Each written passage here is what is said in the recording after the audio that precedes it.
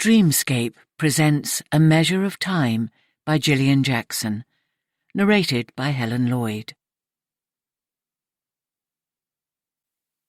To everything there is a season, a time for every purpose under heaven, a time to be born and a time to die, a time to weep and a time to laugh. Ecclesiastes, chapter 3. Prologue. Megan. 2019. Only after her death did I find Mum's journal, perched rather prominently on the edge of the huge family dining table, where we'd enjoyed so many wonderful occasions. It was the only thing out of place in an otherwise immaculate dining room, so I assumed she wanted me to find it, and idly thumbed through the pages. A single loose sheet fell to the floor, and as I picked it up, the sight of Mum's small, neat handwriting once again prompted the awful raw feeling of loss.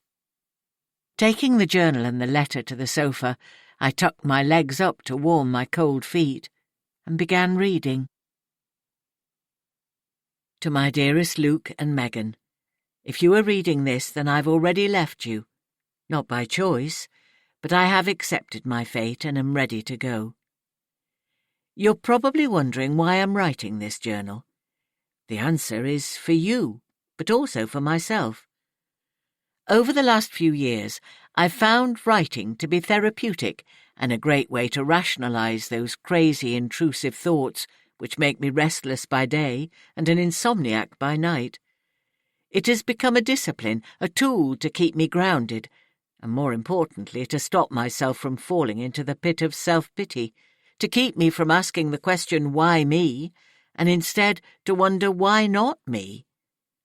I suppose this could be described as a journal, a diary of events recorded in retrospect, and read frequently enough to preserve my sanity and bring perspective into my strange, somewhat limited new world. There are perhaps a few plans which may or may not come to fruition. In this brief and hastily added prelude to my scribbles, I'd ask your forgiveness for any negativity on these pages.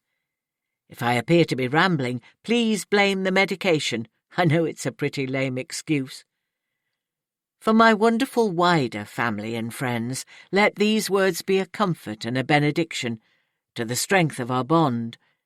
And please, know that I love you all more than life itself. Many of you have shared the dark times with me. Yet, to recognize the dark, we must also have light, so I ask you to remember the brilliant, sun-filled times we've shared. I hope, where our lives have touched, you will remember me for good rather than evil, and forgive the failings I've made along the way. We are all weak sometimes.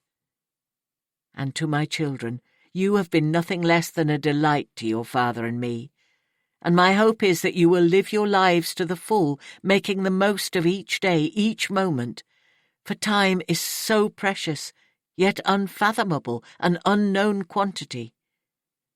Leaving this account of my life with you may be a risk, but I'm hoping you might learn from my mistakes and be able to forgive my frailties. Keep strong, and live your lives with compassion and love. Your loving mother, Helen. I've always been proud to call Helen Reed my mother, and naively assumed my twin brother Luke and I knew everything there was to know about her. It appears we were mistaken. I suppose all children must think a parent's life only begins when they are born, and it's only as they grow into maturity that it dawns on them their parents are real people too, with a past their offspring may know little about. This certainly proved true for me. And the real Helen Reed, the woman rather than the mother and grandmother I knew, was to be found in her own words in the form of the book I held in my hand. Mum was taken from us far too soon, as was my father Andrew 3 years ago. Although she repeatedly told us she was ready to go, I wasn't prepared to let go of her. Reluctantly, we accepted Mum's decisions about her illness and treatment as her right, even though we found it hard to bear. Luke and I were with her at the end, the three of us holding hands across the soft lemon duvet, forming an unbroken triangle in the private room of the hospice, which had done so much for us all. As her last breath escaped from between thin, pale lips, I could swear those same lips curled into a contented smile. We at least had time to say goodbye, which wasn't the case with Dad, who was taken so suddenly. The letter intrigued me, and I was keen to read the journal as soon as possible. But I was in Mum's house for a purpose, to clear the last of her possessions, not to read and reflect. I tucked the book carefully into my bag, resisting the urge to delve into its pages immediately, and moved into the bedroom to pack her clothes. They were to go to the local hospice shop to support their work, a meagre gesture of thanks for the care Mum received from them. There were only a couple of hours for me to complete the task before someone from the shop called to pick up the bags. I worked quickly. The house had been cold, but was slowly warming up. I must remember to set the heating to fire up with regularity in order to air the rooms. A house can soon feel cold and neglected if left empty for long. Strangely, the place seemed different already, and I felt no pull or sentiment there. Probably due to Mum's pragmatic attitude and the myriad instructions left with us regarding her earthly possessions. Inevitably, some of Mum's clothes brought back memories of our shared history. The pale blue suit she wore for my wedding hung in the back of the wardrobe, protected by a polythene garment cover. A couple of hat boxes nestled on the top shelf, containing the only 2 hats Mum possessed, a neat little blue one she'd also worn for my wedding, and a white, wide-brimmed affair she'd bought for Luke and Imogen's wedding. Both were worn only once. She was not a hat person, and needed to be almost bullied into buying them by Dad. There was little more to pack. Mum had sorted the clothes herself, and only the best was left for the charity shop. I was starting to realise exactly how much effort she'd put into dismantling her life, typically preparing well to make things as easy as possible for those of us who were left behind. My task was completed just as the collection van arrived promptly at 3. I helped to carry some of the bags, while the driver, an elderly volunteer with a permanent smile on his ruddy face, who mumbled "thank you" at least 1,000 times, lifted the boxes, which were set aside and neatly labelled. There was no more to do for the present. But before locking the door, I walked around each room in turn, starting upstairs. The master bedroom had remained unchanged since my father died. My husband James offered to decorate it several times, but Mum always politely refused. I think this was where she felt closest to Dad. They'd chosen the decor and furnishings together, and I understood why she wished it to remain untouched. Mum struggled to come to terms with Dad's death, and it had taken over a year for her to sort out his clothes, even though I offered to help on several occasions. Upstairs were 3 more bedrooms, the smallest used as a study for my father, and the other 2 were once mine and Luke's. All 3 rooms were virtually unchanged from when I lived at home, except for fresh paint on the walls and new bedding. Standing in my old room felt rather weird. Memories of my childhood filled the space.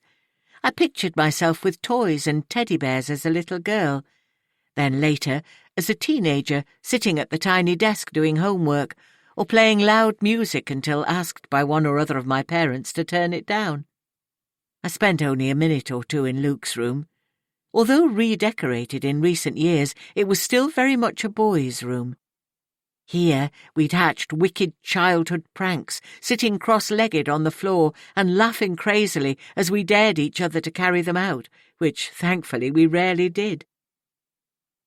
I trudged downstairs on weary legs, with hardly a glance into the study, bare now, with the hundreds of Dad's books given away, and only dust replacing them on the shelves. The bright modern kitchen looked as pristine as the day it was fitted.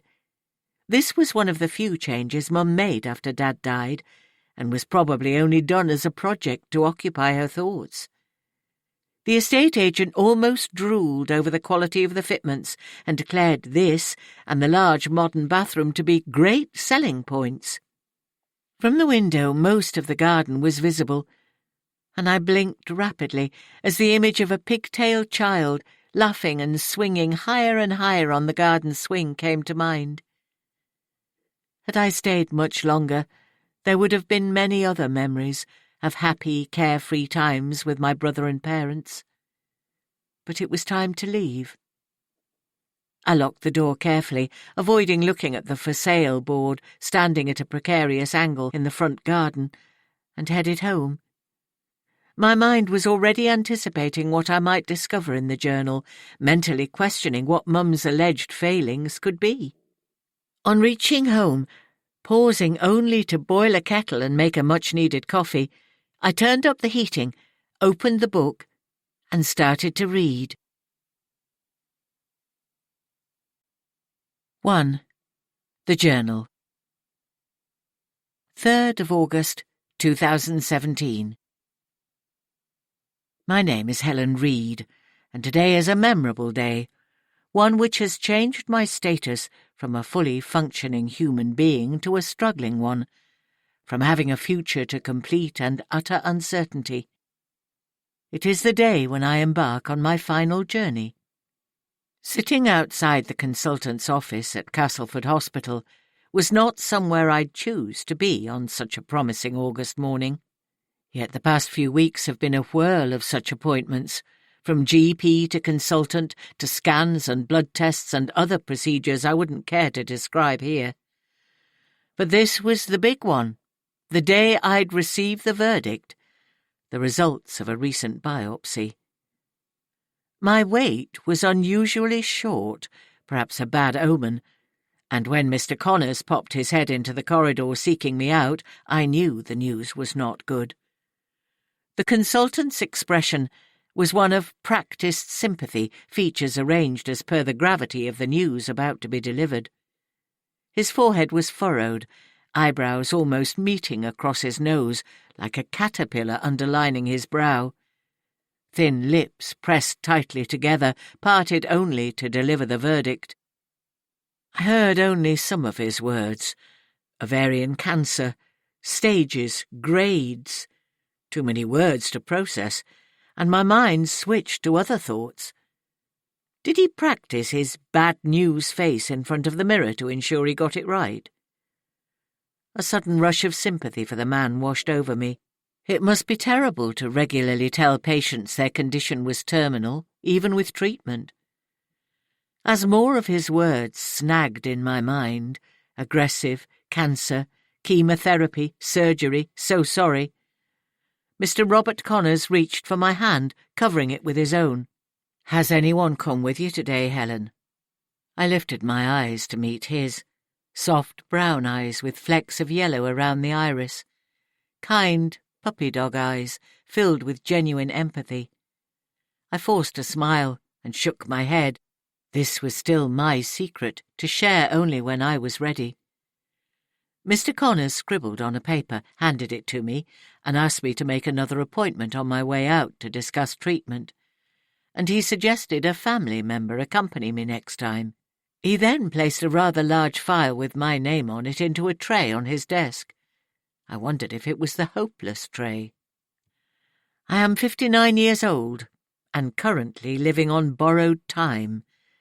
Mr. Connors has confirmed it, so it's official.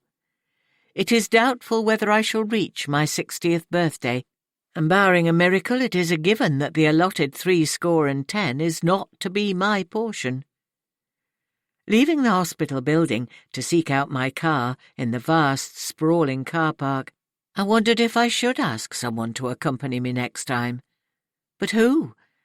Megan is the obvious choice. If Andrew were still alive, there would be no doubt he would hold my hand for every step of this journey. But my husband is dead, and I own the most awful of labels, widow.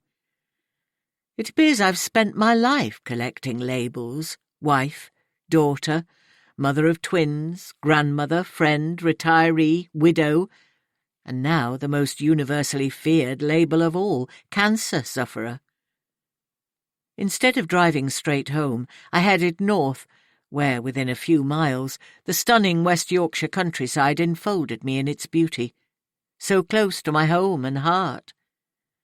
It had been an early appointment, and the sun was only just breaking through the morning cloud, bringing its welcome warmth to the air.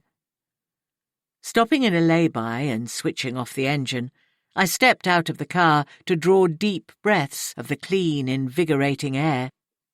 Everything appeared sharp and clear, the distant green hills dotted liberally with trees and shrubs, and the pure white of the puffy clouds, a beautiful powder-blue sky peeping between them, promising another lovely day. But was the scene really so vivid? Or was I simply seeing it through different eyes, having been granted the clarity that comes with knowing you will soon be leaving this world?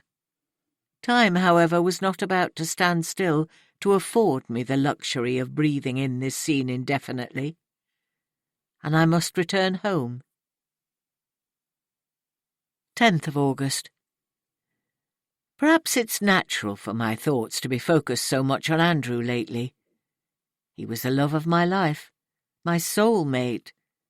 Corny, maybe, but we completed each other, laughed at the same things, finished each other's sentences, and shared a life as near perfect as anyone's could be. A few months before Andrew died, we watched a rerun of the film The Bucket List on television, and laughed at the antics of Jack Nicholson and Morgan Freeman as they attempted to cram a lifetime of living into a measured span of time before their respective deaths from cancer. Although light-hearted, it was one of those films which made an impact and prompted thoughts of what we would do in a similar situation. The conversation began with a discussion on whether it was preferable to know you were about to die or not. This topic is not nearly as much fun as the "what would you do if you won the lottery" question. But the sad reality is that the lottery win is far less likely to happen.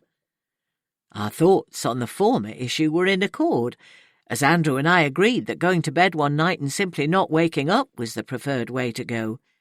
I even remember rolling my eyes heavenward and saying, "Please God," with absolute sincerity. Because we were so alive and vital then, death could be discussed casually and with a degree of humour. I was the grand old age of 56, and Andrew a more elderly 59. We assumed we'd knock around for years to come, living the dream. Our grown-up twins, Megan and Luke, were happily settled with their partners, and Megan, with our son-in-law James, had presented us with our first adorable grandchild, Sam, upon whom we naturally doted. Financially, we were rock solid, having spent 30 years building up a haulage firm, from the humble beginnings of one vehicle to a fleet of nearly 40. At the time, we were negotiating to sell out to a large international company, after which we planned to travel and enjoy life. Perhaps we'd buy a second home somewhere in the country where our family could join us for holidays. An idyllic life rolled out before us into an endless ribbon of warm summers and crisp white winters, chestnuts roasting and all that. But it was not meant to be. Andrew was taken from us within weeks of seeing the film. His wish of going to sleep and not waking up was granted. But it was early, far too early. And while it may be an excellent way to die, it's a cruel and shattering blow to those left behind. Pulling together as a family, we knew life would change dramatically without Andrew. He was a vibrant, larger-than-life personality whose passing left a massive void in our midst. How could I go on? I'd forgotten what life was like being single. My very identity was as one half of a couple. It was all I knew how to be. The loss was so brutally painful and raw, and even now there are times I still feel rudderless, having lost my one true love, my entirety, my rock. It's almost 3 years ago. Andrew died on a bleak November night, totally unexpected, the victim of an aneurysm which could not have been predicted. To wake up beside the love of your life, To discover him cold and dead is one colossal shock. Initially I was paralysed with fear, and then found myself shaking Andrew violently, shouting at him to wake up, although I knew in my heart my husband was gone. It was final, brutal. He would never again solve all my problems, be there to hold and comfort me and make me laugh in the unique way he had when I took life too seriously. Never again would Andrew gently touch my cheek, make love to me, or make me feel special and wanted. Over the following months our children were fantastic. Although mourning a much-loved father, their grief was put on hold in an attempt to help me through those dark, wretched days. Thankfully, the sale of the business went through without a hitch. Yet without Andrew by my side, there was no joy in planning the future, and no work to immerse myself in either. I tried so hard to be a glass-half-full person and count the blessings in life which remained, but it was achingly impossible. I struggled to get through the days, and then, inevitably, the lonely nights closed around me to remind me of my heart's emptiness and my cold bed. Even though it's been nearly 3 years, a vacant, hollow feeling remains. I miss my husband more than words can describe. Luke moved to Canada the year before Andrew died. Knowing his plans to seek a new life for his family, we attempted to encourage him, pushing our selfish sadness to the back of our minds. I refused to make it difficult for my son to move on. They must do what was right and follow their dream. But it was so hard to be genuinely happy for them. Within months of their move, our daughter-in-law Imogen gave birth to a son, Ethan, and before Andrew's death we'd planned to visit them in Canada and meet the grandson we'd only ever seen images of in photographs or on Skype. But it wasn't to be, and I felt bereft with the 2 men in my life no longer there for me. Luke came over for the funeral, while Imogen remained at home with Ethan, the little boy Andrew would never meet. My son's presence, albeit only temporary, brought Megan and me a degree of comfort. Still, we knew he would return to his family, and I tried hard to suppress the stab of jealousy I felt for no longer being the most significant woman in Luke's life. During the next few months, I moped and wallowed in self-pity. Some days it was an effort to even get out of bed and dress. The pain was almost physical at times, but I pasted on my smile and heard those I loved whisper how well I was coping. Inside I was screaming, but letting my feelings show would do no good for anyone. Luke returned home a week after the funeral, leaving Megan to pick up the pieces and do her best to set me right. It was probably for her, James and Sam that I began to rebuild my shattered life. Sam was a year old, and his world was one of excitement, exploration, and pure joy. As a family, they were there for me when I needed them, and eventually I began to put things into perspective and come out of the awful fog of self-pity. I'd been blind to Megan's and Luke's pain, so deeply rooted in my own sorrow. But the time came to put away the aching sense of loss and dwell on the good things in my life, of which I still had plenty, to again become the mother and grandmother my family deserved. My GP referred me to a bereavement counsellor, a lovely lady, whom I eventually discovered was also a widow. She offered a non-judgmental ear, tolerated my angst, and helped me face the pain I had locked away inside. With her wisdom and help, I started to move forward and etch out a new life.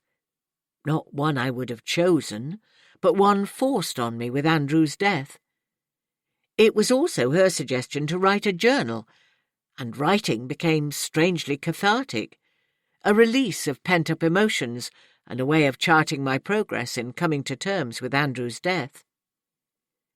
In the spring after his death, I took great delight in burning my first journal's rambling negative words.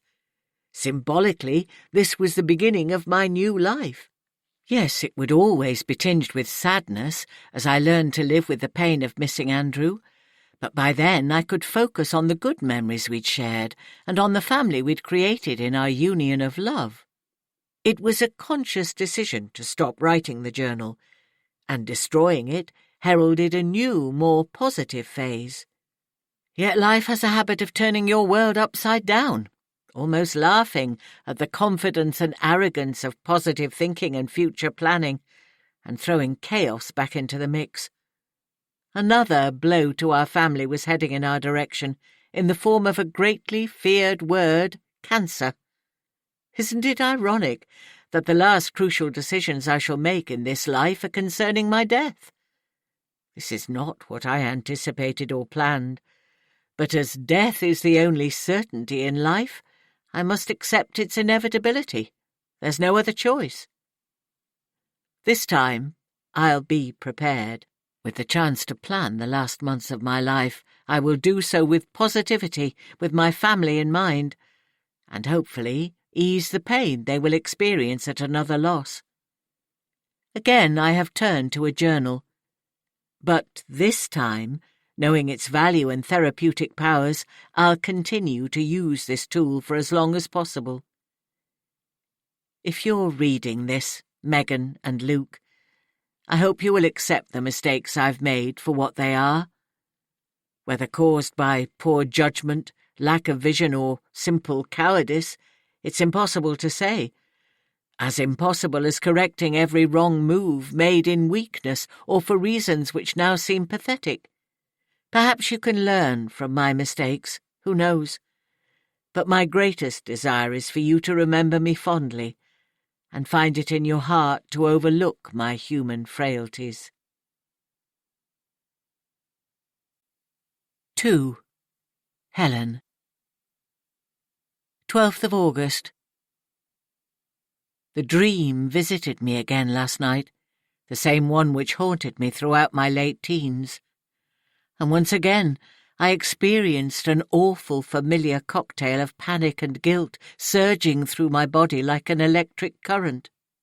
Suddenly I was back in the car with Rob on the most terrifying night of my life, going far too fast, dangerously so. I was afraid and trembling, but Rob laughed at my pleas to slow down, pushing the car to go even faster, arrogant in his ability to control the machine. Trees and fields blurred into a continuous streak of autumn russets and golds caught in the headlights as we sped past them. I gripped tightly to the edge of the seat, utterly helpless. I awoke, soaked with perspiration and breathing rapidly. Throwing off the covers and making my way to the bathroom, I tried to wash the nightmare away in a frantic hot shower. A futile exercise.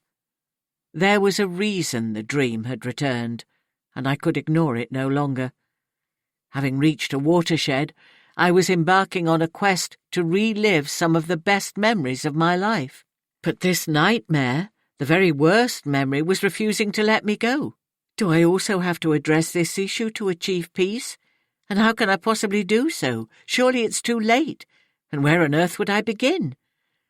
Pushing it to the back of my mind, I dressed, went downstairs to make coffee and toast, and then booted up my laptop, notepad ready, to search for flights to Canada. It's an old trick, filling up your mind with positive thoughts, attempting to edge out the unpleasant niggling ones you don't wish to acknowledge or address. It occasionally works, but sadly not today. Shuddering as I focused on flight times and prices, trying to find the best travel time, didn't fully occupy my thoughts. But I pressed on. It was imperative to travel as soon as possible, to say goodbye to my son and his family. Naturally, it'll be a shock for them, but it is hardly something to disclose on Skype, especially if the connection is inadequate, as it often is, and images keep breaking up. After making notes of a few possible dates, I stared at the screen, wondering what else I could do on the laptop to keep my mind busy. Facebook's always good for procrastination. so I logged into my rarely used account to see what my friends were up to. The news feed was full of holiday snaps and plans to get away. I typed a few comments, wishing my friends a wonderful summer, and briefly mentioned I planned to visit Luke in Canada. I rarely posted on my page, never knowing what to say, and not having the snappy vocabulary people use on Facebook. I couldn't bring myself to call everyone hun and to type lol, whatever it means. I was probably one of the few who used punctuation in their posts or checked for spelling mistakes before posting.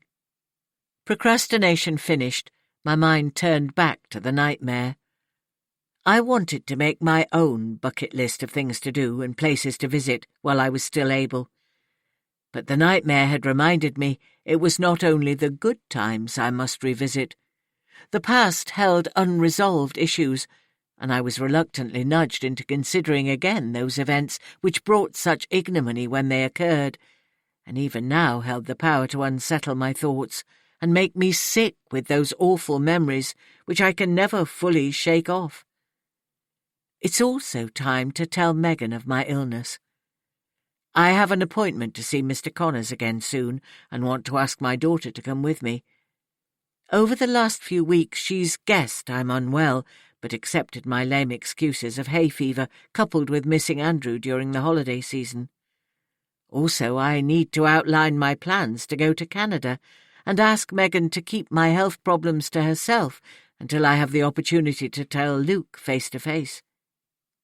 My poor Megan. I knew it wouldn't be easy, and how distressed she would be. This is one of those awful times when, as a mother, I longed to make things better for my daughter, but was utterly powerless to do so. It would take more than a mother's hug and sympathetic wisdom to make the situation right for my daughter. I chose a time when Megan would be at home and Sam at nursery. Telephoning first, I tried to sound upbeat and asked her to put the kettle on as I was coming over. The coffee, however, remained untouched on the kitchen table as I shared the grim news. After absorbing the reality that I was suffering from cancer, my daughter reached out to me and sobbed on my shoulder.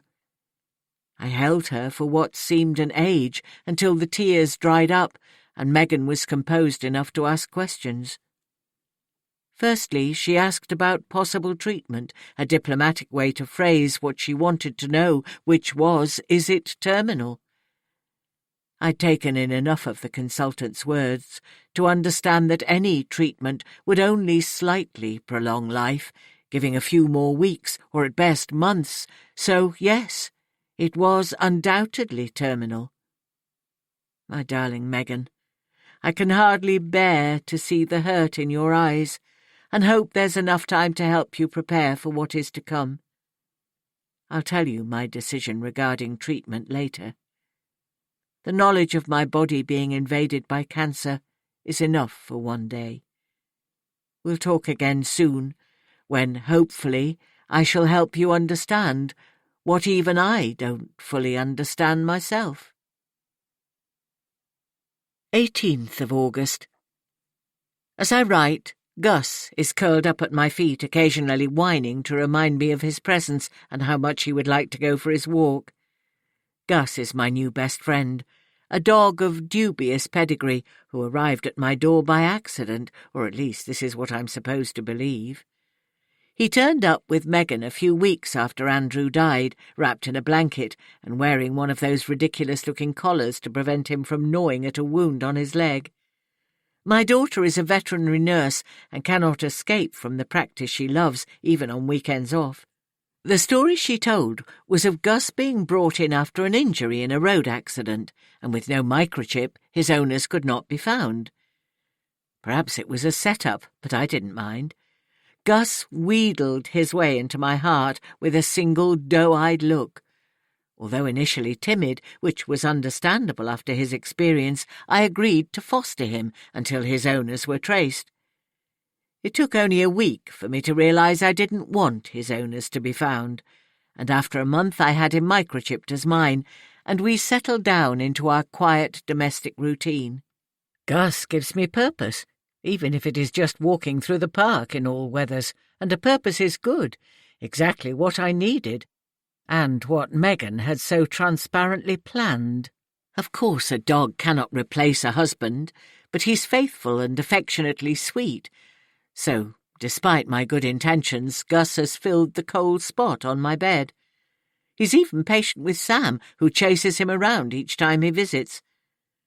Gus is the first dog I've owned, and it works. We're a team.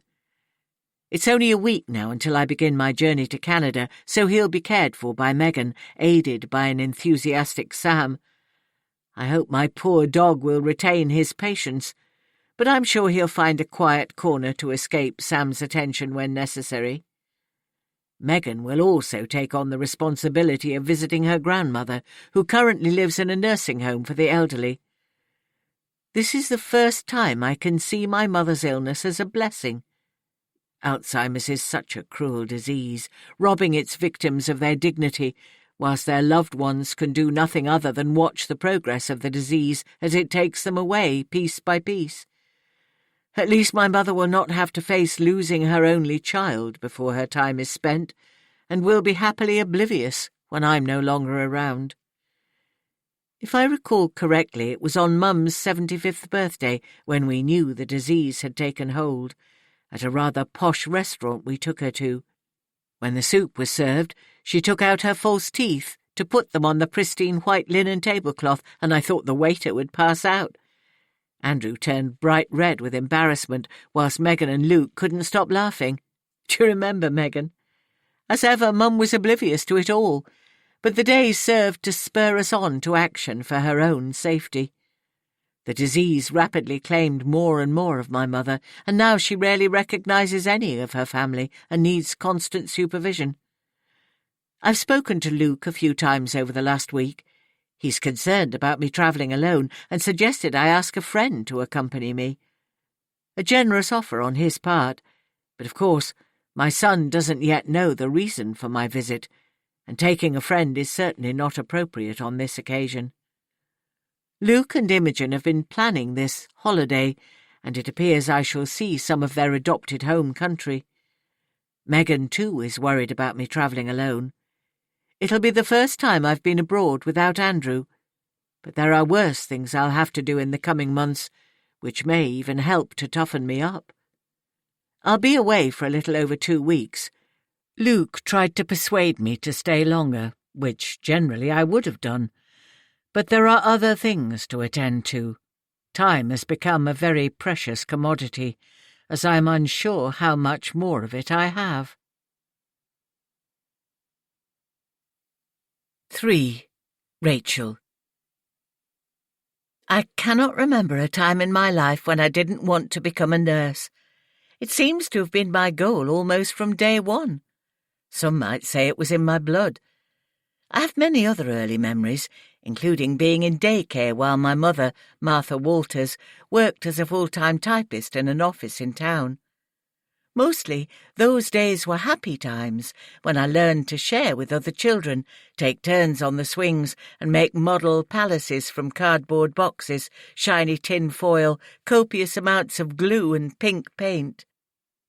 But a handful of bad memories also seem to have lodged in my mind. A fall from the climbing frame in the nursery garden necessitated a visit to the hospital for stitches, and as my mother couldn't be contacted, one of the staff comforted me when it was my mum I wanted. Perhaps this early hospital visit related to my desire to be a nurse. Being made to eat everything on a plate at dinner time was another not-so-good memory, which has snagged in my mind for some reason. But the best memories, however, are of those times when Mum didn't have to go to work, when we were free to be together and do anything we wished. Long, carefree days, ending after tea-time with her brushing the tangle of my red, unruly hair before stories and bedtime.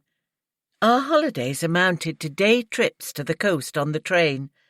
I loved the rhythm of the train on its tracks and would hum along to the cadence or make up words to sing. We would make spectacular sandcastles on the beach, running back and forth to the sea to collect water for the moat.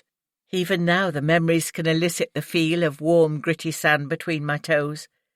There were impromptu picnics in the local park and games in our home's tiny garden, which frequently involved playing nurses. My dolls and teddies were rarely found without bandages, and I dosed Mum with medicine from plastic bottles, which I insisted would make her feel much better. Yes, they were simple pleasures, but exciting to a young child. And in my mind's eye, the sun always shone high in the sky, the birds sang sweetly, and the grass was rich and green. Mum taught me to make daisy chains, and as we walked through the woods, we collected wild flowers to press between the pages of my storybooks to dry. We'd then mount them in scrapbooks, with their names printed neatly underneath: buttercups, bluebells, coltsfoot, shepherd's purse. I knew them all. Life was simple, and I never felt in the least deprived. Mum made sure of that. By the age of 8 or 9, I became aware of the differences between me and the other children at school, and one day I asked my mother why she went to work every day when my friends had mothers who stayed at home and had their tea ready after school. She pulled me onto her knee and tried to explain. "I need to go to work to earn money for us to live. We need food, clothes, and our little treats, which all take money." "But why don't we get a daddy? Then he could go to work and you could stay home and bake cakes." It was a simple question, but almost impossible for Mum to answer or for me to understand. I knew I had a daddy once. There was a photograph on the dresser of him and Mummy on their wedding day. But he'd gone away, and now there were just the two of us. "We can't just get a daddy, Rachel. You know it's not so simple. Although, perhaps if there was a daddy shop, we could go and buy one." She tickled me until we rolled onto the floor laughing, until I needed to pee, and the subject was closed, or at least evaded for the time being. Martha Walters was a remarkable woman who worked hard to provide a decent life for us both, a life with which we were content and happy in the love we shared. School days were brilliant and carefree, and I thrived on learning. At secondary school, the teachers predicted I'd go far. Naturally, my mother was proud and saved whatever she could manage from her meagre earnings to give me choices and to allow me to follow my dream when the time came. When I was old enough to be safely left at home alone, my mother took on a second job cleaning offices 2 evenings a week, the money from which went straight into the university fund. Finishing the last year of secondary school as head girl, with top grades in all my chosen subjects, I think my mother was more excited than I was. We celebrated by treating ourselves to a weekend in London, a rare and exciting event that we both thoroughly enjoyed. Together we wandered around Covent Garden, breathing in the carnival atmosphere and watching street performers entertaining the public. I worked in a bakery each Saturday morning and managed to save enough money to buy tickets for The Lion King. The show was a fitting end to our weekend away, a colourful, magical experience unlike anything we'd ever seen before, and an event which would stay in our minds for a long time to come. The summer was a bittersweet time for both Mum and me. We'd never been apart, and although going to university had long been our joint goal, it precipitated a change in our lives which would not be easy. My ambition was still to become a nurse, although my teachers said I could easily set my sights higher and aim to be a doctor. But true to my heart, nursing it was. So, with excellent grades in GCSEs and 4 good A-levels, I was accepted at De Montfort University, Leicester, to study adult nursing, with a view to a degree in palliative care. It would be 4 years of training, in theory at the university, and practice at various placements, and I was under no illusion it would be easy. Student nurses started at the bottom rung of the ladder, from bedpans to enemas, definitely not for the faint-hearted. However, with Leicester being my chosen university and not a million miles from home, keeping in touch would be relatively easy, a fact Mum and I both appreciated. I took to the studies like a proverbial duck to water, thriving on the academic content of the training and sensibly pacing the work. After 3 months of lectures and assignments, we were finally let loose on the hospital wards, encountering various illnesses and conditions in the general medical wards, and learning how to interact with patients. The latter came naturally, having always had a heart for people and a desire to help in every possible way. During the first year, I lived in halls at the university in a cramped room furnished sparsely with a bed, a single wardrobe, a desk, and a sink. Bathroom facilities were shared by residents of the whole corridor, as were washing machines and irons. It was adequate, and as meals were provided on campus, there was little I needed to buy. I shared a house with 2 other girls for the following 3 years. As rentals go, it was clean and cheap, and we had our own rooms, a sanctuary for study and sleep, a shared bathroom and kitchen facilities. Fortunately, I got on well with my housemates, primarily because we were all so busy working shifts or studying, and all 3 of us in the house together at any time was rare. On my weekends off or rest days after shift work, I went home as often as possible to share my new life and experiences with Mum, who was always keen to listen. My enthusiasm never waned, and I coped with everything thrown my way. Time passed swiftly as I learned with an energy and drive which helped me to achieve the goals I'd set for myself. However, the time dragged for my mother, and although always ready to encourage and praise my every accomplishment, I knew she was hiding how much my presence was missed at home. 4 years of challenging but rewarding work culminated in a graduation ceremony, an emotional experience for myself and my mother, who watched the presentation bursting with pride. A meal in Leicester city centre rounded off a perfect day, and we returned home to spend a few days together before I took up a new post as a fully-fledged nurse. It was also convenient for my mother to meet her future son-in-law. A young doctor called Ben Amos had captured my heart and figured significantly in our recent conversations. As he couldn't attend the graduation ceremony, it was arranged for Ben to travel to Castleford the following day to stay with us in our home. Mum and I were both on an emotional high, firstly due to the graduation ceremony, then the prospect of Ben joining us, topped off with the anticipation of my new job.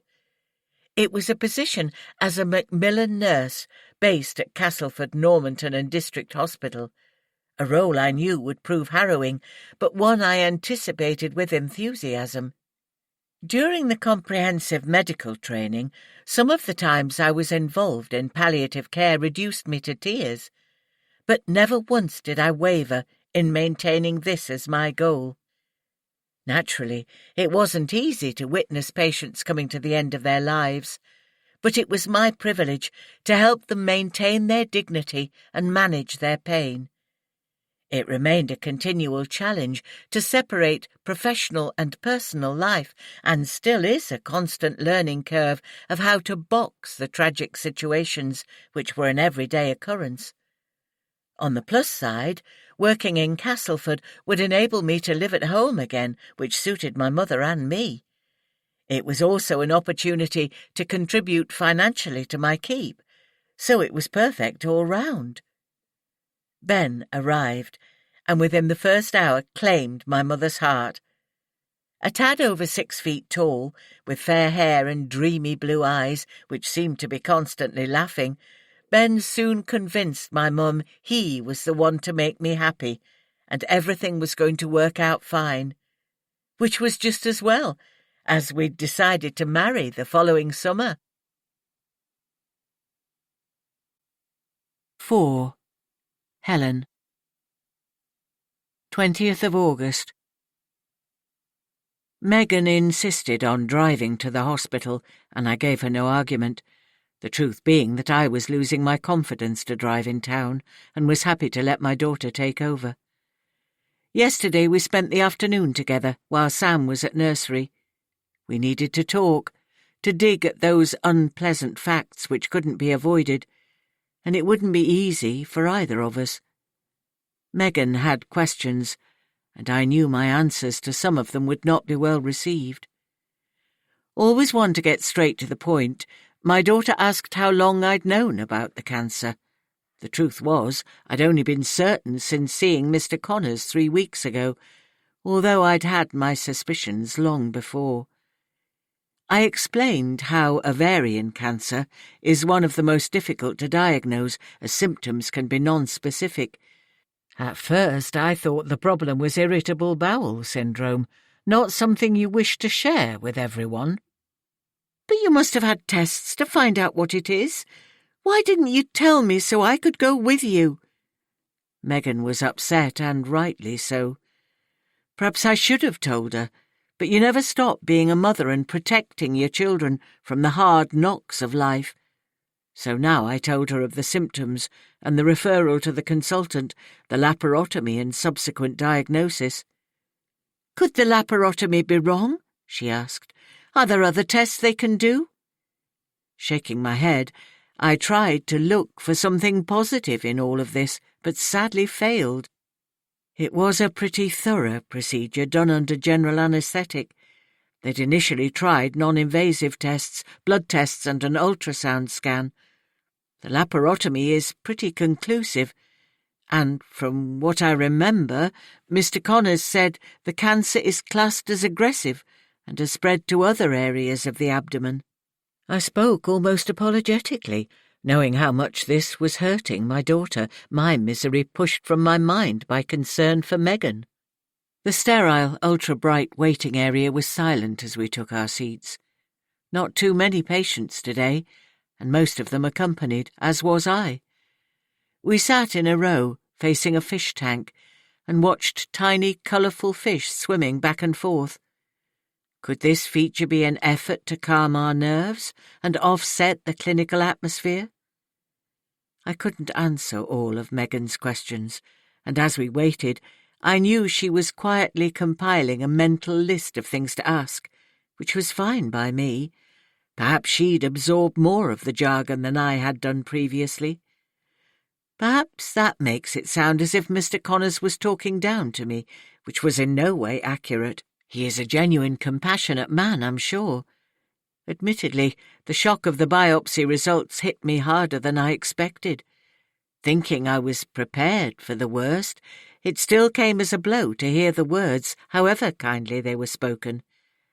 Maybe Megan should have been with me on that occasion too. Looking around, I could read signs of agitation in some patients' faces, and resignation in others. We all had one thing in common: cancer. Some would recover, whilst others would not, and I knew to which category I belonged. Somewhere in my mind, I felt the urge to smile at these fellow sufferers, to perhaps begin a community sing-song, which of course I wouldn't. The very thought was ridiculous. I think I was reminded of the stories my grandmother told me about being in the air raid shelters during the war, fate being as uncertain then as for my fellow patients today. There was only one shelter for the whole street, but despite being packed in like sardines, Gran described how they cheered each other up by singing some of the rousing patriotic songs of the era. Each of the women in the shelter had a husband, son or brother fighting for their freedom, and they were not going to sit at home moping. They fought, too, albeit on a different front line, and by refusing to curtail their day-to-day activities, they contributed in some small way to the war effort. Perhaps I could learn something from my grandmother's attitude to help me through this unexpected dark time. My turn came after a wait of only 20 minutes, and we were ushered in to see Mr. Connors. He stood politely to shake hands with Megan and me, obviously pleased I was not alone on this occasion. My daughter seemed the more tense of the two of us, and my concern was focused on her. I'd had longer to contemplate my illness and wrestle with its implications. Megan was still in the first stage of shock. The file with my name lay open on the consultant's desk, but he spoke without the need to refer to it. Helen, I'm sure you've thought of things to ask since your last visit, but perhaps you'd like me to go over the biopsy results again so your daughter can hear too. Wise man, he knew I'd absorbed very few of his words last time, and now kindly phrased this offer to save my embarrassment. I nodded and willed myself to concentrate, although my thoughts were of Megan. We sat rather stiffly in the plastic bucket chairs opposite the consultant as he explained again. The laparotomy allowed us to examine your ovaries and other organs nearby, and we took several tissue samples. But I'm sorry to say the cancer has spread from the ovaries to other organs in the pelvic and abdominal area, and is what we term high-grade, a grade 3 type cancer, which unfortunately grows more rapidly than most. As he paused, I glanced at Megan, whose eyes were filling with tears. The reality of the situation was reflected in the stiffness of her body. Her beautiful young face was pale and drawn, with tension evident from her profile. I found it hard to believe that this man was talking about my body. Surely this wasn't happening to me. I'm happy to answer any of your questions. Mr. Connor's voice was soft and encouraging. Megan was first to ask. I'd forgotten everything I'd been thinking about since my last appointment. Can you remove the cancerous cells? Isn't there an operation you could do? We can operate, but the laparotomy showed several affected areas, and we felt it was better to discuss the options with your mother before contemplating such major surgery. Will an operation get rid of the cancer? Finally, I'd found my voice.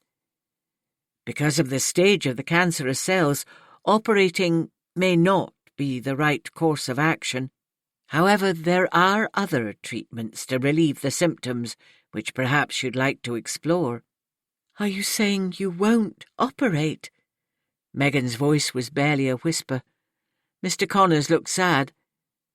I'm saying that at this stage, the cancer is too widespread for an operation to be successful, and such invasive surgery would probably bring a lot of pain and discomfort without a positive outcome. The consultant's gaze moved from Megan to me. So the cancer isn't going to go away? There's no treatment? I asked the question which I knew was on Megan's mind. That's right, Helen. I'm so sorry. But there are other things we can offer.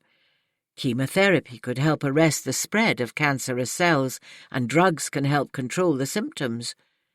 I suggest you take time to discuss this with your family, and then, if you like, we can arrange an appointment with a Macmillan nurse. There are leaflets here which will give you an idea of the help available, and when you've had time to think it through, we'll see you again. We left the doctor's office clutching a wad of leaflets. Megan linked her arm through mine, and we propped each other up on our way back to the car. The sun's warmth didn't seem to reach my body, this body which was betraying me, which was causing physical and emotional pain, this body which was ready to give up its tenuous hold on life. But was I prepared to give up too? Would there be enough strength or time left to accomplish what I still needed to do? I suggested to Megan that we call in somewhere for a coffee before returning home to give us a chance to discuss what we'd just been told. She nodded silently, started the engine, and headed towards the town centre. But within a couple of minutes she pulled into the side of the road and switched the engine off. I reached for her hand as she released the flood of tears building up. We held each other as we both cried. Let's go home, I eventually suggested. Megan nodded. Mine or yours? She asked. I have chocolate, I grinned at my daughter. Yours it is, then. The tears were spent, cathartic tears which needed to be shed before we could start the serious business of making decisions. Peppermint tea and dark chocolate were soon by our sides as we sat in the conservatory, the doors wide open, allowing the warmth and light of the sun to access the cold darkness of our thoughts, neither of us wanting to open up the dialogue. Finally, after a brief silence, I decided to come clean on what I was thinking. "I don't want any treatment, Megan." My daughter looked horrified. "But they can give you chemotherapy. It would give you more time." "You heard Mr. Connors. The cancer is widespread, and it will win in the end. I don't want to go down that road. From what I've read, the side effects of the treatment are worse than the disease itself. If there was a chance of chemo getting rid of the cancer, it would be different. But anything they offer isn't going to cure me. I'd rather see how I get along without treatment, and when the pain gets too much, take medication, which can be tailored to suit my needs." "Please, Mum, just think about it." "I've thought about nothing else for weeks now, love. I've done a bit of research on the internet, and to have the treatment wouldn't guarantee any extra time. I don't want to live my last days in a permanently nauseous state, or lose my hair and all the other side effects it brings. At the moment it's quite manageable, and quality of life is more important to me than trying to extend it by a few weeks." My words sounded harsh, but it was for the best, and I hope Megan will eventually realise I was right. She didn't push too hard to change my mind, and the conversation thankfully turned to the plans I'd made for the immediate future, the only kind of future I have left: to visit Luke in Canada. As I hugged Megan before she left for home, my daughter struggled to compose herself, trying so hard to be brave. Incidents from her childhood came to mind, other times when she'd tried to be so grown up, a big girl and not a baby. I recalled images of her first day at school as she followed the other children into the classroom, with her tiny fists clenched at her sides, biting her bottom lip to stop the tears from falling. Visits to the dentist, and the time she fell out with her best friend popped into my head, and I squeezed my daughter harder, love for her welling up inside, until I thought I'd burst. As we parted, I turned to Gus. A long walk with my dog was precisely what I needed to bring perspective to my muddled mind. I still had much for which to be grateful. 5. Helen. 21st of August. This morning I reluctantly kept an appointment with my GP, who'd already heard from Mr. Connors and was up to date on my current health issues. His room was warm and rather airless, although the window was open. It was a muggy day, hot and still, without as much as a hint of a breeze to make the heat more bearable, and Dr. Dean was, unusually, in his shirt sleeves. I told him of my decision not to have chemotherapy, which hardly surprised him. We discussed how best to proceed, and I requested a referral to a Macmillan nurse, which he was happy to endorse as the best way forward. Dr. Dean then inquired about my general health and what problems the cancer was giving me so far. I took the opportunity to tell him of my plans to travel to Canada, asking his opinion. As expected, he advised me to go as soon as possible and offered to write a letter to my travel insurers saying I was still fit to travel. I hadn't thought about insurance, so accepted the offer, hoping it would satisfy any issues raised. Once back at home, I spent the rest of the morning on my laptop, booking the first available flight to Canada on the 2nd of September. Before leaving the country, I felt it prudent to visit my solicitor. Not that I expected to die in Canada, but, well, you know. An appointment was made, and a week before my trip I found myself in John Palmer's dusty office reviewing my will. There were not many changes to be made. After Andrew died, the will was updated, and the house was put in trust for Megan and Luke, but I wanted to know everything was in order. John had been Andrew's friend, and handled all our legal affairs since we were married. He and Andrew played golf together, and I'd become friendly with his wife, Margaret, whom I occasionally met for coffee. It was a pretty straightforward will, everything to be divided equally between Luke and Megan, with John acting as executor. I had a list of bequests I wanted to include, gifts to a small number of charities, and a few personal items to close friends. John offered to make the amendments that day and send a copy in the post for me to sign in front of witnesses and return to him before I left for Canada. 2nd of September. Incredible! I'm sitting on the aircraft, the beginning of my big adventure, trying to catch up with the journal. The last few days have been so busy preparing for this trip and spending time with Megan and Sam that my writing has been sadly neglected. Consciously trying to breathe steadily, I focus on the holiday side of my trip rather than the reason for it. Seeing Luke again and finally meeting my youngest grandson will be wonderful. Despite frequent reassurances to Megan to the contrary, I felt more than a little apprehensive about travelling alone. On all previous holidays I'd tagged along behind Andrew, trusting he knew everything we needed to do to arrive safely at our destination. My son-in-law James drove me to the station, where I was to catch a train to London. He and Megan had insisted I use a private hire car to meet me at King's Cross and drive to Heathrow. The alternative was to find a taxi to Paddington Station and catch the train to Heathrow. The hire car option proved much more straightforward, yet it felt strange seeing the driver on the platform holding up a sign which read Ms. Reed. Terry the driver was friendly and efficient, effortlessly stowing my luggage in the car boot and driving competently through the busy city to drop me in good time at Heathrow's Terminal 2. Finding the correct check-in desk brought instant relief as my luggage disappeared on the conveyor belt.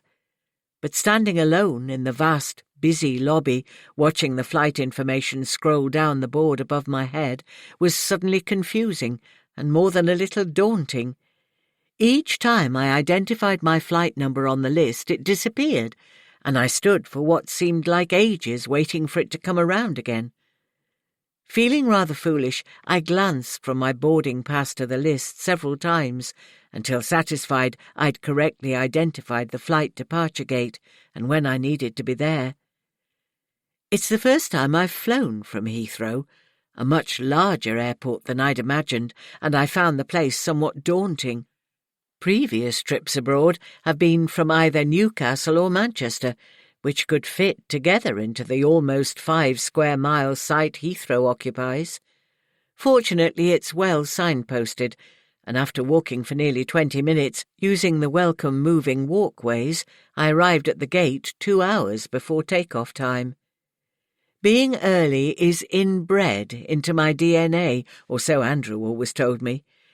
He was much more laid back about time, leaving me to worry about being late. I suppose we complemented each other in that respect, and usually managed to arrive at events or places in a reasonable time. Being in an unfamiliar place is much more challenging when alone.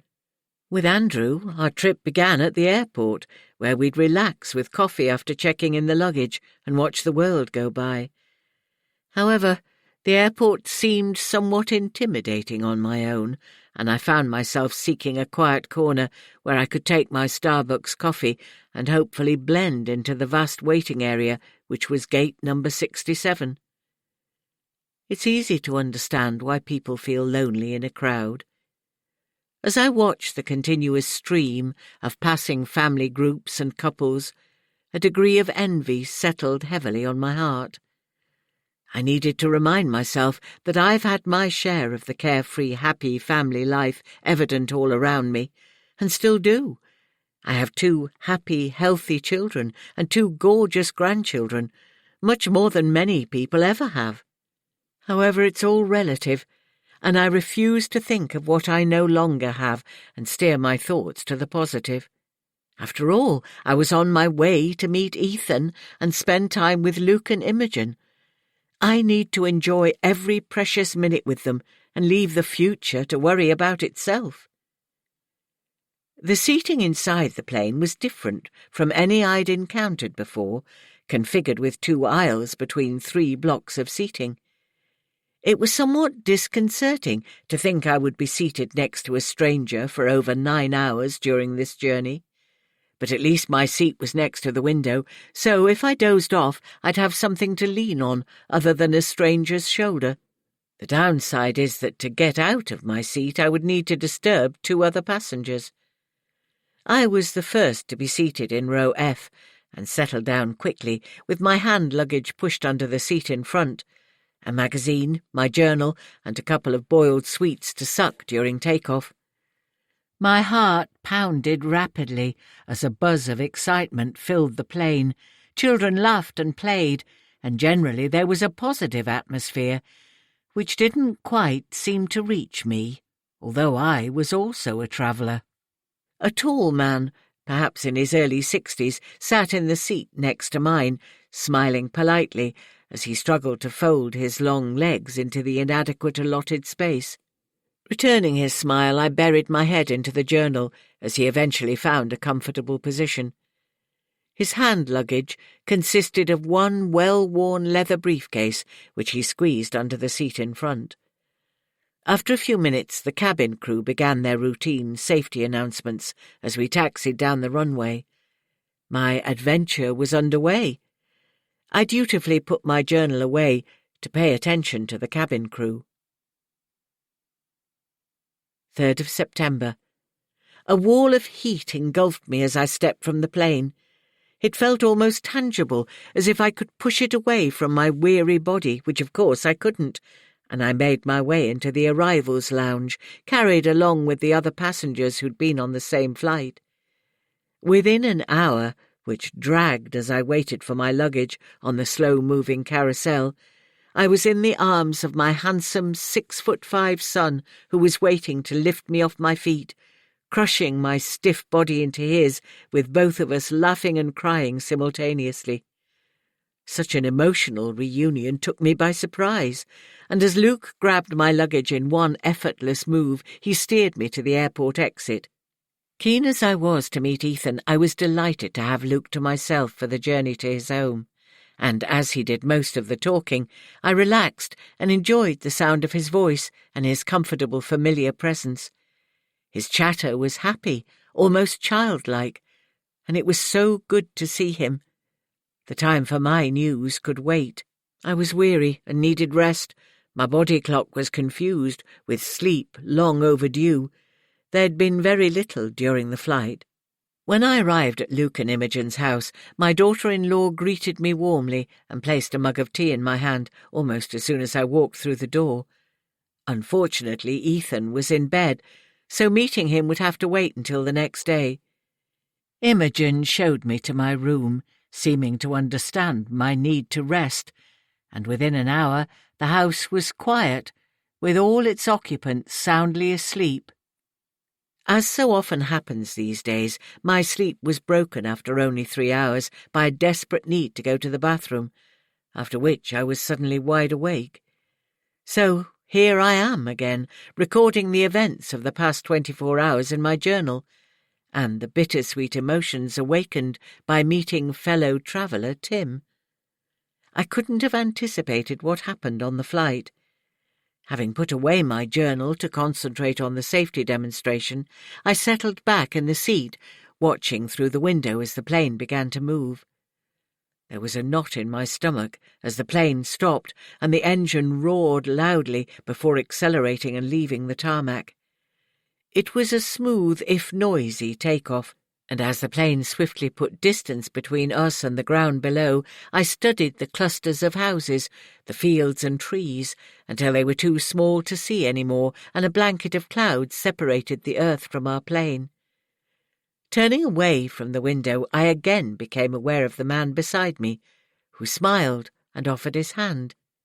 "It seems we're to spend the next several hours together. My name's Tim." The inflection at the end of the sentence implied he expected an answer, so I shook his hand and, returning the smile, told him my name. A few polite questions followed as we discussed our destination and where we would travel after landing in Vancouver. When the service trolley came around, Tim insisted on buying me a coffee, and our conversation continued as we quickly grew comfortable in each other's company. I told him I was visiting my son and travelling alone because my husband had died before we could make the trip together. It hardly seemed appropriate to tell a virtual stranger I was carrying the news of my impending death to my son. Tim was also widowed and had been for 12 years, during which time he admitted to having struggled with life alone. I assumed he referred to an emotional struggle, something with which I could readily identify. I learned that Tim held a responsible position as the director of an international software company.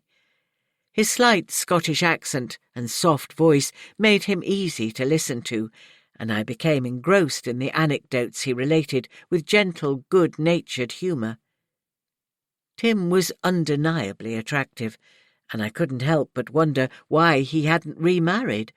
Surely plenty of single women would have considered him a good catch. I mentally scolded myself for being so nosy.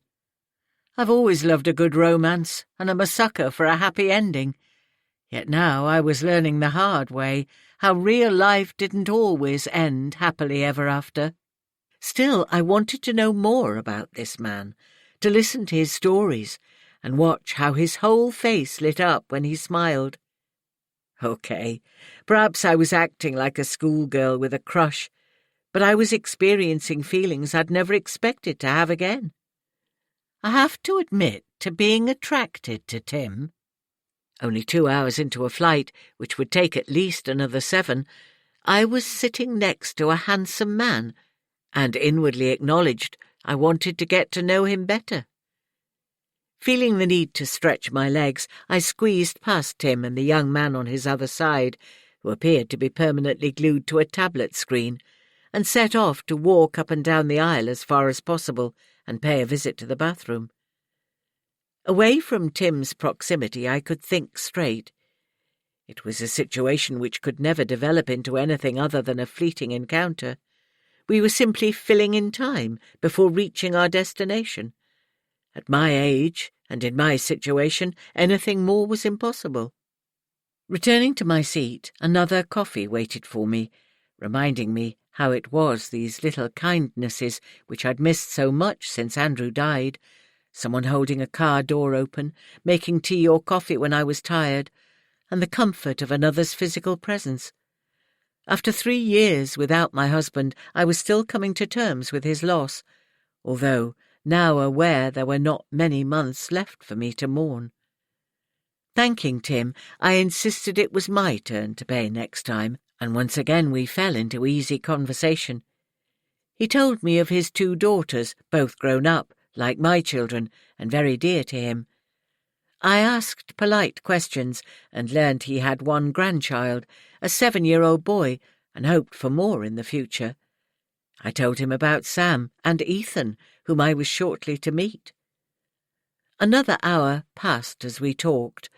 Outside grew dark, and many passengers were asleep, including Tablet Man on Tim's other side. My body felt tired, but I didn't want to waste precious time sleeping, knowing I'd never see this lovely man again after this flight. I stifled a yawn. Tim cupped his hand over mine and gently squeezed. I almost jumped at the physical contact, which simultaneously felt alien yet so right and comforting. "You must be tired, and I've been selfish in monopolizing you. Shall I ask the stewardess for a blanket for you?" His eyes expressed genuine concern, and I found my own filling with tears. "What's wrong, Helen? Is it something I've said?" Tim was anxious.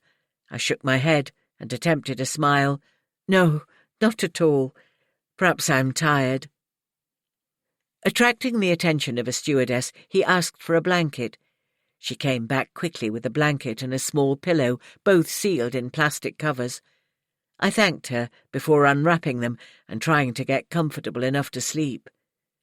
Tim, too, put his head back and closed his eyes. for which I was grateful. I was experiencing a whole gamut of emotions, which seemed to be almost tearing me apart from the inside. What is it the psychologists call it? Plum. The poor little old me syndrome. For the first time since cancer had been diagnosed, I was angry. Why did this have to happen to me? Hadn't I suffered enough? I had no doubt it was my travelling companion who prompted these feelings, and having never expected to meet anyone to whom I would be in the least attracted, I was both shocked and bemused. After Andrew died, the thought of another man's closeness was almost abhorrent. He'd been the great love of my life. No one could ever mean as much to me, and I couldn't imagine anyone ever taking his place. The thought of physical closeness with anyone else almost repelled me. But that was before I met Tim. Now, I had to admit, I was fantasizing about a physical relationship with this man, whom I'd met only 2 or 3 hours ago. Shame on me. I kept my eyes firmly closed, for fear they would betray the inappropriate thoughts dancing through my mind. After a while I became aware of Tim's slow and steady breathing, indicating he at least was managing to sleep. I opened my eyes and turned to look at his profile. His features were strong and well-proportioned, eyelids hiding the soft brown eyes I'd already admired, and long lashes resting on his cheeks.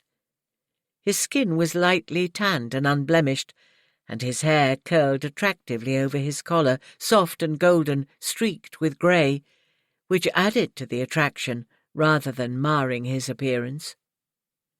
As I watched Tim sleep, I indulged my thoughts and travelled to the world of what if. If I didn't have cancer, this could be the prelude to a romantic liaison. If we'd met even a year ago, perhaps we could have found happiness in each other's company. If I knew how much longer I had to live, maybe we could offer comfort and companionship to each other, albeit temporarily. But it was a stupid game, thinking such things, and in my heart I knew it to be so. Yet this stranger had taken me by surprise, or rather, my feelings for this stranger had taken me by surprise. The reality was there was no future in pursuing any kind of relationship, platonic or otherwise, and it would be utterly unfair to Tim to do so. The question was, should I tell him the truth? Not such an easy question. If I told him, it might elicit sympathy or pity, neither of which I wanted. And what would be the point anyway? It would be best to keep things light and pleasant and enjoy each other's company for the duration of the flight, which was possibly all he wanted anyway. The anger interplayed with bitterness in my mind, and possibly marked the moment when I realized precisely what was happening to my body, and how utterly final the diagnosis was. It was an epiphany. I was going to die, and there was nothing anyone could do about it. The realization that dying meant there was no longer a future to live for and plan suddenly struck me. Previously, I thought only of the next few months and how to cope whilst making the most of the time. Now I began to ponder the finality of death. Was it simply an ending, coming up against a brick wall? Or was it a doorway, a portal into some kind of afterlife? Never having thought deeply about such issues before, it seemed too much to comprehend now. I was reminded of what someone once told me about being blind. To understand blindness, closing your eyes is no good. You can still see darkness, an inky black. Try looking into the inside of your shoe with your big toe. That comes nearer the mark. But can this kind of analogy apply to death?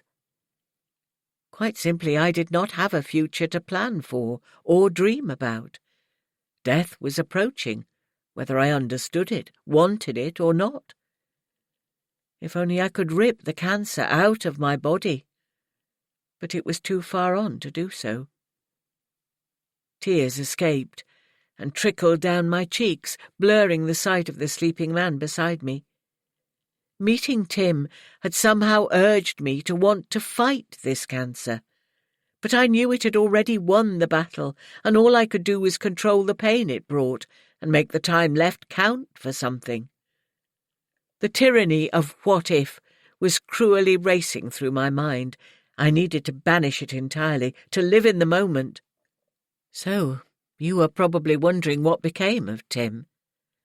Before we landed in Canada, he asked if we could keep in touch. I'd have been disappointed if he hadn't. But there was no point in doing so. Without giving the real reason, I fudged an answer about it being the wrong time for me, which was perfectly true. In another life, I would almost certainly have agreed, and readily moved on with a relationship, at least to see where it took us. Yet meeting Tim only served to reinforce the finality of my life. And I didn't tell you then, as it was one more road I knew I could never travel, and an episode which has left me more than a little sad. I shall try to sleep now, and concentrate on tomorrow rather than yesterday. 6.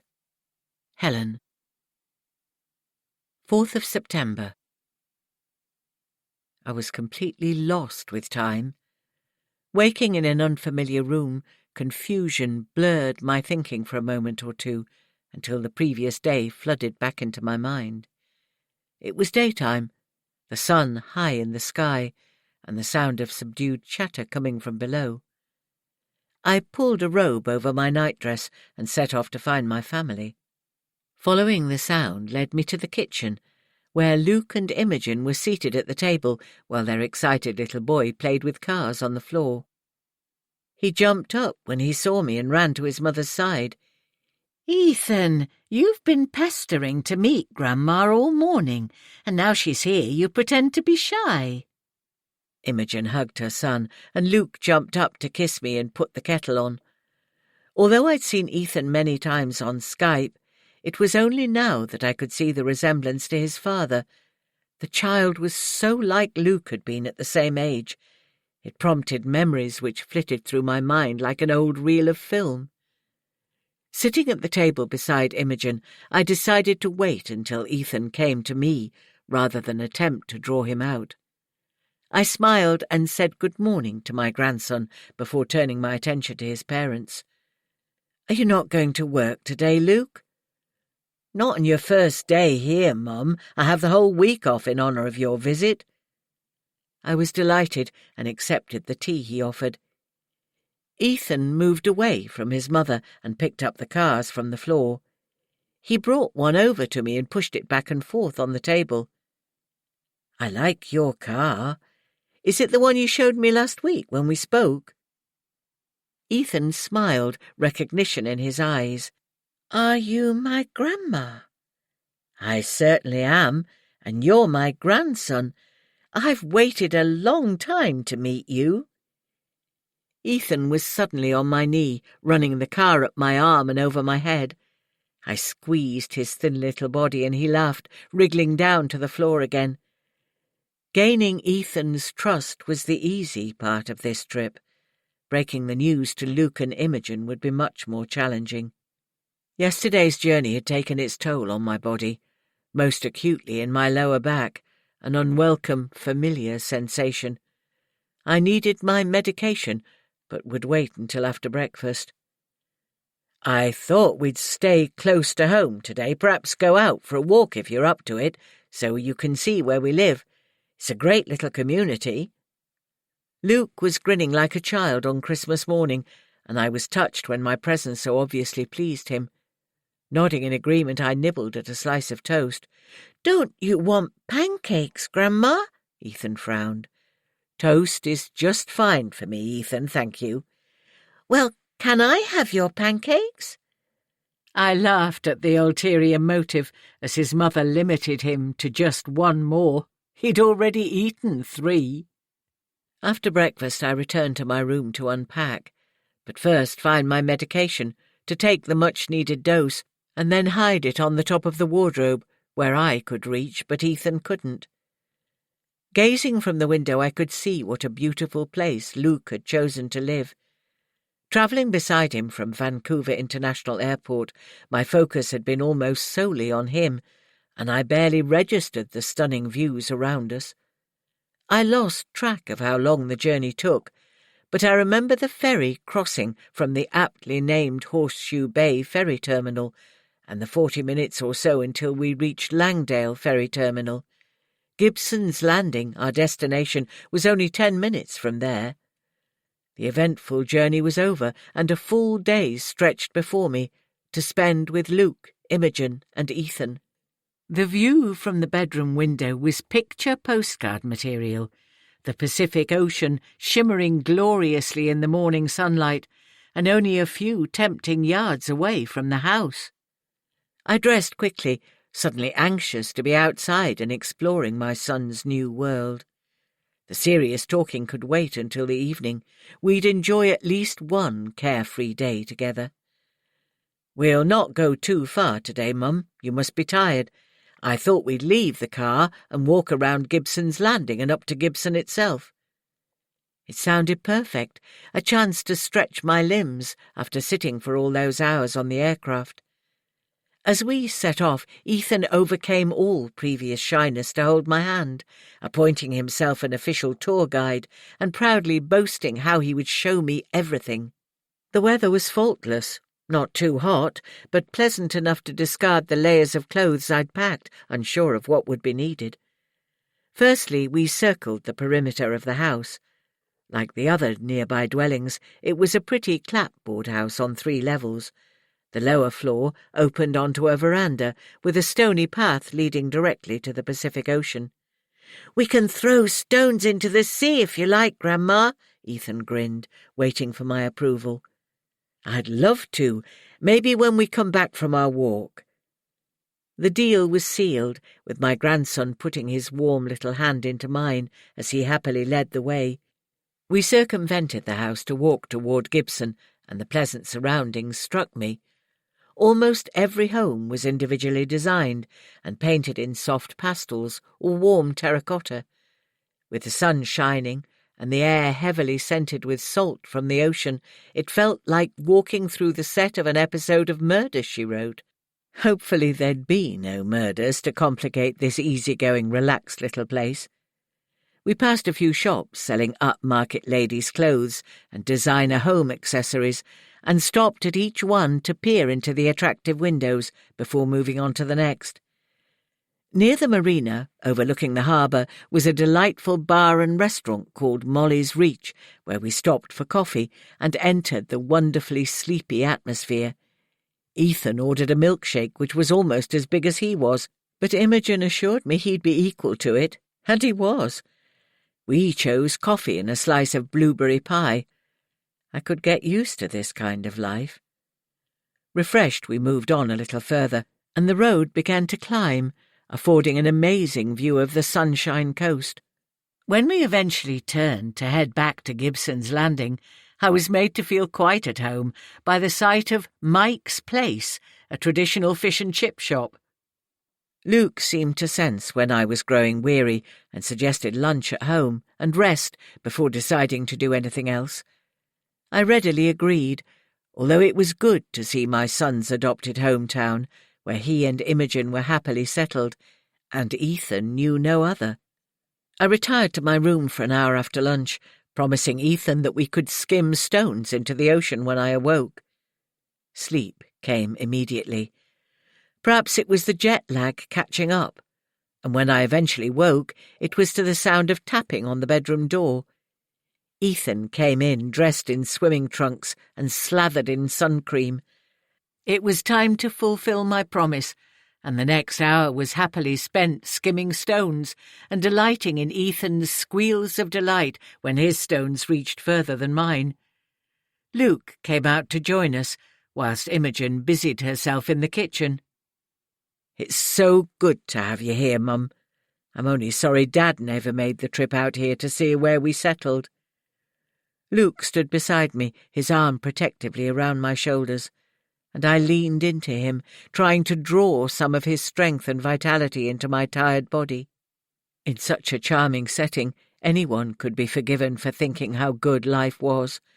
and I felt a stab of guilt, knowing I was soon about to spoil the perfection of Luke's life, that this moment was fleeting and would very soon be lost to us all.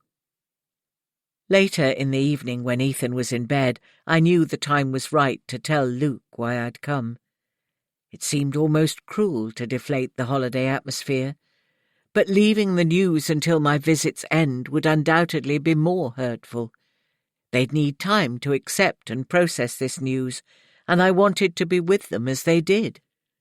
The three of us sat on the veranda, enjoying the last of the day's sunshine and the cool breeze rippling across the water. It seemed a sin to spoil such a perfect moment, but it needed to be done, even though I struggled to find the right words. I've been having some health problems lately. My throat was suddenly dry. Luke's eyes swiveled towards me as I tried to continue. I've seen a specialist at the hospital, and it seems I have ovarian cancer. Unfortunately, there was no way to dress it up, to ease the pain such news inevitably brought. Luke's face fell, as did Imogen's, making me feel like the killjoy who spoiled the party. But it can be cured, can't it? No, Luke. It's spread too far. There's nothing the doctor can do except prescribe medication for the pain, which will worsen at the end. What about chemotherapy or an operation? Surely they can try something. It's too late for surgery, and chemotherapy won't cure the cancer, and at best would only give me a few more weeks or a month or two. So I've decided not to go down that route. Chemotherapy will undoubtedly have worse side effects than letting the cancer take its course, so I'd prefer to enjoy my last few months rather than struggle with the effects of chemotherapy. Luke moved to sit beside me on the sofa, his arm around my shoulder. Relaxing into his strong body, I allowed my silent tears to flow, as did my son. We stayed silent for several minutes, the only sound being the waves gently lapping onto the stones. Luke would have more questions in the coming days, but for now his presence brought me comfort, as I hope mine did for him. Imogen tiptoed into the house, returning soon with tea, her eyes red and puffy. As she poured the tea, I caught her hand and squeezed it, grateful for her silent support of me and Luke. We would talk again, and hopefully enjoy our days together, even knowing they were numbered. Ethan was around to keep our spirits high. He was the future, and I was so glad to have this time to get to know him, to be a grandma, even for such a short time, and shower him with my love. 7. Helen. 21st of September. Canada seems just a distant memory now. The parting was so hard, with tears, hugs, and promises from us all. Leaving Ethan, I held his tiny frame in my arms, whispering how much I loved him, and hoping he would remember me in years to come. Luke plans to come home and visit before too long, which makes sense, because we both know I don't have much time. His promise was comforting. Perhaps I will see him again before I die. My homeward journey was uneventful. A small part of me was hoping Tim would be on the same flight, but I hadn't seen him, and knew it was pointless wishing for something which could never be. Meeting him had given me a tantalizing insight into what the future could have been, but the cancer growing within my body colours my future and reminds me of the stark reality of having only a short measure of time left. There will be no romance with Tim or anyone else. I simply do not have a future. A couple of lazy days were in order on my return home, catching up with Megan, James and Sam, whose excitement at seeing me again is a balm to my weary body and soul. Visiting my mother was also high on the priority list, so I set off to the residential home where she lived the second morning after my return. While I was in Canada, Megan had visited a couple of times, visits which Mum no doubt would not remember. Entering the home, I signed in and went to the day room, a room which could easily be found by following the noise of the television, always loud, but never quite loud enough for many of the residents. There were other quieter rooms to use, but the television appeared to draw them to it, even though no one seemed to be watching the usual fodder of daytime programmes. Mum was in the far corner, slumped in a wheelchair, her mouth moving as if in conversation, but with no discernible words being formed. She barely looked at me, yet didn't protest as I wheeled her from the day room along the passage to her bedroom. The matron passed us and asked if I would stop by her office on the way out, to which I agreed. Her request was nothing unusual, and I presumed it would be to update me on any changes in medication or other such detail. Mum's room was relatively spacious and clean, and boasted a tiny bathroom and television, which was probably a waste now it was so rarely switched on. Lapsing into the usual one-sided conversation, I chatted about my visit to see Luke and Imogen and told her all about her great-grandson. It didn't appear to register, but this was the norm, and I continued to fill the void in the room with words. When Mum dozed off, I took the opportunity to tidy her clothes and see if she needed anything. It amazed me how shabby the clothes looked after only a relatively short time, probably due to being laundered daily. Even the blouse she was wearing, which I have no doubt was clean this morning, had tea stains, and something I suspected to be marmalade down the front. Perhaps I should make a list and ensure she had everything she needed before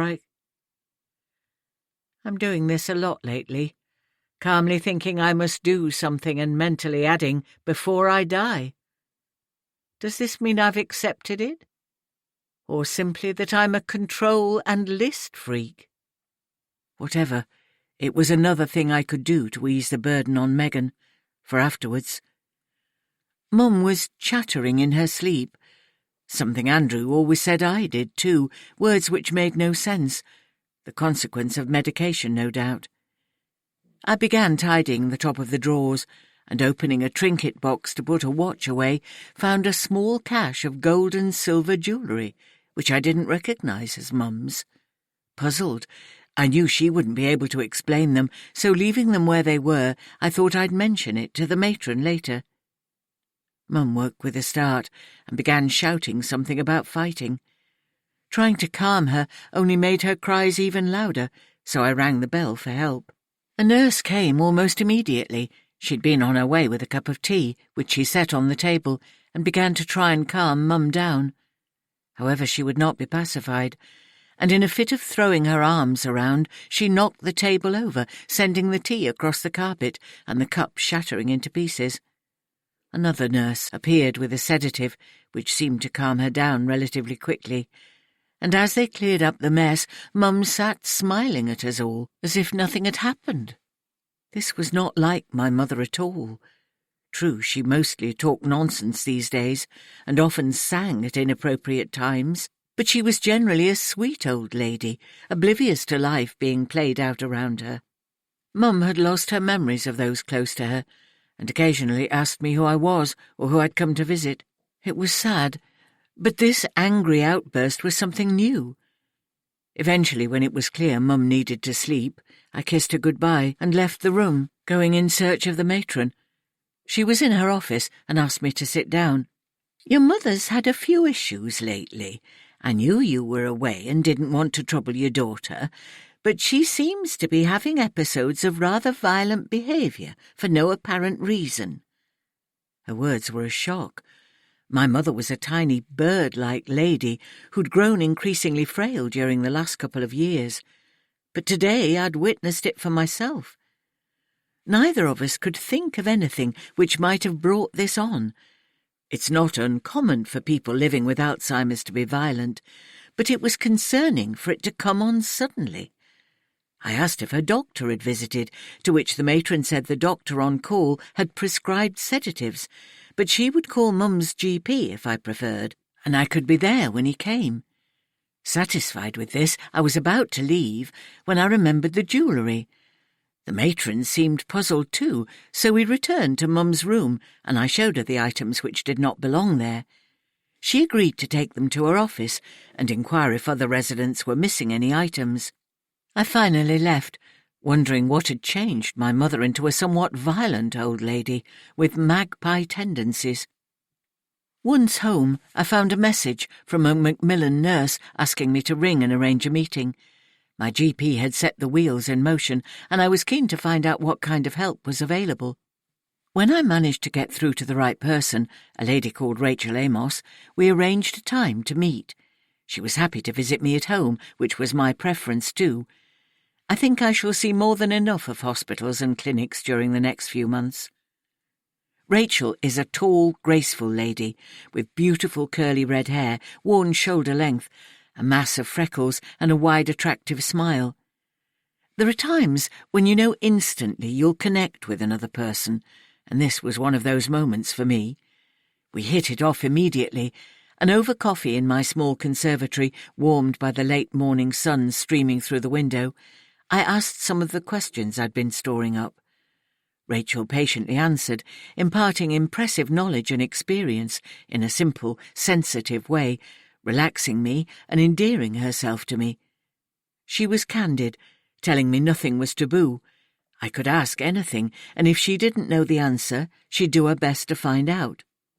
Dying is not a straightforward experience, or at least not when you know roughly when the event will occur. I hope to be around at Christmas, and well enough to be independent and still caring for myself. However, predicting what the new year and next spring would hold was impossible. Rachel talked me through some of the options I might like to consider, namely the hospice, of which she couldn't speak highly enough, and the drugs available as the pain increased. It's been well over a month since the cancer was confirmed, and I was coping reasonably well regarding pain anyway. If anything, I was probably putting up with it, trying to be brave.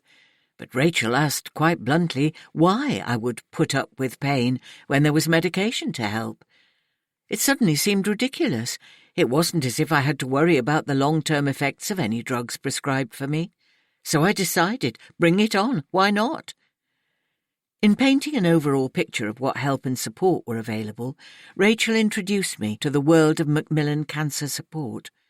I learned of a band of volunteers who could offer assistance with practical things, such as shopping or lifts to appointments. In addition, they have experts in financial matters who can help with any needs related to cancer. She also asked if I'd like to visit the hospice, explaining how they offered more than just a comfortable place for the last days, such as support groups and respite care, which must be a relief for those without a family to support them. I felt blessed, knowing my family would be there for me throughout this trial. Megan and James couldn't do enough now, and I was also financially stable, a fortunate position in which to be. It was an excellent first contact, and I liked Rachel immensely. She left her office telephone number with me to get in touch, and suggested I check out their website, where there were online support groups and people in similar situations to interact with if I wished. It seemed as if everything was covered, and it certainly helped to know I'd not be alone in this strange and unsettling experience. Rachel left me with much to ponder on the day, but visited again later in the week. "Just popping in to see everything's all right," she said. It was comforting to know she was there, in the background, to provide any help or answer any questions I might have. However, there are still other pressing things to do, and I no longer have the luxury of wasting my precious time. 8. Rachel. On several occasions over the years, friends have questioned my vocation of working in palliative care. I can understand why and appreciate their concern, but strange though it may seem, I rarely find my job morbid or depressing, words they see as synonymous with my role in nursing. Very often it's the antithesis of morbid. I am privileged to meet some remarkable people, from whom I learn much about life and death. True, there are patients for whom the end of life is born in loneliness, and I wish I could do more for them. Not everyone has a supportive family to see them through such a difficult period. And yes, there are occasions when I feel inadequate. But there are places and people who offer help to those who are alone. I'm an enthusiastic advocate of hospices, having seen their fantastic work and the excellent care they provide. I often direct patients to such facilities, which include far more than simply providing a place to spend their latter days. Much of my work involves signposting patients to the right place for the right kind of help. This can include the hospice, financial advice, or practical support, such as shopping, or whatever may present problems. From an outsider's point of view, my work must seem gloomy, but I have my own family to come home to, a home filled with such love and happiness that if depression tried to rear its ugly head, it would last no more than a minute. Besides, not all of my patients die, and many successfully battle cancer before moving on to lead happy and fulfilled lives. I view it as a privilege to meet many courageous people and help them through their difficult days and on to a full recovery. A cancer diagnosis brings great fear, yet often becomes a time of growth and can unite a couple or a family to make them stronger than before. It puts life into perspective, and I've seen such a diagnosis rebuild a marriage, reunite fractured families, and bring love and compassion into the lives of those it touches. Humour is a great tool that many of my patients use to get through those tough times. I've laughed with women trying on wigs and have heard all manner of jokes about breasts and boob jobs. I can't pretend it's an easy job, and there have been weeks when I've attended more than one funeral. But even then, there is a celebration in a life well lived. My husband, Ben, is totally supportive of all I do. We married 12 months after we graduated. He was more than happy to move to Castleford so we could be near Mum, who, needless to say, was delighted not only at her daughter coming home, but also to acquiring a son-in-law. I owe so much to Mum, and I can't imagine not being close to her, both geographically and emotionally. A year after our wedding, we were delighted to learn I was pregnant, and Mum was a big part of that we. I took maternity leave, starting just a couple of weeks before Charlotte was born, and although this was the beginning of a new role for me as a mother, there was no doubt I would go back to nursing. Ben and I discussed childcare and looked at various nurseries when we should have known the answer was right on our doorstep. Admittedly, the thought of asking Mum to look after our daughter had occurred to me, but I didn't wish to assume anything or hold any expectations. She'd only recently retired, and we hesitated to broach the subject. But we didn't have to. "I know you've been looking at nurseries for Charlotte," Mum said one day, "but if you'd like, and if you think I'd be suitable, I'd very much like to look after her." "Oh, Mum, that would be marvellous. We didn't want you to think we had expectations. And now you're retired, you should be using the time to do what you want. Are you sure about this?" "Well, this is what I want to do. I'm not the sort to join over-60s clubs and the like. I didn't want to push myself in case you prefer professional childcare." Ben jumped in at this point. "Martha, you've done such a wonderful job with Rachel, and I don't think we could find anyone better qualified. I only ask that if it becomes too much for you, you'll tell us. OK?" It was settled, and Mum was again on hand to help when needed. I have to say, I would have floundered without her presence, particularly during those first few weeks after the birth. Mum was a rock. My precious firstborn was a good baby, but possessed an absolute novice for a mother.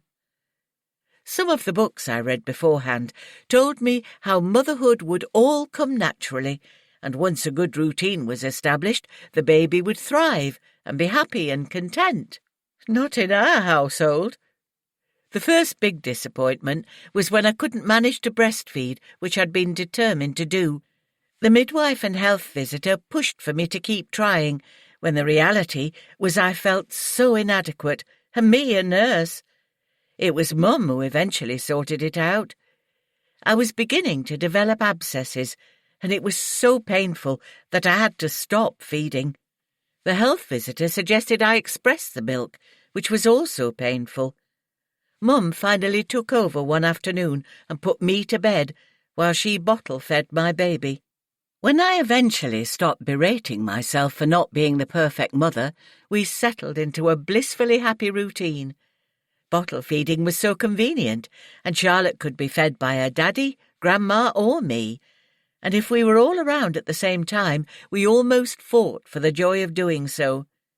Mum was with me every step of the way, and her generosity and care made returning to work much easier. 2 years later, I fell pregnant again. We were thrilled, and I was much more relaxed with this pregnancy, determined to enjoy our second time being parents, without putting myself under pressure about doing things the right way. Mum wanted to continue looking after Charlotte and the new baby, but I was concerned it could prove too much for her. Taking maternity leave allowed me to spend more time with Charlotte and Mum, and the strong bond the two had developed was a delight to see. A solution to suit everyone came when we found a nursery for Charlotte 3 days a week. Our daughter loved other children and company in general, and when we took her to look around a few local nurseries, we had a problem persuading her to leave. Accepting a place each Monday, Wednesday and Friday suited us all. Ben or I could drop Charlotte at nursery and pick her up, whilst Mum would spend time with Katie and both girls on Tuesday and Thursday. Katie Martha Amos was born in the spring, an appropriate time for new birth. Whereas Charlotte has my red hair and fair freckled skin, Katie appears to have inherited her father's Nordic looks, with fair hair in soft wisps on the top of her head. I love her newborn smell, and the way she screws up her little face, as if trying to make sense of this strange new world she's suddenly entered. Charlotte is fantastic with her new little sister. Arriving home from the hospital, it was to a house festooned with pink bunting and balloons, the work of my daughter and her grandmother. Being a big sister suits her down to the ground, and she's so helpful and willing, passing nappies or rattling the soft toys to catch Katie's attention. I have everything I could wish for, a wonderful family, and a fascinating, fulfilling job in which I can offer comfort to those at the end of their lives. It sometimes scares me how perfect everything is. Do I deserve all this? It's strange how such thoughts intrude on occasions, perhaps due to my work and regularly seeing patients struggling with pain or loneliness. Whatever the reason, living each day to the full is what I aim to do, and helping patients, whenever possible, is nothing short of a privilege. At times I feel my life is so perfect, and it can't last, but then I ask myself why not, and determinedly live in the moment. Doing the job I love makes me so thankful for my blessings, and determined to help my patients as much as possible. Much of my working day is spent simply listening. It's essential for patients to be heard, and with 100% attention. Being listened to is a sign of being valued, something we all need to feel. Some patients tell me about their past, wanting me to know what kind of life they've led. Others talk about their families, children, grandchildren, siblings, or whatever's important to them. It's impossible to generalize what each patient wants from our relationship, but I try to meet their needs with the limited contact we have. Of course, there are those to whom I feel particularly attached. I wouldn't be human if I wasn't touched by the people I meet. One of my recently referred patients seems troubled, but hides it so well. Undoubtedly, being diagnosed with cancer is an anxious time, whatever the prognosis. But with Helen Reed, I suspect it goes deeper than simply the illness. On occasions, it seems she wants to tell me something, yet cannot bring herself to do so. Generally our time together goes well. She readily asks questions and understands what is happening to her body. But I can sense an underlying issue which robs her of the peace she craves. Helen is a very likeable lady, and how she handles the cancer is admirable, but she's much more concerned for her family than herself. Widowed a few years ago, she was bravely rebuilding her life when cancer struck. Maybe she'll confide in me at some point. We're still getting to know each other, and a relationship needs time to develop. Hopefully, Helen will open up as our relationship grows, and I can be there for her to confide in if she so wishes. 9. Helen. 26th of September. It is time to address the events from my past, which still bring shame and prompt those disturbing nightmares. As weak as we are, there are times we must step up to own our mistakes and attempt to recompense those whom we have wronged. Now is my time, and challenging as it might be, I need to do everything possible to right the terrible wrong I was part of all those years ago. They say that a drowning man sees his life flash before his eyes in those last few minutes. I can believe there is truth in the saying. However, being in the unenviable position of knowing roughly when my death will occur has focused my mind on the past, the good and the bad, and I know I must use my remaining time wisely. As I close my eyes, the panic of that awful evening washes over me again, the screeching of brakes, the thud of contact, and Rob shouting in anger at me as I begged him to stop. Rob Wheeler was precisely the kind of boyfriend my parents would disapprove of, which is why I didn't tell them I was seeing him. He was 20 years old, streetwise and arrogant, an arrogance I then interpreted as confidence and maturity, a potent mix to a 16-year-old girl. His brooding dark looks gave him an air of mystery, jet black hair worn a little too long, and deep brown eyes which had a mesmerizing effect on me and many other local girls. Getting out of the house to meet Rob was only possible with the help of my best friend, Susan Wright, who was happy to go along with the lies I told my parents, and covered for me if they asked awkward questions. We thought our clandestine meetings were grown up. I was besotted with Rob, and his interest in me gave me a certain standing amongst my friends. At just turned 16, dating a 20-year-old was considered cool, and I enjoyed the kudos it brought. My friends were jealous, especially as he had access to his brother's car, which allowed us to go wherever the mood took us.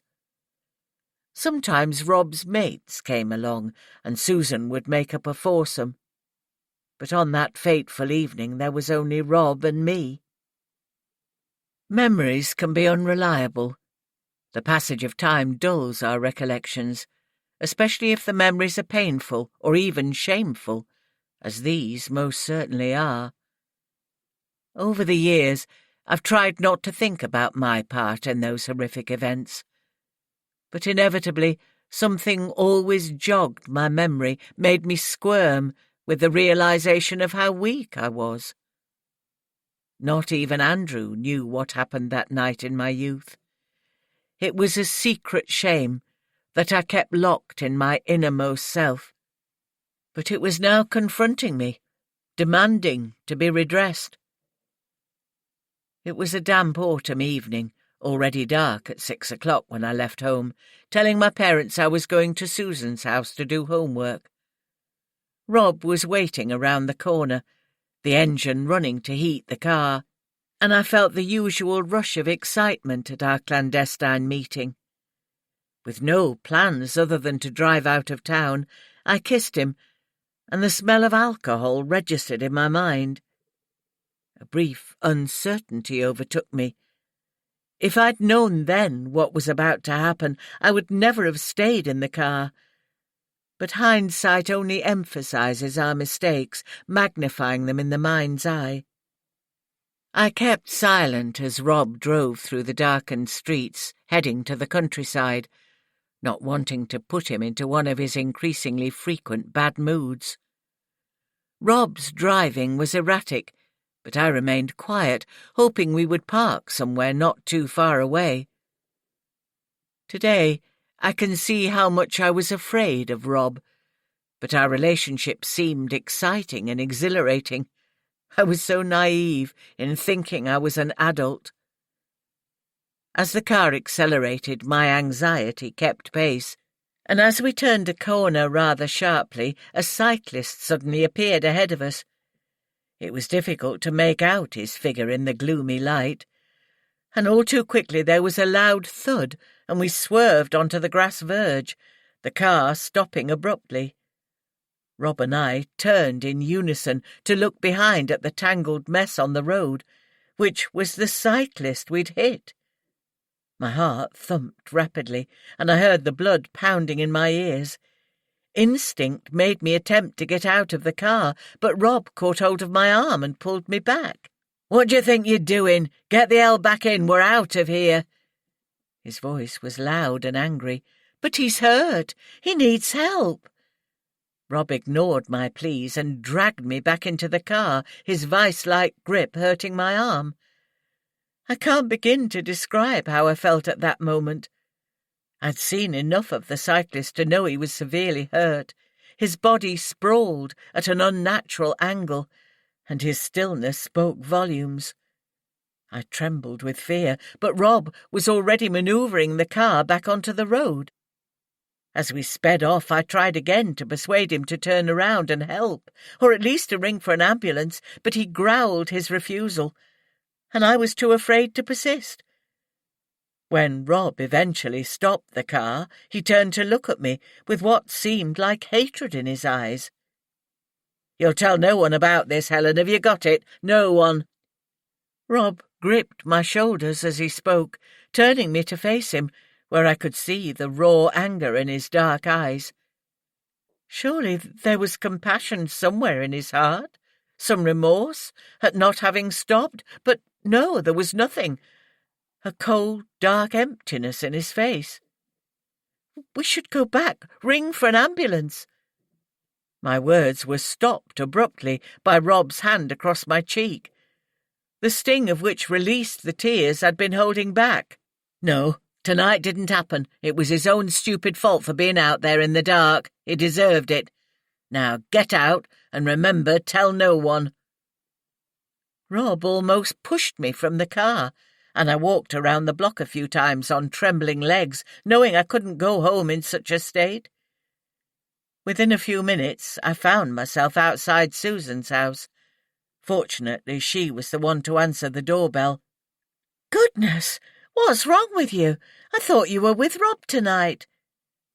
As I gave way to heaving sobs, Susan ushered me into the hall and up to her bedroom, shouting to her mother, "It's only Helen, we'll be upstairs." Haltingly, I attempted to tell my friend what had happened, knowing Rob would be furious if he found out, but having been confronted by an ugly side of my boyfriend, which was far from appealing, I needed to share it with someone. Besides, Susan was my best friend. She'd keep my confidence. When I began to pull myself together, Susan brought a wet flannel from the bathroom to wipe my face. My left cheek stung from Rob's slap. My lips showed signs of swelling, and I could taste blood in my mouth. If I didn't see Rob again, it would be too soon. "What if the man's dead?" I asked. Susan shook her head, unable to answer, and almost as shocked as I was. We talked through every possible scenario, none offering a good ending, and dread took hold of me as I trembled. "He might be okay, and nothing will come of it." Susan's efforts of comfort didn't sound very convincing. "You didn't see him. Even in the dark he looked badly hurt. He wasn't moving." Well, there's nothing you can do now unless you want to go to the police. No, I can't do that. What would Mum and Dad say, and Rob? We talked around and around the issue without deciding anything. Finally, I begged Susan not to tell Rob I'd told her, to which he agreed, apparently every bit as afraid of him as I was. Inevitably, the lies came out of my mouth when I got home. An explanation of my face was necessary, so I said I'd tripped on the way home and bumped my face on a lamp-post. Surprisingly, Mum accepted the explanation and brought me an ice pack to help the swelling. As she hugged me, I almost broke down, ashamed of my cowardice and lying to my parents on top of the awful events of the evening. I didn't sleep much that night. Closing my eyes seemed to propel me back into the car, and the thud of contact banged incessantly in my head like a drum. When morning dawned, I wished it was possible to stay under the blankets and hide from the world. But I knew things must go on as usual to avoid any suspicion. Facing Mum and Dad, I felt sure they'd be able to read what had happened in my cowed expression. But Mum only commented on my swollen face, her sympathy compounding the guilt I already felt. Some poor bloke got knocked off his bike last night and killed. Dad was reading from the local paper. A hit and run, they say. I can never understand how someone could do that. If they'd stopped, the man might have been saved. Killed? The word stung deeply, cutting through my fraught nerves, and I sat down feeling quite sick. "Are you all right, love? You look very peaky." Mum was concerned. "I'll be fine. Just didn't sleep much, that's all." I forced myself to eat a slice of toast to keep Mum happy. The news of the accident was quickly forgotten as my parents discussed their favourite subject, our family's imminent move to Sheffield.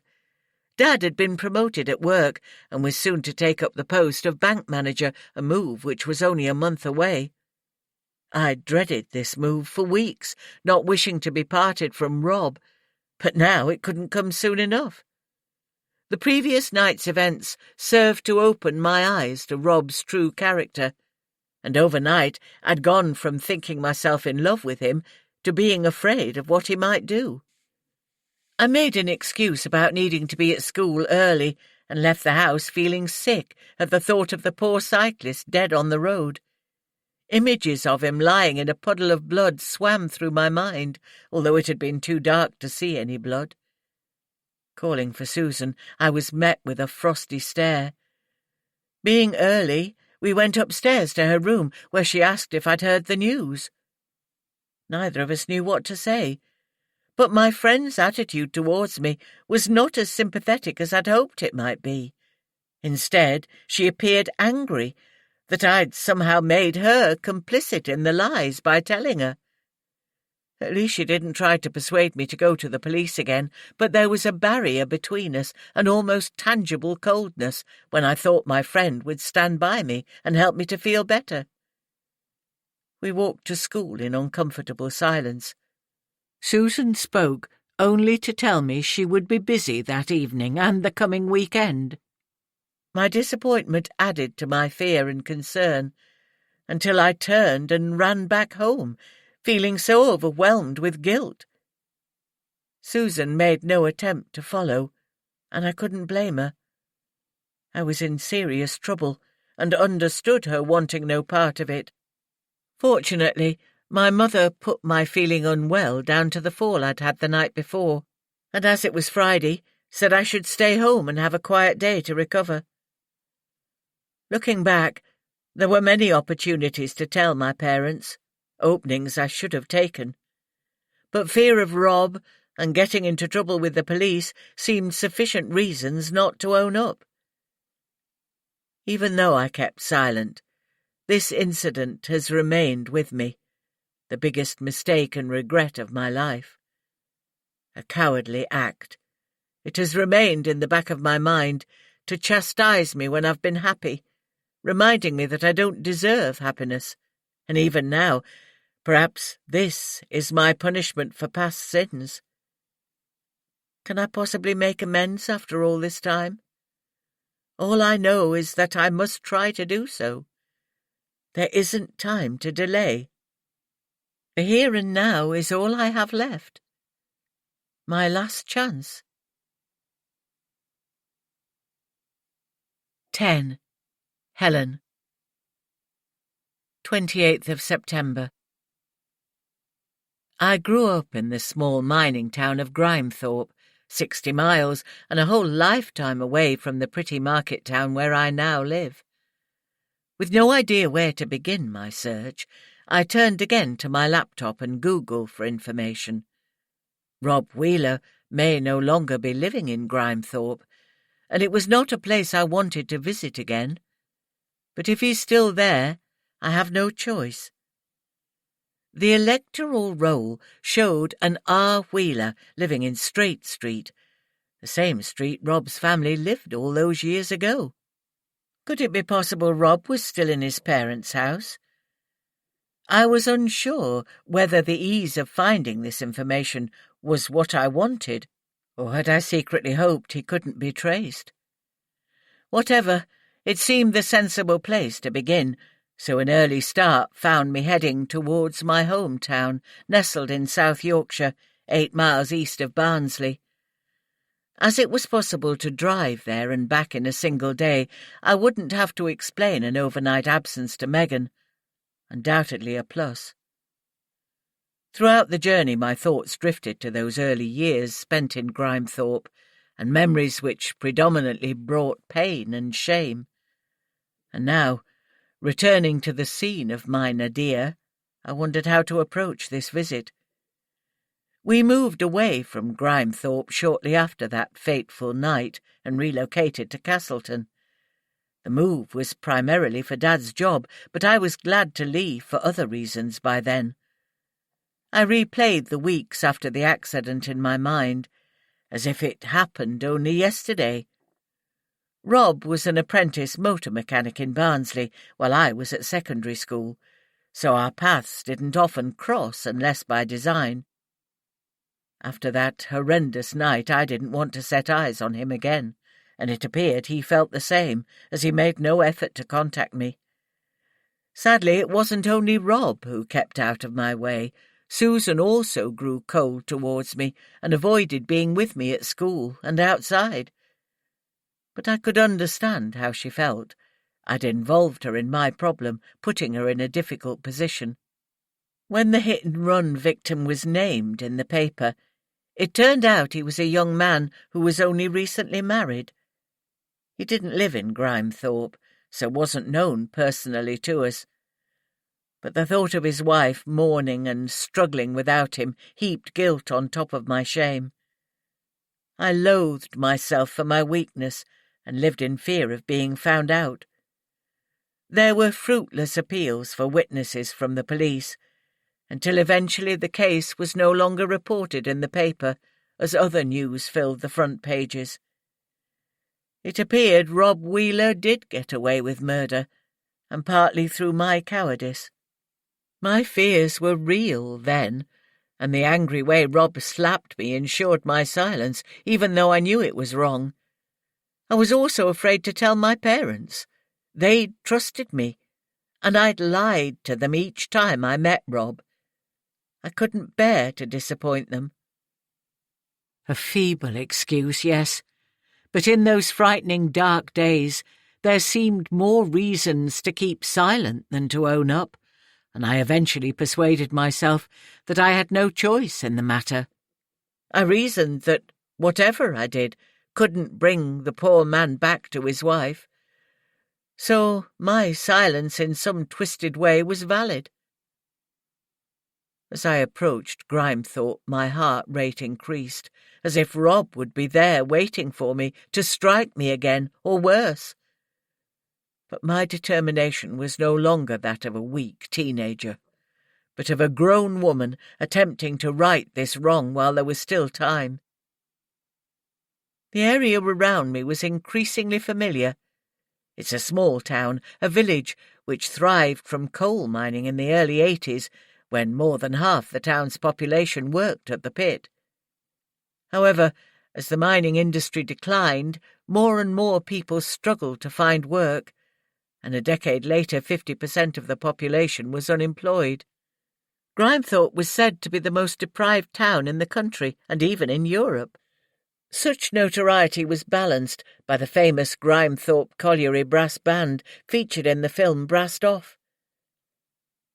As I neared my destination, there were some noticeable changes to my girlhood memories. Government funding for regeneration had been forthcoming, and I passed a relatively new housing estate where once a terrace of small miners' cottages stood. For a while I was confused and couldn't get my bearings. But then I came across Straight Street, a terrace of red brick houses blackened with years of soot. Perhaps they too should have been razed to the ground. Some owners had tried to modernise their homes with new double-glazed windows and doors, but these were in the minority. Mostly the houses looked tired, with peeling paintwork and a general uncared-for appearance. I parked the car at the end of the street, sitting momentarily to collect my thoughts. You may wonder why I wanted to find Rob instead of going straight to the police. The answer was to allow him the opportunity to go to the police first. His confession would surely be better than the police finding out from me. Also, for all I knew, Rob may have changed and lived a decent life since the incident. He would be about 64 or 65 now, and was possibly a model citizen. Being in Grimethorpe, the fear took hold of me again. But what could Rob do to me now? Kill me? It's not much of a threat to a dying woman. I intended to ask him if he would go to the police and confess. And if the answer was no, then I would go myself. That was the plan. But first, I needed to find Rob. Number 32 was one of the more run-down houses. At some point in its history, the front wall had been pebble-dashed, but was now crumbling, with much of it littering the pavement outside the door. The rotting wood around the windows was severely in need of repair, and a pane of glass in the front bay had been smashed and covered by inadequate cardboard and masking tape. When I reached for the door knocker, it almost came off in my hand. Again my heartbeat quickened, and my instinct was to turn and run. But I planted my feet firmly on the pavement, willing myself to be strong and ignoring the tight knot of fear in my chest. Eventually the door was pulled halfway open, and an old lady squinted into my face. A gnarled, arthritic hand rested on a walking stick, which she raised almost accusingly, and asked, "What do you want?" My mind whirred. I was reminded of Miss Havisham in Great Expectations. She may be old, but the way she grasped the stick made me take a step backwards. If this was Rob's mother, she must be well into her 80s, possibly pushing 90. "Mrs. Wheeler?" I asked. "And who wants to know?" "My name's Helen, and I'm looking for Rob Wheeler. We were friends when we were younger." Friends would hardly describe how we parted. A man's voice shouted from inside. "Who is it, Ma?" I gasped. Could it be Rob? Was he still living here with his mother? A shadow appeared behind Mrs. Wheeler. I tried to see him better, but the sun behind me cast shadows in the hallway, hampering my vision. When he stepped forward, I stared, incredulous. This man's age was about right. The youthful black hair now liberally peppered with grey and thinning on top. Yes, it must be him. I mumbled his name. "And what would you want if I was Rob Wheeler?" He stepped forward, head tilted to one side, a curious expression on his face. I could see then how the years had not been kind to him. He was much heavier than in his youth, stomach bulging over his belt and at least a few days' stubble on his chin. Dark eyebrows almost met over his eyes, giving him a menacing scowl, which made me want to turn and run. However, having come this far, I remain determined to continue my mission. It's a rather personal matter. Could we talk somewhere more private? You better come in, then. He pulled the door open, and I reluctantly followed through the hall. A smell of damp lingered in the air, mingled with another, more unpleasant odour which I couldn't quite place. He led me in while his mother followed on and sat on a rather grubby armchair. I looked around. The room appeared frozen in time from the day the family first moved in. A threadbare carpet barely covered the floorboards, thick dust lay on everything, and stale tobacco filled the air. I looked at Rob, then at his mother, trying to somehow communicate that this was not something we could discuss in her presence. Two identical pairs of deep brown eyes were focused on me, making me quite uneasy. I had to say something, but what? Suddenly the old lady laughed out loud. "Come on, son," she said with a wry smile. "Put the lass out of her misery and tell her." I was confused. Tell me what, I wondered. He laughed too. "Rob doesn't live here any more. I'm Ricky, his brother." Taking a deep breath, I sat down before my legs gave way. "You could have told me straight away." I spoke quietly, without the energy even to raise my voice. Mother and son were still laughing at my expression. She spoke next. "Rob still lives locally on the swanky new estate back up the hill. Do you want Ricky to ring him for you?" "No, thanks. If you give me the address, I'll find my own way there." "What's it all about, then?" Ricky grinned at my discomfort. "Don't tell me he's got another girl into trouble. Your daughter, is it?" "It's nothing of the sort, and I'd rather discuss it with your brother." I rose to leave, and the old lady recited an address, a street I'd never heard of. I couldn't get out of there quickly enough and walked briskly back to the car, where I sat for a few minutes, trembling. They were probably ringing Rob to warn him of a maniac who was looking for him, but I no longer cared. Hopefully I would see him today to allow him the opportunity to go to the police before I did. One thing I was sure about was that Rob Wheeler would not welcome my visit. Hazel Avenue was easy enough to find, even from such vague directions.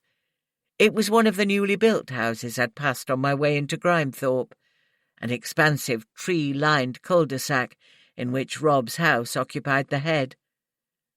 Although not far in distance, it was a world away from those terraces I remembered from childhood. Again, I left my car relatively far from the house and walked to number 18. As I rang the doorbell, my expectations were low after the experience at Rob's mother's house, although from the outside this was the finest house on the estate, modern, detached, and with a double garage to one side.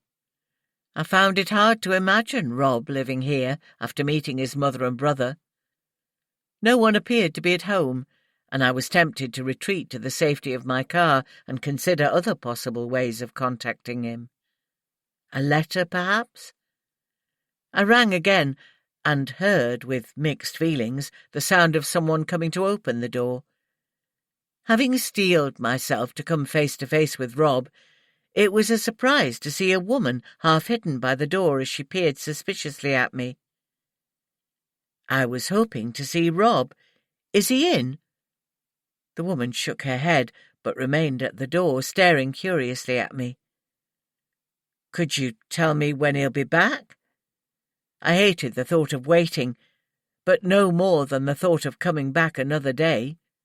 The lesser of two evils, perhaps. "You don't remember me, do you?" the half-hidden woman asked. Looking closely at her face, there was something familiar. "Come in, Helen, and you can tell me why you want to see my husband." As the door opened wider, I could see the woman clearer. Susan Wright.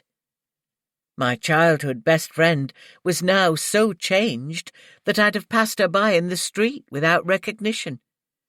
She'd put on at least a couple of stones in weight, and her hair was dyed a brassy blonde, frizzy from too many perms. She bore no resemblance to the 16-year-old fresh-faced girl I'd known. Following her into the house, I needed to stop myself from staring.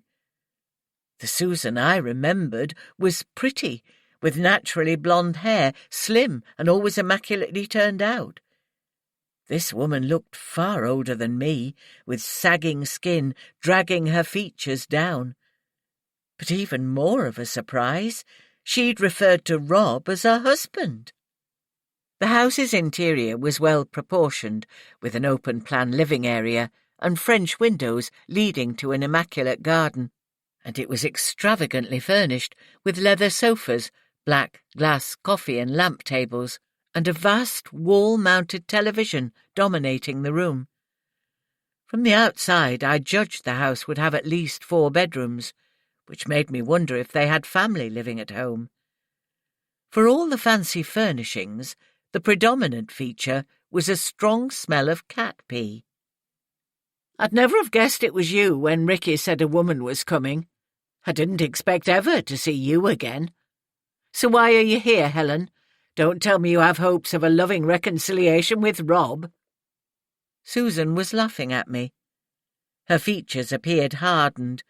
She looked much older than her 60 years, and her voice had taken on the gravelly timbre of a heavy smoker. When she waved a hand at a seat, I took it as an invitation and sat on a huge leather armchair. Susan sat beside a ginger cat on the sofa and stroked his back. I ignored her comment.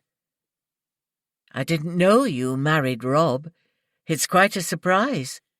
My words were out before I thought about them. "How would you have known? But it's none of your business anyway." Susan's body language was defensive, her chin held high, her eyes narrow. True, it was none of my business, and I didn't wish to sit there making small talk any more than she did. "Will Rob be back soon?" I ventured. Maybe not," she shrugged. "What's it about, then?" It seemed pointless to keep the purpose of my visit from her. After all, Susan knew everything about that night. "I intend to go to the police and report the incident when the man on his bike was killed." Susan's jaw dropped. "But you can't do that. Why on earth would you want to, anyway?" Her voice was raised. "It stayed with me, Susan, something I can never forget. I should have gone to the police then, even though you suggested it, but I was afraid." "Well, you should be bloody afraid now, too, if Rob hears you say that. Well, I wouldn't want to be in your shoes." I was saved from having to answer by a mobile phone ringing. Susan picked it up and smiled when she saw the caller ID. From the one side of the conversation I could hear, it was Rob asking who their unexpected visitor was. Susan told him my name and then laughed at the response. Closing the phone, she turned to me. "He's on his way." I was naturally apprehensive, but also relieved. Hopefully, this could be a one-time visit. Coming back another day was not something I relished, and the thought of meeting Rob Wheeler again still made me shudder. It seemed likely that Rob made himself scarce when his brother rang to say someone was looking for him, and Susan had now given him the okay to return home. From the window, I saw a black Lexus pull onto the drive, and Rob Wheeler stepped out, his feet crunching across the gravel. The front door banged, making me jump. "Well, well, well, look who's come to visit, and after all this time." Rob sneered rather than spoke. I was as unwelcome to him as to Susan. Time had not been kind to Rob either. His once black hair was almost entirely grey and worn rather long over his collar. He, too, had gained weight, and if ever his features had been attractive, they were far from it now. A rather bulbous red nose suggested someone who drank too much, and from the colour of his pudgy fingers he was also a heavy smoker. As if to confirm this, Rob took a packet of cigarettes from his pocket and lit one up. There was a striking resemblance to his brother, except Rob wore better quality clothes. He scooped the cat off the sofa and sat down next to Susan. My instincts were crying out to escape their house as quickly as possible, but having come so far, I needed to say my piece. Susan, however, beat me to it. "She's talking about going to the police, Rob." "About what?" Rob adopted an exaggerated, puzzled look, acting as if he had no idea as to what she referred to. "I want to make amends for my part in the accident when the cyclist was killed." I hope Rob didn't detect the tremor in my voice. I wanted to sound confident and in control. "What cyclist? I haven't a clue what you're talking about." Rob smiled as he spoke, deliberately goading me, acting innocent, which all three of us knew he was not. It's played on my conscience for years, and I know it was a long time ago, but it might bring his wife some peace to know precisely what happened. As I spoke, Rob scratched his head, glancing from me to Susan. "Do you know what she's talking about? 'Cause I certainly don't." "Haven't a clue, Rob. She's balmy, if you ask me." Susan played along, and I feared my visit had been in vain. It was time to go. I didn't want to be in their company any longer, but I gave him one last chance. "I came to you first to allow you time to go to the police before I do. If you confess, they're more likely to be lenient, so I'll wait a couple of days. And if I don't hear from you, I'll be going to the police myself." My voice cracked with emotion. I had to get out. Breathing in there was increasingly difficult. I stood up. Rob sprang to his feet, blocking the doorway. "Don't you come here giving me ultimatums. If you go telling the cops anything, you'll regret it, understand?" His face was uncomfortably close. I could smell the alcohol and nicotine on his breath. I stepped back and flung a piece of paper with a mobile telephone number onto the seat I'd just vacated. "You can ring me on this number." I could say no more and pushed myself past Rob Wheeler to escape his house. My legs trembled so much that I felt in danger of falling flat on my face. Yet somehow I reached the car, scrambled inside and locked the door. It was several minutes until I could drive, and even now, writing this account brings back a crippling sense of fear. The only thing left for me to do was to wait. For 2 very long days. 11. Helen. 29th of September. After a surprisingly good night's sleep, I awoke to the sound of birds in the trees outside and the distant barking of a dog, reminding me there were still good things in my life.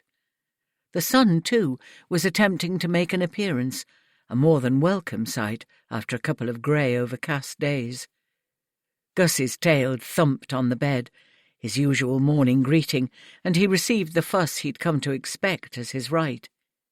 Getting up, I let him out into the garden before filling the kettle to make tea.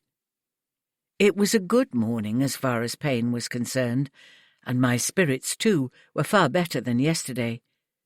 Perhaps this was due to having succeeded in making the first step towards a degree of recompense for past mistakes. I looked at the mobile phone on the kitchen table and wondered if it would ring today, tomorrow, or not at all. The phone thing was maybe a tad overdramatic. I've probably watched too many detective films, but I needed some way for Rob to contact me without giving away my address or landline number. It's an old pay-as-you-go, which I found in the drawer after Andrew died. He'd rarely used it, but there was still some credit on it, and it occurred to me how it could be helpful in my quest, and afterwards I could throw it away. Unfortunately, staring at it wouldn't make it ring, So I turned away, determined not to think about the subject for the next 2 days and spend my time doing something pleasurable instead. Telephoning Megan was always good, and we agreed to meet in town for coffee while Sam was at nursery, and after picking him up, we'd decide what to do for the afternoon. So, an hour and a half later, my daughter and I were seated in the corner of our favourite coffee shop. "I tried to ring you yesterday, Mum, but you must have been out." This was clearly a question to which an explanation was required. "I went for a long drive to relive some old memories, but I'm all yours today. So, what shall we do with Sam this afternoon?" I hated deceiving Megan, yet didn't want to tell her what I was doing either, perhaps in the hope I may never have to. "Sam would enjoy the park if it's not too cold for you. Then we can go to the cafe for coffee and warm up." How decadent, coffee out twice in one day. "It suits me fine. I feel like being lazy today, and who better to share the day with than you and Sam? So, tell me more about Canada. Did you bring the photographs?" I spent the next half hour showing my daughter where her brother lived and all the places they'd taken me to. We pored over the images, all else forgotten, for those precious few minutes. "Ethan looks so much like Sam, they could be brothers rather than cousins." Megan was correct. There was a strong resemblance. It's a shame they lived so far apart. They could have been such good friends. "Why don't you and James take Sam over there next year? Luke would love to have you, and the boys could spend time together." I know she missed her brother. They'd been so close as children. "It's such an expense, and we're trying to save up to move to a bigger house." Megan sounded wistful. I knew they'd dearly love another baby too, but it didn't seem to be happening, and the plan had always been to move when they could afford it. "Well, you'll be coming into money by next summer, love. You could use that." It was perhaps tactless to be so blunt, but there'd be a hefty insurance payment and the house when I died. "Mum, don't say such things. I want you around as long as possible." Tears welled up in Megan's eyes. "I'm sorry, love, but it's a fact, and I'd like nothing more than to know you'll be able to visit Luke and move to a bigger house when the time comes." My daughter frowned and returned to the photographs of my trip to Canada. I chatted about each image to show her something of the area and take her mind off my clumsy, thoughtless words. Picking Sam up from nursery was always a delight. We watched through the glass panel in the classroom door, witnessing his joy as he played with the sand tray with two friends. That's George and Ellie. Sam talks non-stop about them, his best friends, or buddies, as he calls them. Hopefully they'll all attend the same school next year, or Sam will be broken-hearted. Megan sighed. He seems so young for school. Childhood passes far too quickly. A clear mental image of my children's first day at school made me smile. Being twins, they were fortunate enough to have each other to lean on. But there was still the odd tearful day, mainly from Megan, who was such a shy child. There were often mornings when strange ailments were invented, which she hoped would be severe enough to let her stay at home with me. One day, her hair was hurting so badly she insisted she couldn't go to school. Another time, Megan put red spots all over her face with a marker pen and told me Miss had said they couldn't go to school if they had the chicken spots, or the other children might catch it. It's strange, the memories we keep stored away, events which make us smile, but sadly can never be relived, no matter how much we wish to do so. I was so proud of my children. Their childhood days were long and perfect, filled with laughter and love, a time I thought would last forever, but soon learned it was only fleeting. What passes us by can never be replaced. Time moves in only one direction, which, sadly, is forward. Yet I have armfuls of memories which flood my mind as I write this journal.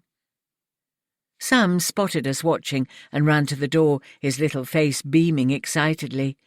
"Grandma, this is George and this is Ellie," he announced with a flourish.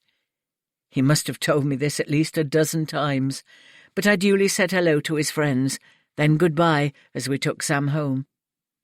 After lunch, we trundled to the park, where I watched my grandson race around, squealing with excitement, fearlessly using the swings and slide and scrambling up the climbing frame. Each day, I concentrate on making new memories, which will stay with me for a short time, but are no less precious. Once back home, I looked at the phone still on the kitchen table where I'd left it. Picking it up to check for voicemails brought mixed feelings when there were none. Did I want to hear from Rob Wheeler? Or did I want to go directly to the police without further contact, go straight to jail and do not pass go? I shivered, ambivalent as to which outcome was preferable. Tired and cold, I ran a hot bath and soaked away my cares, at least for the moment. Tomorrow would come in its own good time. I was in no hurry for any tomorrows now. The days of wishing time away were long behind me. 30th of September. I'm beginning to wish I still had a job to go to, which would at least be a productive distraction. I know this restless feeling is because today's the day Rob might ring. If he doesn't, I must follow through with my resolve and go to the police alone. Did I not write only yesterday that I don't wish my days away?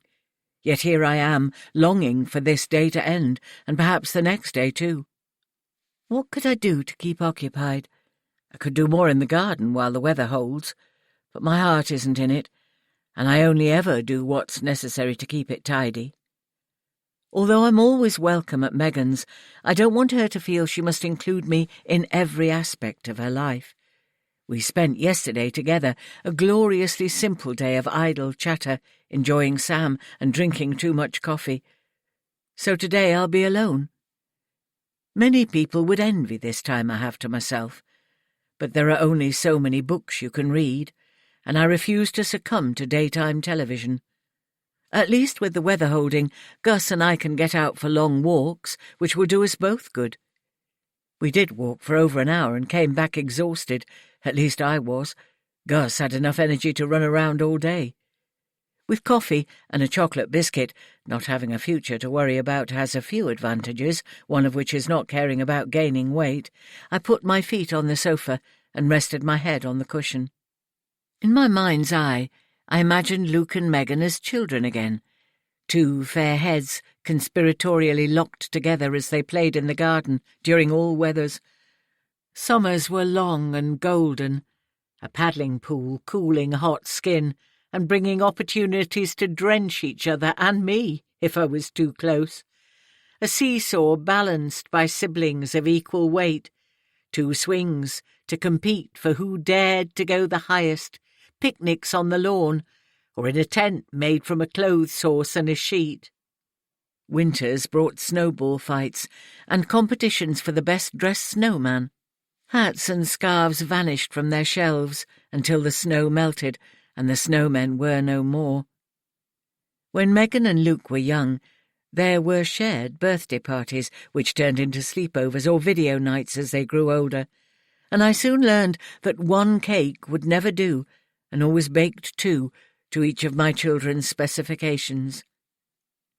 Closing my eyes and rubbing Gus's ears, I could picture Andrew, tall and handsome, laughing as he carried Luke on his back and Megan under his arm to shouts of "Faster, Daddy, faster!" before they collapsed in a heap on the grass.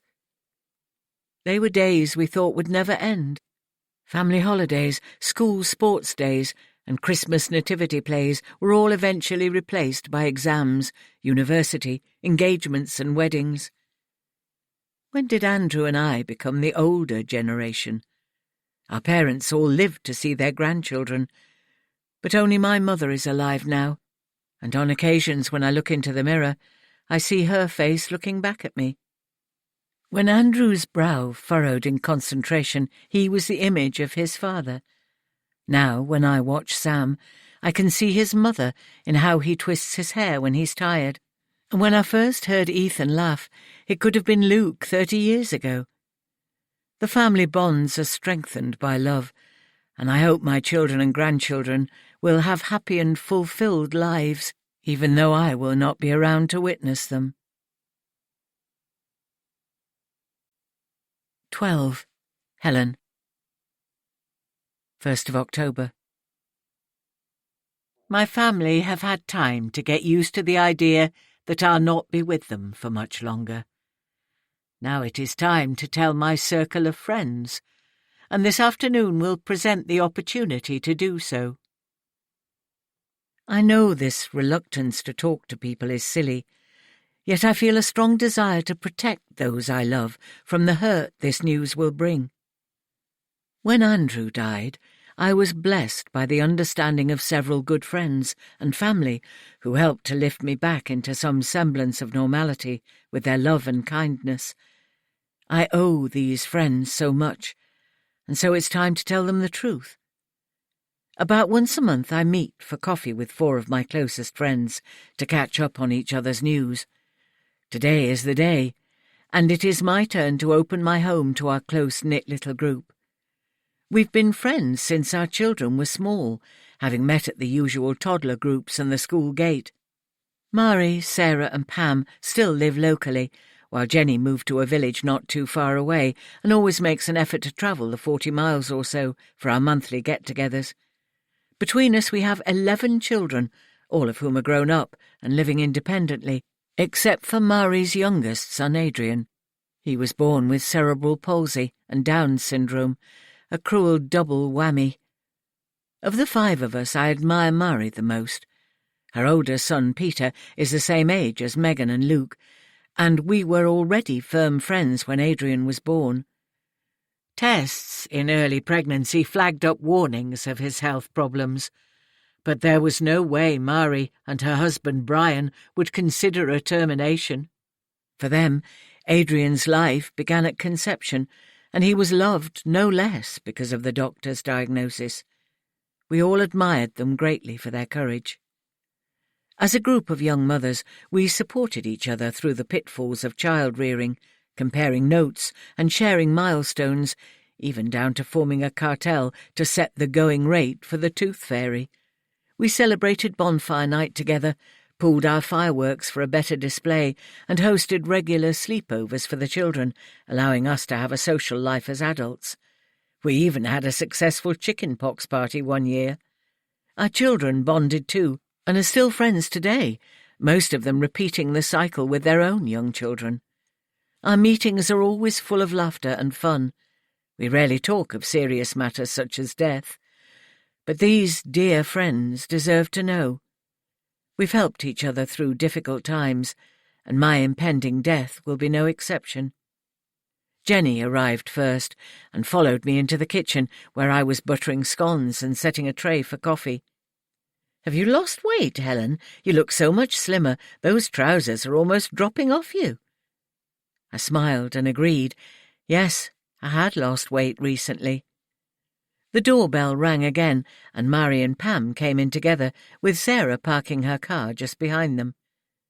As they were all busy greeting each other, I left them in the lounge to finish making the coffee. Jenny joined me again, and I asked if she'd carry the tray. Picking it up, she looked at me with concern, but said nothing. It didn't take much scrutiny to see I was not well, even with the makeup I'd carefully applied. Suddenly, I felt weak and inadequate, and to my embarrassment tears flowed down my cheeks. Jenny put the tray down and hugged me as I tried to stem the flow, to be brave, even though I felt anything but. "You're not well, are you?" Jeannie asked softly. "No." The single word almost choked me. We heard a sudden shriek of laughter from the lounge, and I pulled myself together, smiling at my perceptive friend and dabbing my eyes with a tissue. Jenny carried the tray through to the lounge.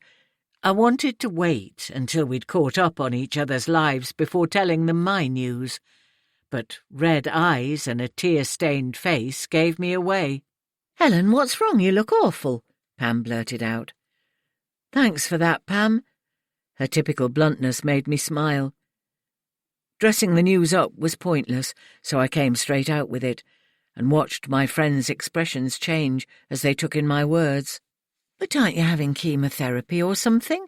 Treatment is so advanced these days, Sarah inquired. I shook my head. It was too far gone when they found it. Nothing can be done. It's only a matter of time. Bloody hell, Helen! How terrible! Pam exclaimed loudly, as usual forthright and to the point. Jenny and Mary stayed silent, their faces solemn and tongues stilled by the awful news. How long have you got? Pam was the spokeswoman again, asking the question which was on all their minds. I should be all right until Christmas, at least I hope so, and next year, who knows? It's difficult to predict exactly how long my body can resist the spread of the cancer. But that's only 3 months away. How awful! Jenny looked truly saddened. Well, I think we should do something about this. Forget the coffee, Helen. Have you anything stronger? No, stuff that too. Why don't we go out and have the wake now, while Helen's still with us? Pam's words gave us something else to think about, and laughter suddenly bubbled up inside me. What a deliciously wicked idea. Yes, I'd rather enjoy going to my wake, you know, to hear what you all have to say about me, but it's my treat, and we'll go to the new country club at the west end of town, Grange Lodge, isn't it? Come on, drink your coffee while I ring to see if they can accommodate us for lunch. But I'm not dressed for somewhere swanky, Sarah grumbled, which was nonsense, as she was always immaculately turned out. With those Gianvito Rossi shoes you'll be allowed in anywhere. Just wave your Vivian Westwood bag under the concierge's nose. It'll be fine. Pam grinned as I picked up the phone. The idea captured me. The spontaneity was alluring, and I suddenly felt like celebrating. And what better thing to celebrate than my own life? The lodge could take us for lunch in the orangery at 12:30, enough time to finish our coffee and pile into Pam's 4x4 to set off on our crazy quest. I've never eaten quail's eggs before, admitted Jenny as we pored over the menu in the rather grand orangery. It's quite expensive, Helen. Are you sure we can't pay for our own? Certainly not. If you want to do this again when I'm gone, then do so and pay for yourselves. But for now, as I'm the one whose wake this is, I'll pay. The young waiter heard this nugget of conversation and almost dropped the basket of bread he was offering around the table. Yes, I told him, we are having a wake, but take no notice. At our age we're all more than a little senile. The young man smiled weakly and hastily went to refill the water jug, which was still 3/4 full. We were quiet for a minute or two as we decided what to eat and gave our order to the young girl who'd appeared at our table. I think we'd scared her colleague off. It felt wonderfully indulgent to be there in the middle of the week and order such extravagant food, and my earlier mood dispersed to be replaced by a devil-may-care attitude. As we waited for our meal, the conversation became more general. Mari updated us on how Adrian was. They felt the time had come to look at residential care for him. Not that they wanted him to leave home, but his future needed to be settled. As Murray and Brian aged, their concern for their son increased, knowing caring for him at home wasn't possible forever. It was a difficult decision, but finding a place while they were still around for the transition period made sense. Perhaps my situation validated how none of us will be here for our children forever. Jenny pressed me for details of my visit to Canada. It was now clear why I'd decided to go at what must have appeared to be very short notice. I described the township where Luke and Imogen lived and the amazing scenery, and then I told them about Ethan and how we'd skimmed pebbles into the sea and walked barefoot along the beach. I thought about Tim and wondered if I should tell my friends about him, but decided not to. That strange and wonderful encounter was something precious, which I wanted to keep to myself for the moment. I felt like a child, hugging the memories tightly to my chest, like a comfort blanket. They probably thought my smiles were brought about by remembering my family, and I wasn't about to correct them. We chattered through the first and main courses, each limiting ourselves to 1 glass of wine, me because of medication, and my friends because they were driving. When dessert was served, a deliciously mouth-watering lemon cheesecake with cherry sorbet, Pam decided we should have a toast. This has been a wonderful occasion. We met to share coffee and gossip, yet found ourselves enjoying a sumptuous meal courtesy of our dear friend Helen. We've helped each other through good times and bad, and I know we all feel a bond due to those shared times. Helen's news has in equal measure shocked and saddened us, but it's good to share with her today, to relive old memories and appreciate her while she's still with us. Please lift your glasses to toast our wonderful, brave friend, Helen Reid. They did as asked, and I raised my glass to 4 of the best friends I could ever have had. Later in the day, reflecting on the time with my girls, I was surprised at how happy it made me feel. Perhaps we should all attend our own wake on reaching a certain age. I'd found the experience quite uplifting and decided there and then I would leave my friends £1,000 each and stipulate that they do this again in memory of me. The spontaneity of it all was exactly what I needed. To get out of the house and do something different stopped me from torturing myself with thoughts of Rob Wheeler. He'd not invaded my mind for several hours, although when I arrived home I couldn't resist checking the phone for messages. There were none. Maybe later tonight or tomorrow? Perhaps he was trying to scare me by leaving it to the very last minute. I don't know. But I do know I have some wonderful caring friends. They all made me promise to call them if I needed help, or simply just a shoulder to cry on, and we parted as if having attended an enjoyable party together, which in a way was precisely what it had been. 13. Helen. 2nd of October. The phone call never came. Either Rob assumed I was bluffing, or his arrogance would not allow him to confess to his long-ago crime. The only thing left for me to do was to go to the police by myself. The nearest manned police station to Grimethorpe was in Barnsley, and I was on the road by 8 in the morning, wanting my task to be over with as soon as possible. As the sat-nav spewed out monotonous directions, I tried hard to concentrate on the road and stop my thoughts from racing ahead. It was raining, almost torrential at times, and the wipers worked furiously to clear the windscreen, their rhythmic action almost mesmerizing. By 10 o'clock I was driving past the police station, searching for a parking spot close enough so I wouldn't be soaked to the skin when I went inside. Sitting in the car for a few minutes to compose myself, I watched the rain coursing down the windows and wished this ordeal was over. There was so much I couldn't predict about what would happen, so many questions swimming in my mind, and I felt totally alone. It wasn't something I could talk to anyone about, and to take such a massive step as this without sharing it with someone close was frightening. But shame prevented me from seeking another opinion. Finally the rain eased somewhat, and taking an umbrella from the boot, I locked the car and set off towards the police station. Having never been in such a place before, I was more than a little apprehensive about what would happen. Should I have rung beforehand to make an appointment? It was all so confusing and almost laughable that someone would ring and make an appointment to confess to a crime. If there was any protocol for this kind of thing, it was lost on me. Stepping around puddles and hurrying along the street, I soon arrived at the 60s-built station. It was an angular, sprawling building with sharp corners, concrete and steel, a flat roof and glazed doorways. Pushing open the heavy, squeaking door and walking through, I thought it could have been any office building. A reception desk immediately opposite the entrance was flanked by swing doors leading to corridors, presumably with rooms on each side. It was stark and unwelcoming, but why would it be welcoming? I was certainly out of my comfort zone here.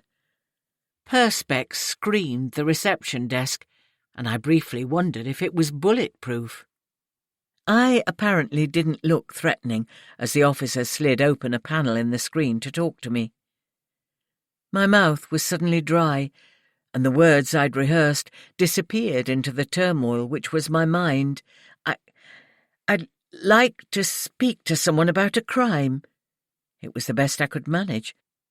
The very polite constable smiled and asked a few questions, working to draw out from me what he needed to know to determine the appropriate officer for me to see.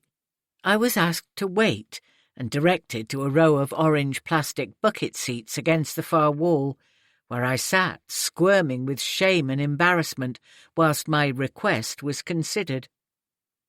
A young man was seated at the other end of the row, head in his hands and elbows resting on his knees. He seemed even more agitated than I was, tapping his foot furiously on the floor. Tattoos covered both his forearms, intricate designs which appeared to run together into an indefinable inky mass. Piercings littered his face and ears, some of which looked quite painful. Trying to imagine why he was there diverted my attention from my reasons for all of 30 seconds, and then I took a deep breath to try and relax my tense body. Finally, one pair of swing doors opened, and a uniformed officer came through. My heart skipped a beat. "Jason," he spoke just one word, and nodded to the young man, who stood immediately and followed through the swing doors with a swagger which belied his nervousness. I relaxed a little. A mother came in, jiggling a baby on one hip, with a toddler holding her free hand. I watched as she went to the desk and rapped impatiently on the screen. When it opened, the woman shouted obscenities at the officer, using such awful language that I cringed. It was hard not to hear what she was saying, but a policewoman soon appeared and took the lady away through the second set of doors. Others arrived, and the entrance area began to fill up. I really did not want to be there, but it was too late to back out now.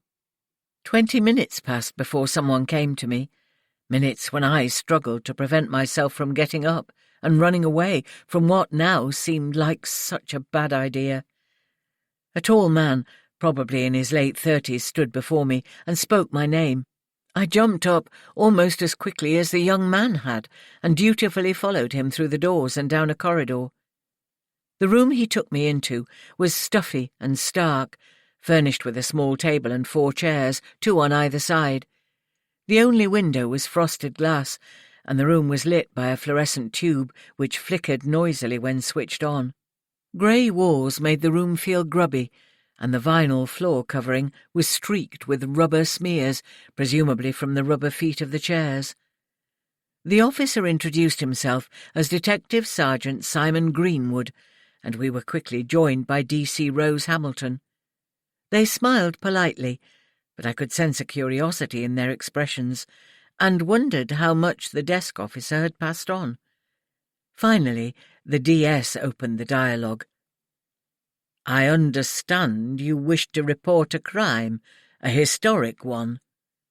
"Yes," I answered, barely recognizing the feeble, shaky voice coming from my mouth. "Can you tell me how long ago we're talking about?"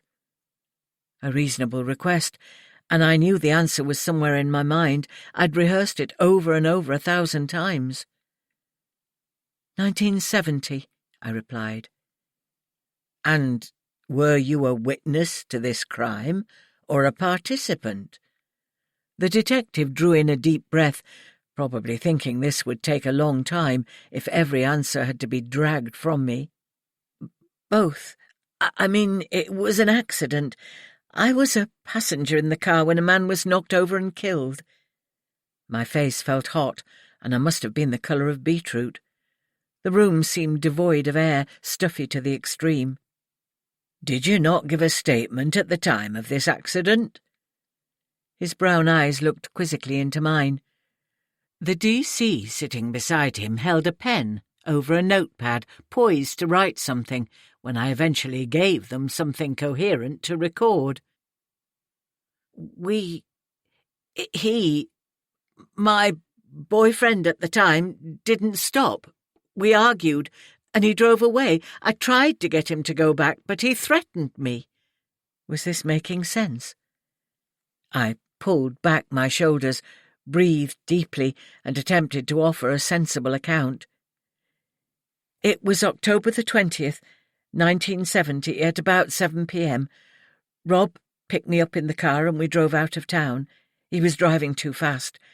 It was dark, and he didn't see the man as we drove round the bend until it was too late. I tried to make him stop to go back, but he refused. And when he drove me home, Rob made it clear I was to tell no one. It wasn't until next day that I learned the man had died." I stopped to draw breath and noticed D.C. Hamilton had made a few notes. From what I could see, it was the date and time. D.S. Greenwood stood up to leave the room, taking the notepad. The policewoman offered to fetch me a glass of water, which I accepted gratefully, and I found myself alone in the room, feeling nervous and ashamed. When she returned, I thanked her, and as we waited, she explained how the DS had gone to run the date I'd given through the computer. It made sense. Neither of these officers would have been born so long ago, but there would surely be details of the unsolved crime recorded somewhere. When the sergeant returned some 20 minutes later, he carried a thin sheaf of paper and looked solemn.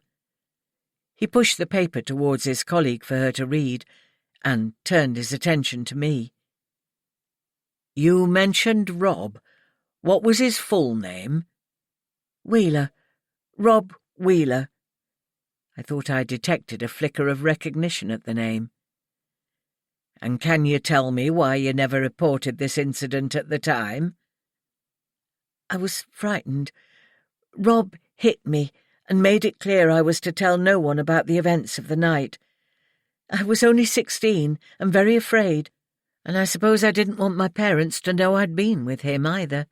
They thought I was with a friend doing homework." It was as if I was reliving the evening again, and I could almost feel the sting on my cheek from Rob's slap. The DC continued to write, while the DS kept his eyes on me, as if deciding whether I was telling the truth. "And did you tell anyone?" he continued. "Yes, I went to my friend's house, Susan. I told her everything, and she said I should go to the police. But then we decided that the man may not have been hurt, so it might not matter. It was something like that. It's so long ago, and I don't remember all the details." "And what was Susan's surname?" "Right. She was the same age as me, 16.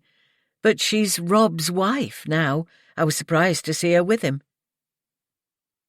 "Could you tell me, Helen, why have you come forward now after such a long time?" "I didn't want to tell them about the cancer. I needed to keep some dignity in this situation and not use my illness as an excuse. So I answered truthfully, without disclosing everything. It's always troubled me, and recently even more so. I've begun to have nightmares and flashbacks, so I'd like to do the right thing." "But you didn't want to do the right thing then?" The detective sounded harsh, which was no more than I deserved. The DC glanced in his direction, maybe a little surprised at his tone. I looked down at my hands in my lap and answered no. "The man who died was only 23 and had been married a few months earlier." D.S. Greenwood seemed intent on making me squirm, and it was working. Then, after a moment's silence, he spoke again. "What happens now is that we'll take a few more details and then fix a time for you to come back and give a full statement which will be videotaped." He gathered the papers and stood to leave. I wanted to stop him, to say I couldn't come back another time. I needed to get it over with as soon as possible. But he was out of the room before I could speak. The DC smiled at me, a little comfort after a sergeant's cold words. "Can I take your full name and address?" she asked, pen poised over the pad.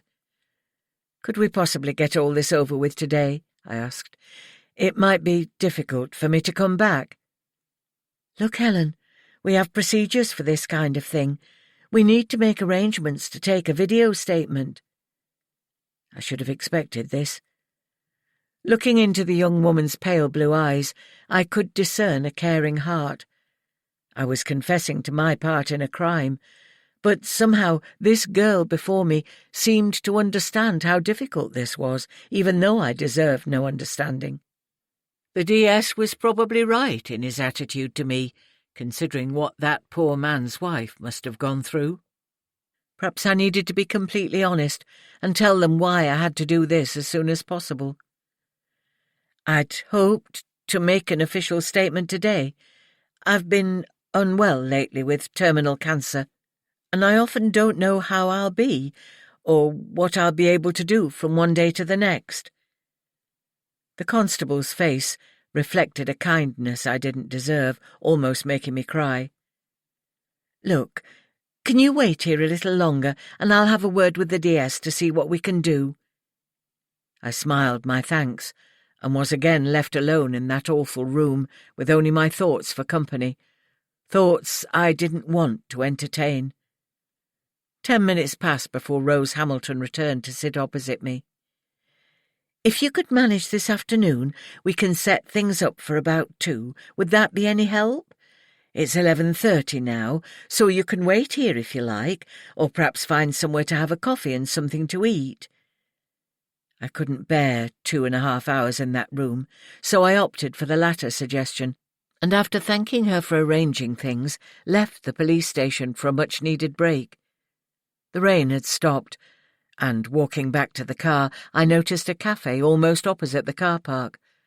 Not a particularly salubrious one, but undoubtedly preferable to the police station.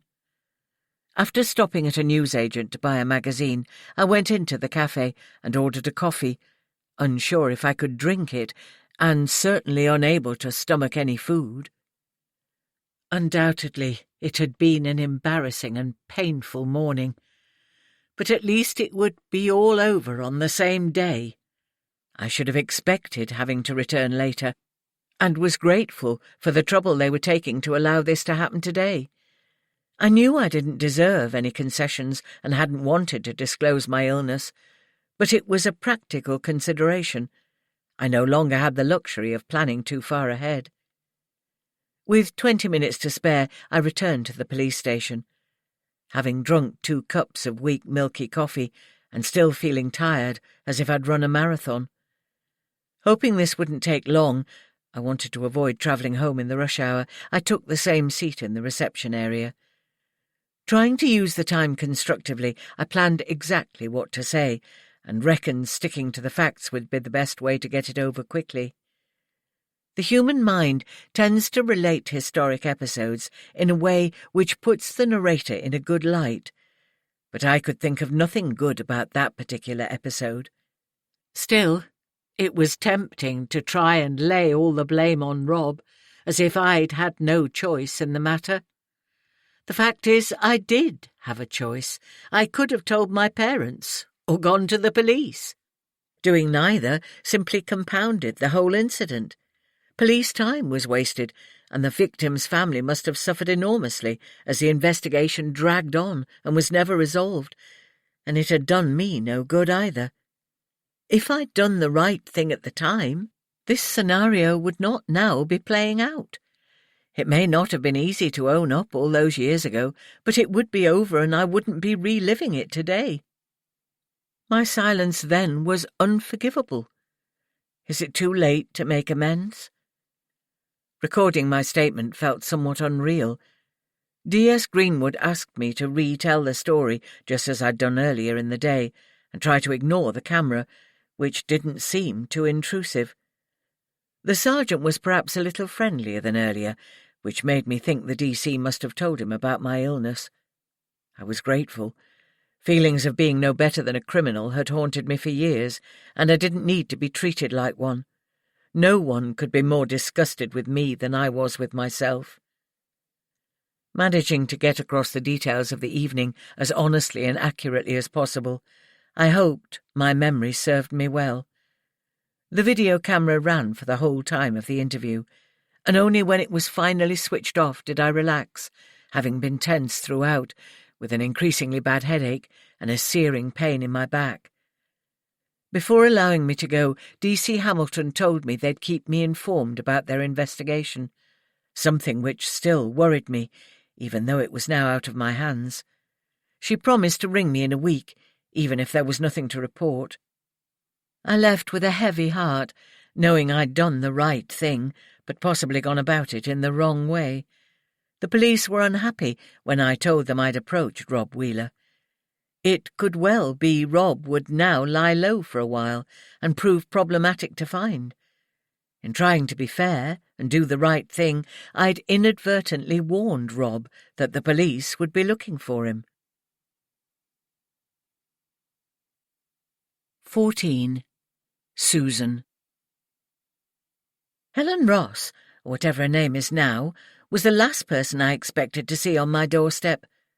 The last time I saw her, we were both 16 and barely speaking to each other. No, if I'm honest, it was me who wasn't talking to her, and although I knew how much it must have hurt, I was furious with my one-time best friend for involving me in her troubles. My unfriendly attitude came when Helen most needed me. But we were young, and I was scared, particularly when we heard that the man on the bike was dead. My initial fear was of my parents discovering I'd been covering for Helen while she dated Rob, and that the police might want to see me if they found out what really happened and that I knew the truth. It was cruel to blank my friend in such a way, but she was due to move away, and the time couldn't come soon enough for me, and I suspected for Helen too. We'd been friends since primary school, where everyone knew everyone else in our small community. Our parents, however, moved in different circles. My dad was a miner, as was his father before him. Helen's dad was a bank clerk and a deputy manager, soon to be promoted to manager. They were lovely people and friendly enough when I visited their home, but I still felt they looked down on me, almost as if they were being charitable to their daughter's working-class friend. Helen was popular at school, and I felt special when she chose me as a friend, so I was more than happy to cover for her when she started seeing Rob. I was jealous of her then, too. Rob was attractive, with his jet-black hair, dark eyes and intense stare, which made you feel he could see right into your soul. I blushed almost every time he glanced in my direction, feeling as if he could see every thought, as if they were written on my face. Helen didn't cotton on that I was crazy about him, and when she was around, his attention was solely on her. I daydreamed about them splitting up, hoping Rob would then notice me. After all, I was as pretty as Helen and a bit more up-to-date. Her parents wouldn't let her wear makeup, and her clothes were smart and practical, not the look a teenage girl wanted to present. She'd often come round to my house before a date to put on some makeup, and I'd help her look more fashionable by turning the top of her skirt over a few times to make it shorter, or loaning her one of my low-cut trendy tops. Helen constantly talked about Rob in those early days, telling me everything, which, in a masochistic way, I wanted to hear, even though it inflamed my jealousy. The night of the accident was a shock to us both. When Helen arrived on our doorstep, she was trembling and afraid. Her face was swollen where Rob had hit her, and tears stained both cheeks. I might not have believed her story if it wasn't so obvious how upset she was.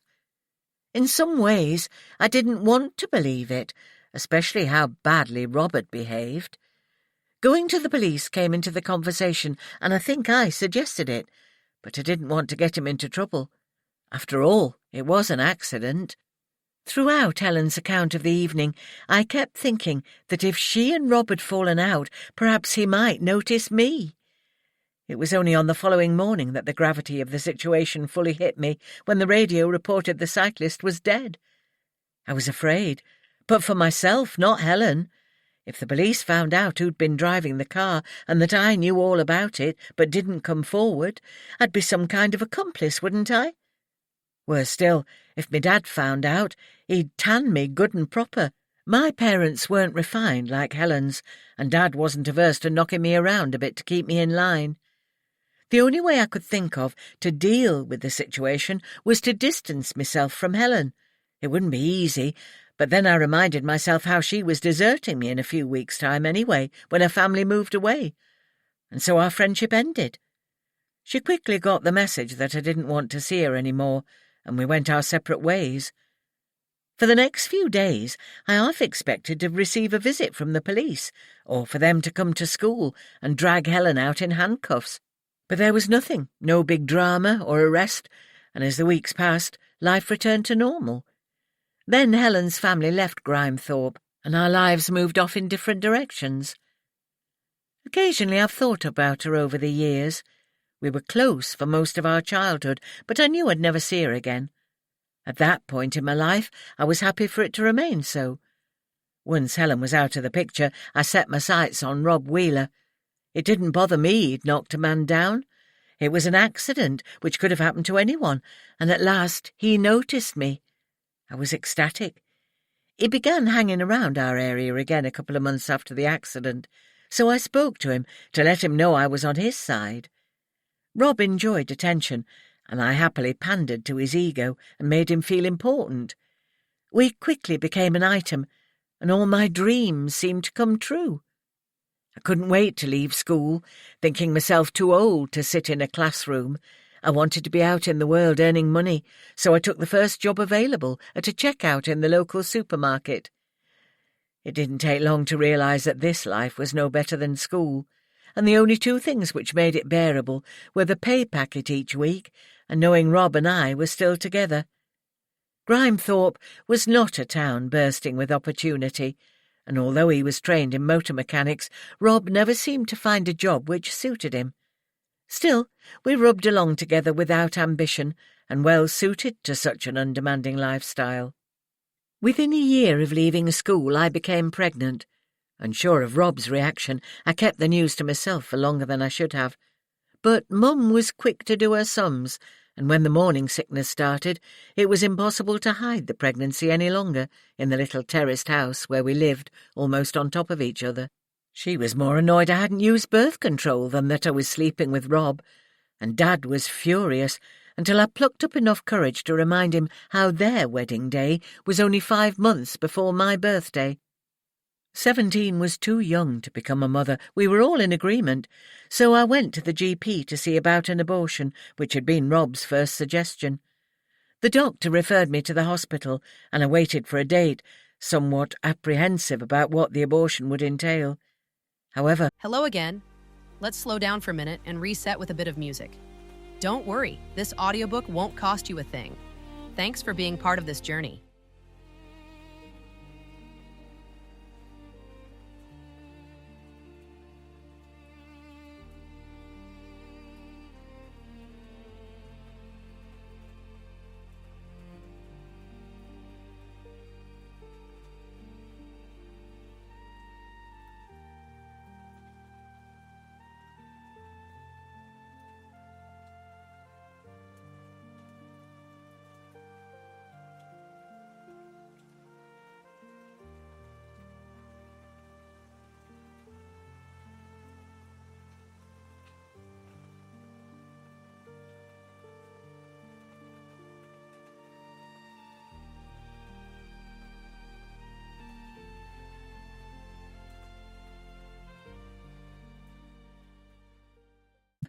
I was not to find out. During the night, severe pain gripped me, the like of which I'd never experienced before, and I started bleeding. The sequence of events afterwards is unclear, but I vaguely recall being in an ambulance with sirens blazing. I remember being prepped for surgery, then nothing more until I woke the following day, hooked up to a drip and feeling incredibly sick and sore.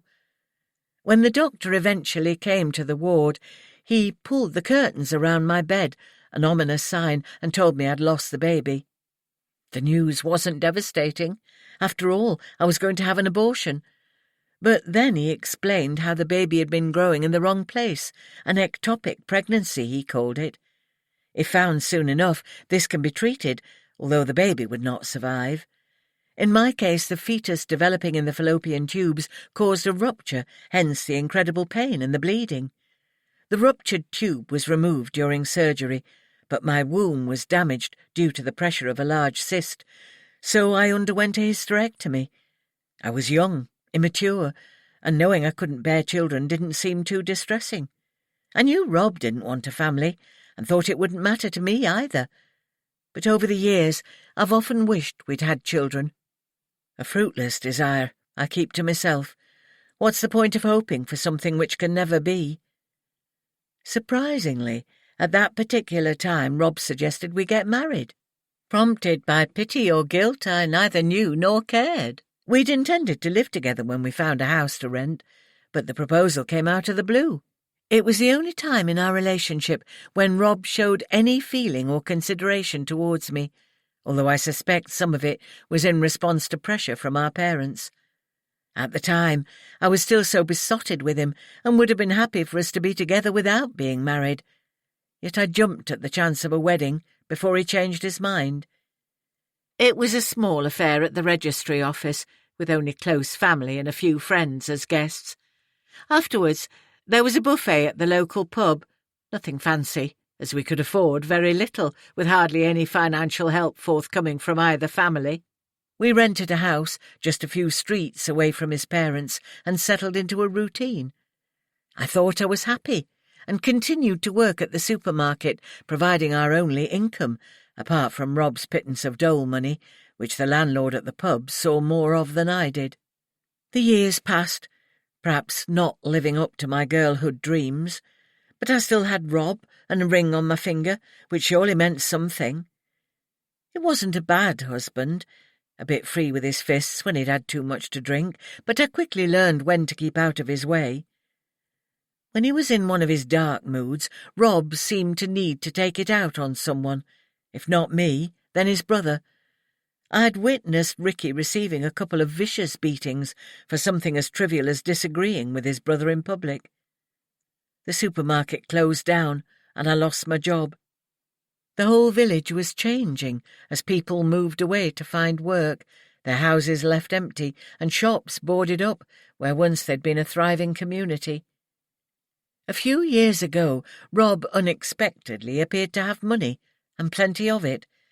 I didn't ask where it came from, assuming a win on the horses or some such windfall, until he told me we were moving to the new estate, just a stone's throw from where we were renting. It had to be more than a win on the horses, as the house was amazing, everything new and shining, like something from one of those glossy magazines. Rob gave me money to go shopping too, for new clothes and furniture for the house. I knew better than to question this change in our fortunes, and did as he asked, enjoying every minute. We gave up the little terraced rental and moved into our lovely new house, and for the first time in my life I could have everything I desired. But it came at a price. My husband had always had an eye for a pretty face, and I was aware of his occasional dalliances, yet chose to ignore them. It was always me he came home to, and I still loved him in my own way. And now I could live the life I'd always wanted, financially anyway. New clothes and furnishings became my comfort, as perhaps did food. My weight ballooned, with the effect of pushing Rob even further away from me. He still seemed attractive to other women, and always having money to splash around enhanced the attraction. But I was his wife, even if no longer his lover, and settled for the lifestyle my position provided and the attached conditions. Over the last year, Rob was staying away from home more and more frequently, sometimes 2 or 3 nights at a time. He offered no explanation, and I didn't dare to ask. But around the same time, he seemed to have even more cash than usual, and was very generous, which I accepted without question. Seeing Helen again was nothing short of a shock, and stirred old, forgotten feelings. She was well turned out, in expensive clothes, and was still an attractive woman. I imagined a perfect life, a devoted husband, beautiful children, and possibly even grandchildren. Of course, it was all supposition, but the old familiar jealousy wrapped its icy fingers around me again. As girls, I'd often compared myself to her, and found myself doing so once again, but this time I came off worse. Helen's visit unsettled me. My husband almost toyed with her, pretending not to know what she was talking about, but I saw how he looked at her. It had been years since he looked at me in the same way. Helen's reason for seeking out Rob was a bombshell he didn't take seriously at first. We laughed at the stupidity of wanting to confess to something which happened so long ago, an incident he'd gotten away with, and we didn't for a moment think she would go to the police.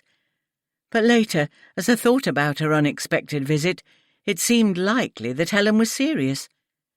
She must have put considerable effort into finding out where we lived, and I don't know how far she'd travelled, but again it was all effort. Rob laughed it off, as he did almost everything, refusing to discuss it and heading to the pub, his second and preferred home. Helen gave us 2 days to respond, and no matter what my husband said, I had a horrible feeling about it all, and would be relieved when this deadline passed. 15. Helen. 3rd of October. The day at Barnsley police station took its toll. I woke the following morning with pain which lasted throughout the day, and resorted to an extra dose of painkillers, something I don't like to do, but as Rachel asked, why not? One of the few benefits of knowing you do not have much longer to live is that you no longer have to consider the years ahead. Therefore, any long-term damage from the medication is irrelevant. Megan arrived this morning and asked what kind of day I'd had yesterday while she'd been working. Fudging an answer, I felt uncomfortable. Deception generally goes against the grain, but I'm not yet ready to disclose this very worst episode of my life. What would my family think if they knew I'd spent most of the previous day in a police station? We drank coffee and chatted about Sam and James and the highlights of my daughter's working world. There's always something amusing happening in the surgery, and I love to hear her stories. Megan rolled up her sleeve to reveal scratches which came from a cat who took exception to how the vet attempted to take his temperature. We laughed about it, and for a brief moment the future was forgotten. This is how I wish it could remain, but life rarely works out how we wish. The now constant pain is a reminder of my illness, and for others, well, perhaps they see it in my face. I do try to hide it, but I know whenever my friends or family look at me, primarily they see a woman who is dying. Another task I'd set myself to achieve, while still able, was to sort through the hundreds of family photographs stored in various drawers and boxes. Very few were in albums, so I purchased several with plastic sleeves which held 100 or more in each volume. These were scattered on the coffee table when Megan arrived, and after coffee we sorted through them. My daughter always loved looking at photographs, even as a child, but many of these images were of relatives she couldn't remember. I was struck by the importance of giving Megan her history and a sense of belonging. Photographs today are mostly stored electronically, but there's something more personal about an image you can hold in your hand. I fear generations to come will live their lives vicariously through the screens and devices everyone seems to own, a fear which saddens me. Together we sorted the photos, and I carefully wrote names on the back of each one before sliding it into its new plastic sleeve. Megan asked several questions regarding the family connections of some of the more distant and long-gone relatives. After almost 2 hours of collating the images into albums, my head spun. Yet the task brought a sense of achievement, and our ancestors were suitably displayed and named for future generations. Accomplishing this task brought hope that my grandchildren and their offspring will remember me in years yet to come. With Sam and Ethan being so young, it's hard to know how or even if they will remember anything about me, although I'm sure my children will do all they can to preserve their early memories. After lunch I slept for an hour, and then worried in case I wouldn't sleep at night, and ended up scolding myself for being so silly. When you live alone, you no longer have to keep to a routine, and I'd fallen into the habit of eating when I was hungry rather than at specific times of the day. The same principle could be applied to sleep, yet I wouldn't wish to become nocturnal. Seeing my family is so important to me, and I shall get back into a routine for their sake and mine. But the previous day had unsurprisingly exhausted me. During the afternoon, I expected a visit from Rachel Amos. Her visits have become precious times, to which I look forward. Perhaps because she spends her days with dying people, it's the norm for her, and she treats me like a person rather than an invalid. I enjoy her company, as I knew I would from the beginning. Rachel is a woman who's not afraid to say what she thinks, something else which others avoid for fear of upsetting me. Not that Rachel does upset me. Her realism helps me to be realistic too. I've started jotting down questions which occur between visits to remind me to ask them. Some are medical issues, which I prefer to discuss with her rather than my GP, simply because she's a woman. Although my GP and Mr. Connors have explained what's happening to my body, Rachel is happy to go over the facts again and clarify anything I don't understand, either because I hadn't taken it in when first told, or simply because I've forgotten. She has the knack of simplifying things, using language I can understand, like the stages of cancer. I'm apparently at stage 3. The cancer has spread to the lining of the abdomen, the surface of the bowel, and the lymph nodes in the pelvis. Pretty rotten luck, isn't it? Stage 4 is next, when it will spread to other body parts, such as the spleen and the lungs. By then I'll probably be more than ready to die, and I've come to accept this inevitability and no longer waste time fighting it.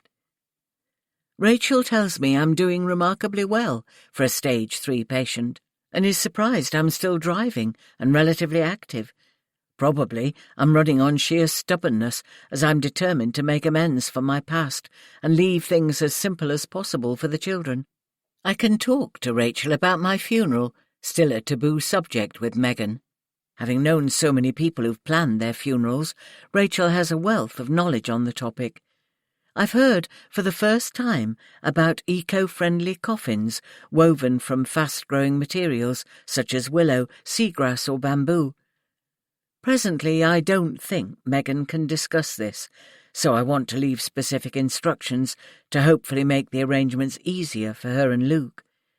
With Rachel, I can talk about such matters as if discussing the purchase of a bunch of bananas. At times we've been reduced to tears, laughing at the absurdity of the whole ceremonial aspect of death. I particularly liked one anecdote she shared of a mourner wearing such an obvious toupee. The offending wig slipped out of place, and Rachel struggled to maintain her composure throughout the service, her attention drawn to the comical sight. It's not that we ridicule death, Rachel's far too professional for such a thing, but it's a fact of life for which we each have a different coping mechanism, and I'd rather adopt the humorous approach. Perhaps I'd feel differently if it was a close relative rather than me who's about to die. Who knows? Still, however we approach death, we cannot alter its inevitability, its finality. Rachel arrived promptly as always, and we drank coffee in the kitchen, watched closely by Gus, hoping for a corner of biscuit for his trouble. I asked about increasing the medication. I'm currently on non-steroidal anti-inflammatory drugs, namely naproxen, which seems sufficient most of the time. Occasionally I feel the need for something stronger, mainly to help me sleep. Rachel prescribed painkillers in addition to naproxen, which she suggested I take before bed to see if they helped. I knew the time would come to move on to more potent opioid drugs, but I hoped having to do so would be a few months away yet. My target was to get to Christmas and beyond, although I had no idea if this was a realistic notion, and the doctors were reluctant to predict an actual time frame. When voicing my hope to Rachel, she nodded enthusiastically, saying having a target was positive. She encouraged me to strive for achievable goals, like Christmas, and perhaps an event in the new year. I appreciated such a constructive approach, and my respect for this lady grows with every meeting. Rachel doesn't talk much about herself, not for any secretive reason, but simply because she's a professional and our time together is solely for my benefit. However, she did answer a few of my direct, or perhaps nosy questions, and I've learned that she's married to a doctor and has 2 young daughters. On one visit, I persuaded her to show me the girls' photographs. The elder is her mother's image, with the younger presumably favouring her father. Rachel explained how her mother helped with childcare, and I experienced a sudden stab of envy for a woman I'd never met, but who was at the centre of her grandchildren's lives. At times like this, I felt most acutely the finality of my approaching death. These visits never end on a gloomy note. Before Rachel left, we once again found something trivial to laugh about, something I can't relate because it's completely slipped my mind, another little something which is happening more frequently. Alone again, I lay on the sofa and closed my eyes. Gus jumped up at my feet, and together we slept, until awoken by the telephone about an hour later. It was D.C. Rose Hamilton, whose voice I was not expecting. I probably sounded like I'd just been asleep, which I had. "It's just a courtesy call, Mrs. Reed. We've tried to contact Mr. Wheeler a couple of times this week, but haven't managed to get hold of him. I wanted you to know we're still working on this, but as it's not a priority case and no one is in actual danger, we'll just have to keep trying." The young police constable sounded pleasant and polite. I knew things wouldn't happen quickly. This might be a major event for me, but historic crimes are not at the top of the list of police priorities. I thanked her for calling and keeping me informed, then pulled myself together and took Gus out for a long walk. 16. Helen. 9th of October. Having slipped into a routine of staying in bed later than usual, I'm rather cross with myself for doing so. If it weren't for Gus, it would probably be even later, and I don't want to waste my days. They're too precious to fritter away. This morning, however, was a day I could easily have done without. Megan was at work, and I wasn't expecting any callers, so I was surprised when the doorbell rang. I certainly didn't feel well enough to play the hostess to anyone. A lazy day at home was all I craved. Finding D.S. Greenwood and D.C. Hamilton on my doorstep was a surprise. As I stepped aside for them to enter, I struggled to understand why they were here without warning, particularly as it was only a few days since D.C. Hamilton had rung. Tea was offered and declined as the officers sat down and waited for me to do the same. The young woman attempted a smile, clearly forced, and D.S. Greenwood maintained his professional demeanour with no hint regarding the purpose of their presence here in my living room. He spoke first. "Mrs. Reed, is there anything else you'd like to tell us about the incident you reported recently?" "No, I don't think so." I was puzzled by the question. Surely they had all the details they needed. "Is there anything you'd like to change in your statement of the events of that evening?" "No, I told you all I could remember." "Why? What's happened?" Sudden anxiety knotted my stomach. I needed to know what was happening, and looked from the detective to his colleague, who again attempted a smile, which was anything but reassuring. "I'm afraid I'm going to have to ask you to come with us to answer some questions." D.S. Greenwood cleared his throat and stood up. "Where? To the police station?" It was over an hour's journey. We wouldn't get there until lunchtime. And how would I get home? I was upset and confused. "Are you unwell, Mrs. Reed?" The young woman's voice held concern. "Well, actually, I'm not having a good day. Couldn't you ask your questions here?" The 2 officers exchanged a glance. D.S. Greenwood looked reproachful of his colleague, but she seemed to convey something to him by her look, and he relented. "Perhaps, under the circumstances." He sat once more. "That tea might be nice now, Mrs. Reed. Can I help you make it?" The young officer appeared to be going out on a limb, and I couldn't help but wonder what it was all about. I led the way to the kitchen and put the kettle on. "The cups are in the cupboard above the dresser," I indicated, and she busied herself in getting them out. I wanted to ask questions, but felt it prudent to wait until we were settled again with our teacups to study as a distraction. We returned to the lounge, where the DS scrutinised the little group of family photographs I kept on the sideboard. He returned to his chair and took the proffered cup and saucer. "We managed to speak to Mr. Wheeler yesterday, and he gave us a somewhat different account of events to your statement." His eyes held mine, seeking a reaction. "Well, I'm not surprised. Rob thinks he got away with it. I fully expected him to deny it. And I was thinking, surely you should have expected the same." The DC brought out a notebook and made notes, as DS Greenwood maintained eye contact. "So will you be doing anything about it?" I asked, not having a clue what would happen next. Would my word be sufficient to bring charges, or would the police think it wasn't worth the effort?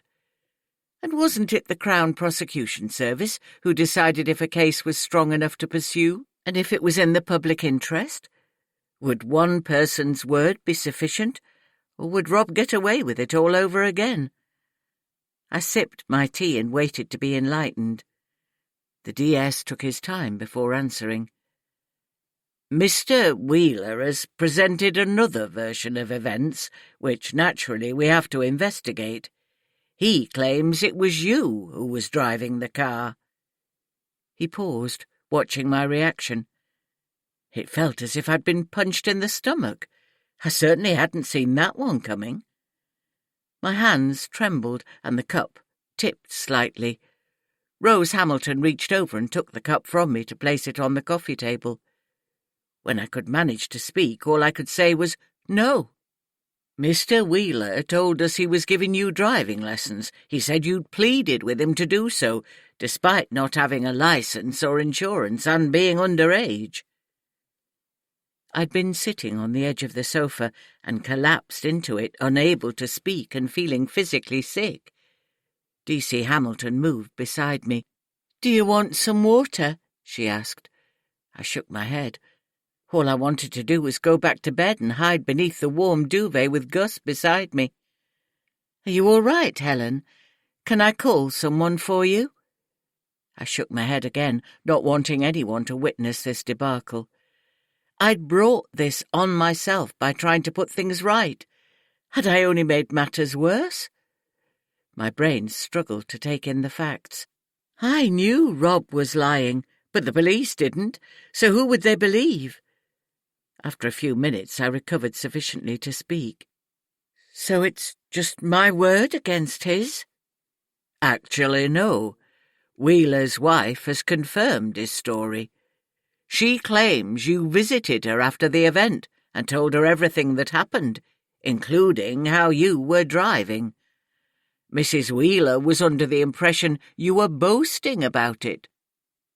The DS scrutinized my face, watching each expression as if trying to decide if I was telling the truth or was simply a bitter woman trying for unknown reasons to make trouble for Rob Wheeler.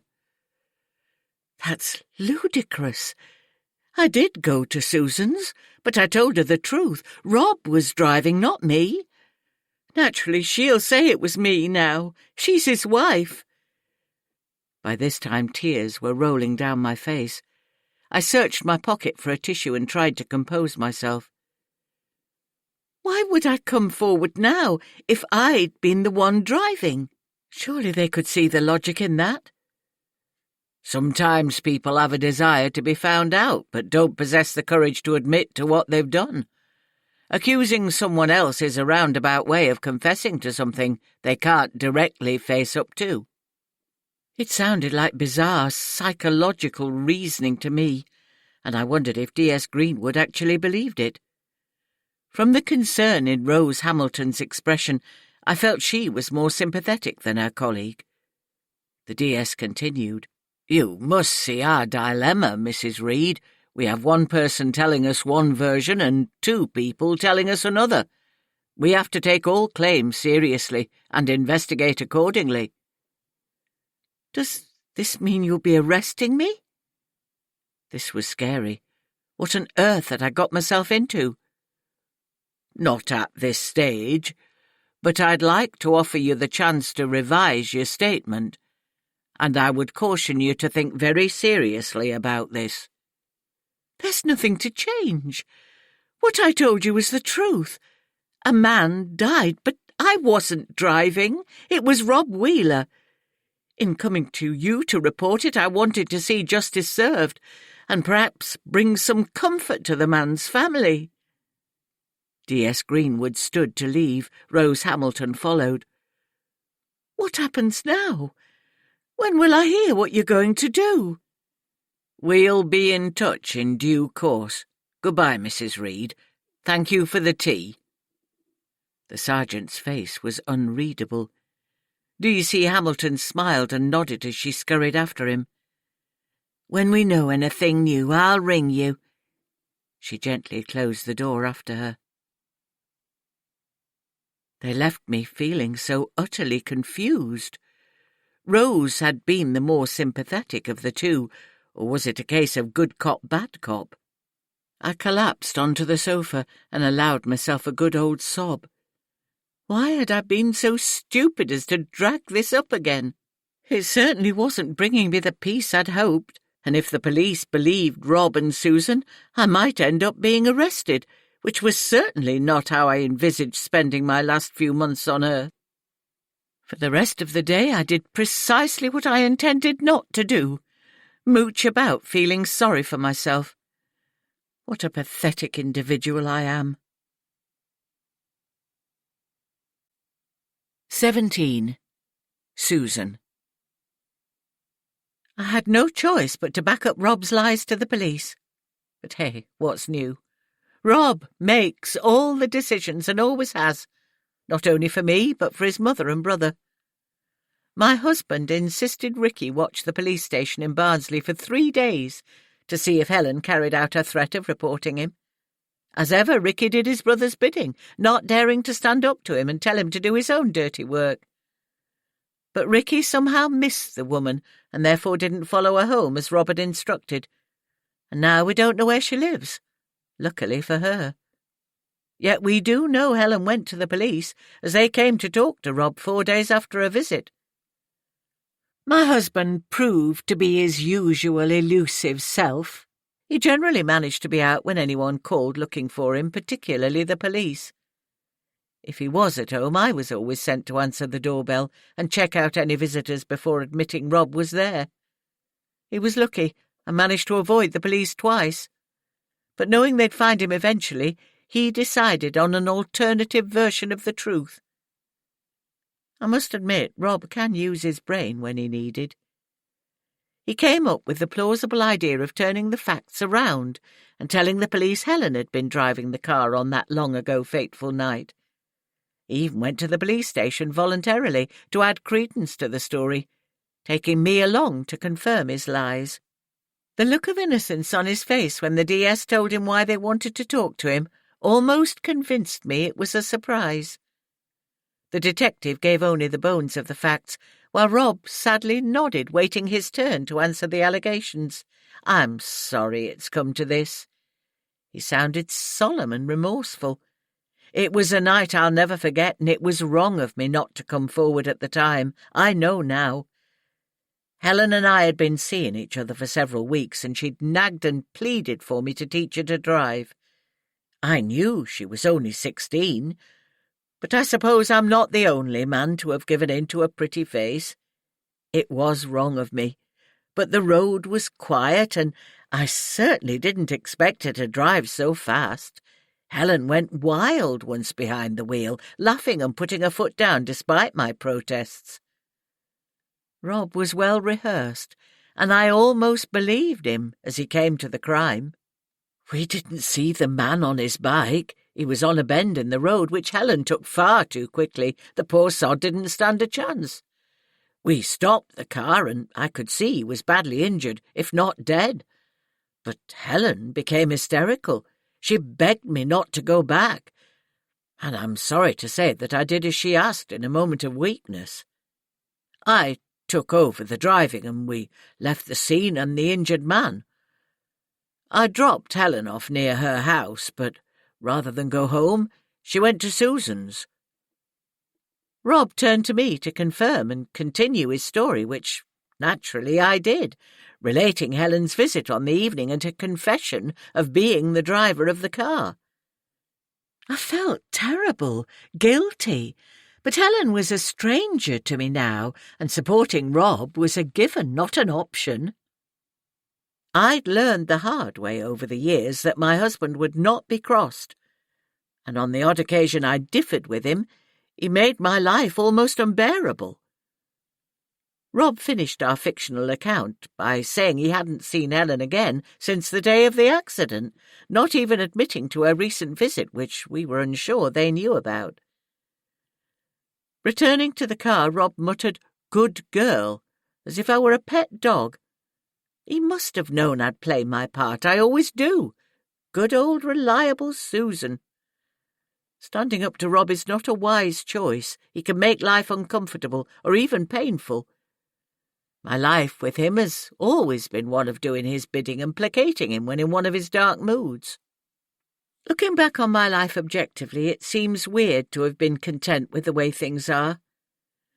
Generally, we've rubbed along together, without any real happiness and very little affection.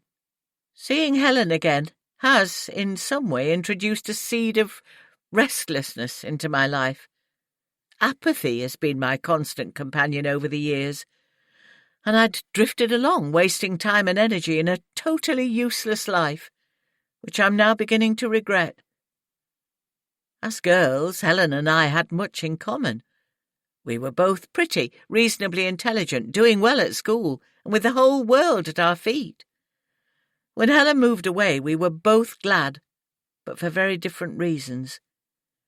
It appears my friend went on to make something of her life, whereas I settled into a dreary complacency. Whether this was the result of remaining in Grimethorpe, or because I settled for Rob as a life partner, I don't know. Helen and I have obviously led very different lives. Perhaps I'm assuming hers was better than mine, an assumption based on only one recent meeting. But the old jealousy has returned to unsettle me, and being the one who ended up as Rob's wife no longer seemed the prize it once did. So, what will happen next? I've no idea.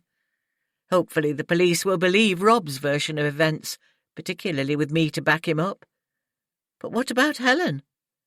She doesn't deserve to be blamed for this.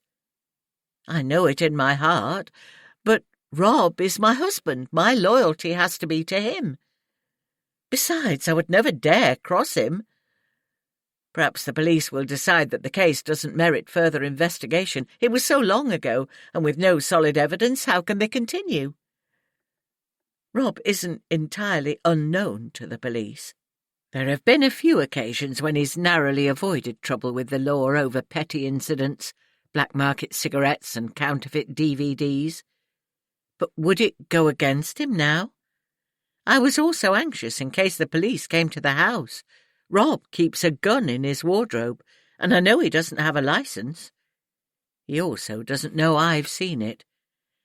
It was a disturbing find, and although shocked, I didn't dare ask him about it.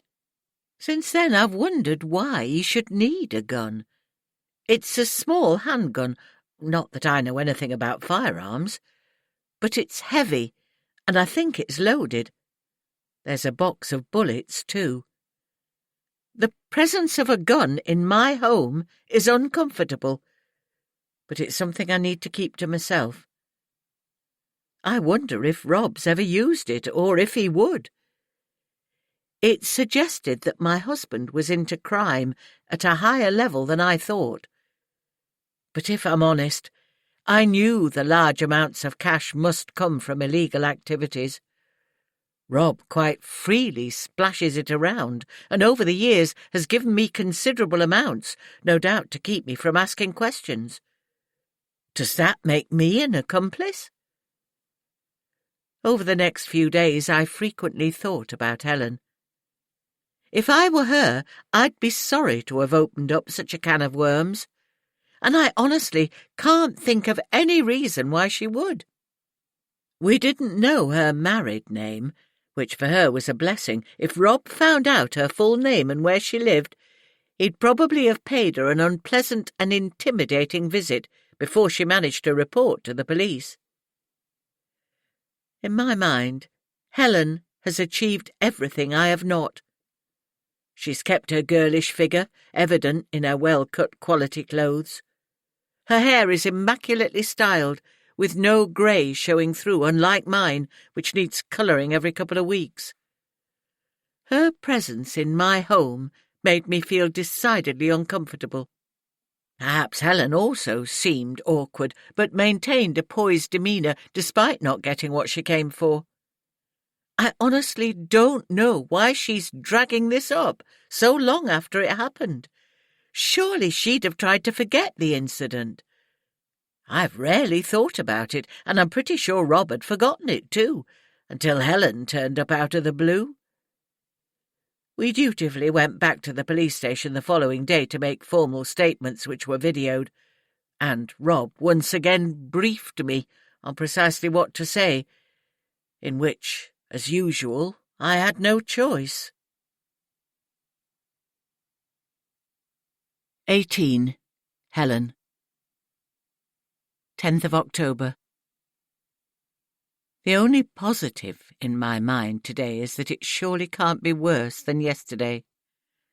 I slept poorly last night, but it wasn't the pain keeping me awake this time, but my mind, tumbling with thoughts about the past and uncertainties of the future. In my clumsy attempt to sort this incident out and make recompense, albeit late, had made things worse. This was not how I wanted my family to learn about my past mistakes, and they certainly would if I'm arrested. In my fitful dreams, handcuffs which chafed at my wrists constrained me and weighed heavily, physically and mentally. I awoke early knowing there would be no more sleep, and went downstairs, followed by an expectant Gus. The poor dog would have to make do with a sniff around the garden instead of his usual lengthy walk. I was tired, with a headache and a raging thirst. After letting him into the garden, I drank 2 glasses of water and set the kettle to boil for tea. My mind was a fog of jumbled thoughts. It was not the perfect time to make decisions, but it was imperative to have a plan from which to work. I thought about ringing the police station and asking to speak to DC Rose Hamilton. She was certainly more sympathetic than her colleague, but what would have changed in less than 24 hours? No, I'd have to wait, something which irritated me now more than it used to. But in my former life I had all the time in the world. This was no longer the case. Hearing Gus scratching at the kitchen door, I let him in and treated him to a few cornflakes with milk. It was still dark outside. I wanted to ring Megan, but it was too early. Their household wouldn't be stirring for another hour at least. After making tea and putting bread into the toaster, I again reached for the painkillers, taking twice as many as I should, in the hope they would relieve not only the physical pain, but the mental anguish I'd brought upon myself. I must have dozed off on the sofa, for daylight streamed through the windows when I awoke, and my tea and toast were cold, untouched on the coffee table in front of me. The headache had eased somewhat, and I checked the time. 12 o'clock. Had been asleep for over 4 hours. Nibbling on the cold toast, I wondered what to do next. By now, Megan would be at work, too late to ring her. But it was perhaps a good time to speak to Luke in Canada. I booted up the laptop and clicked on Skype. Within seconds, Imogen's face appeared on the screen. I smiled at my daughter-in-law, who beamed back at me with such enthusiasm I could have cried. Before saying much more than hello, Ethan's face popped up in front of his mother, and a stream of excited chatter began. I listened to his semi-coherent monologue, blinked back the tears, and smiled at this delightful little boy who was part of me, an incredible thought. It was good to know something of their life in Canada, and as Ethan chatted away about the beach, I had a mental image of the two of us skimming stones into the water. Imogen sat back and allowed her son to steer the conversation, prompting him occasionally on incidents she thought I might like to hear. After 10 minutes, Imogen's attention was distracted as Luke appeared. I almost felt part of their domestic scene as Ethan ran towards his daddy, and Imogen turned the screen so I could see him hugging Luke's legs, a massive grin on his little face. Of course, we'd spoken many times lately, but today my need for family comfort was heightened by recent events. As Ethan ran out of news to share, he went off to play, and Luke took over at the screen, asking first about my health. I answered as honestly as I could, playing down the bad days to avoid worrying him, and trying desperately to think of something positive to say. Rachel Amos popped into my mind, so I told him how much her visits were helping and what an excellent source of information she was. I then deliberately changed the subject to ask about Luke's job and listened to how much he enjoyed the work and their lifestyle in Canada. "Actually, Mum, we were going to Skype you tonight." His grin made me curious. "Go on then, tell me." "I've booked a flight to the UK. We're coming over for Christmas." Tears escaped then, but tears of joy rather than the feeling sorry for myself tears of earlier. I couldn't have received better news. Both my children would be here for Christmas. How wonderful! Luke had mulled over the idea of coming over himself, but for them all to come was marvellous. After a few more minutes we said our goodbyes, and I immediately texted Megan to share the good news. Only after did I realise I was still in my dressing gown and had done absolutely nothing constructive all morning. A quick shower was in order, and suddenly I felt so much better than earlier. Due to the extra painkillers or the good news from Luke, I didn't care, as I went quickly back upstairs to make myself feel human again. Showered and dressed, I finally took Gus for his much-needed walk, feeling lighter than I had for the last couple of days.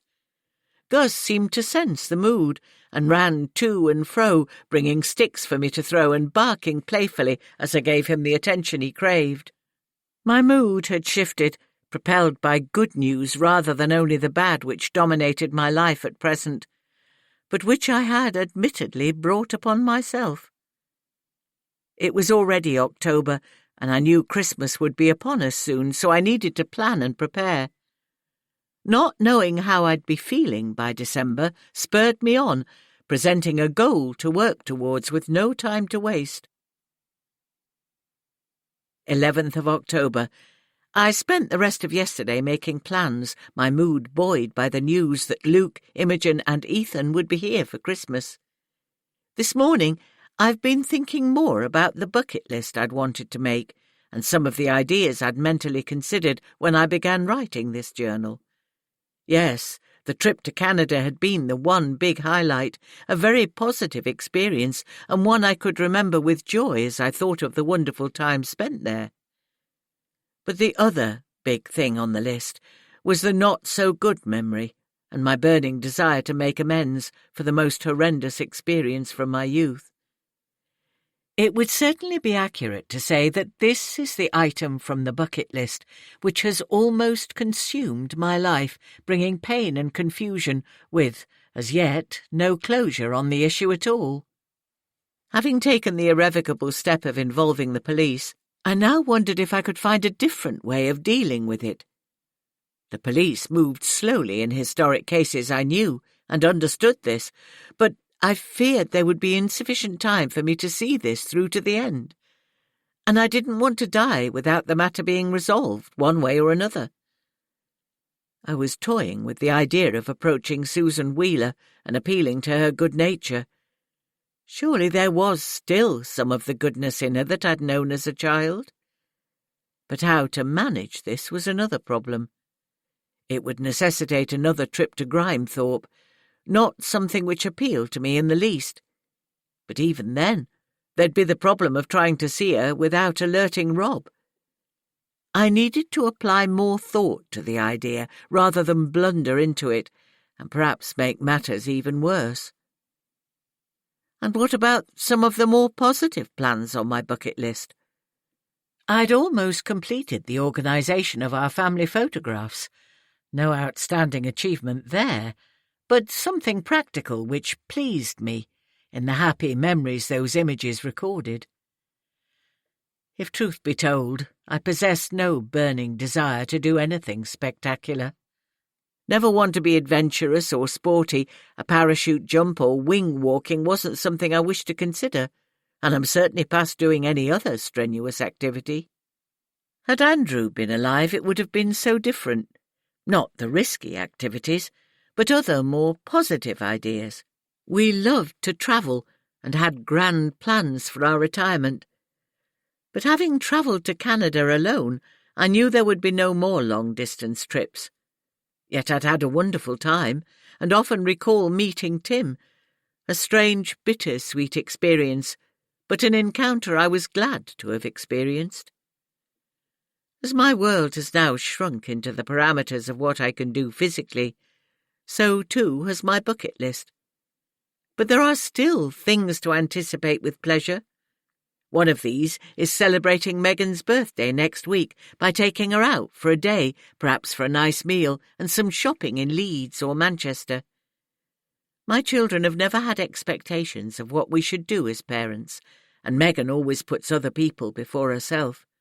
Of course, it's also Luke's birthday, and even as children, my daughter gave in to what her brother wanted to do to celebrate. As an adult, she still tries to please everyone and generally cooks the family meal to celebrate birthdays together, even her own. We could go on the train, which would be much easier and less stressful than finding convenient parking, and take a taxi back to the station if we wanted. Yes, a girly day, don't they call it these days? I would love to spoil Megan, and hopefully she won't protest too much. I'll make a point of fixing a date with her soon. Now Luke will be here for Christmas, I can plan for that too, and perhaps choose presents with Megan's help. I can also add baking to my list. The sooner I prepare for Christmas, the better. It wasn't yet decided where Luke would stay, but I have so much more room than Megan, so here seems the obvious choice. I'd enjoy making all his favourite cakes and dishes in advance and freezing them until they were needed. Looking at the garden today also prompted something else I must do, namely to find a gardener to tackle the outside work before winter takes over completely. Andrew was the family gardener. I'm very much a fair-weather potterer, but even I can see how much the trees and shrubs need pruning, a task well beyond my present capabilities. And now another thing on my to-do list is to give more thought to contacting Susan Wheeler. Compared to my emotional state after D.S. Greenwood's visit, I'm somewhat improved and much more positive. The pain medication seems to be kicking in too, which is a huge plus, as the pain affects how I feel emotionally as well as physically. A degree of my usual motivation appears to have returned, so I must take advantage of it while it lasts. 12th of October. I was Rachel's first patient this morning and was up waiting with the kettle boiled and a dozen things to tell her. She smiled at my apparent good mood, and after initial inquiries about how I was and whether the increased medication was working, I almost bombarded the poor girl with all my news. However, she seemed genuinely pleased and interested when I told her of Luke's forthcoming visit and my plans to shop and prepare for Christmas while I felt able to do so. Rachel is a very together young woman, in the sense that nothing appears to surprise her. She copes with everything thrown at her in a relaxed, cool manner. This doesn't mean she's unfriendly, quite the opposite. Perhaps unflappable or calm would be a better way to describe her. Rachel is good to have around during bad times. Well informed in her professional role, she imparts her wisdom intelligently, yet straightforwardly, precisely what I need. My nurse appeared to have more time than usual this morning. Although she never rushes our visits, I'm always conscious that there are other patients for her to see, and her working life is busy.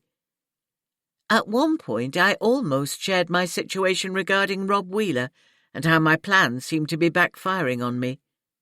I didn't, however, as it's not directly related to cancer, and an issue she can do nothing about, even though it would be good to have someone in whom to confide.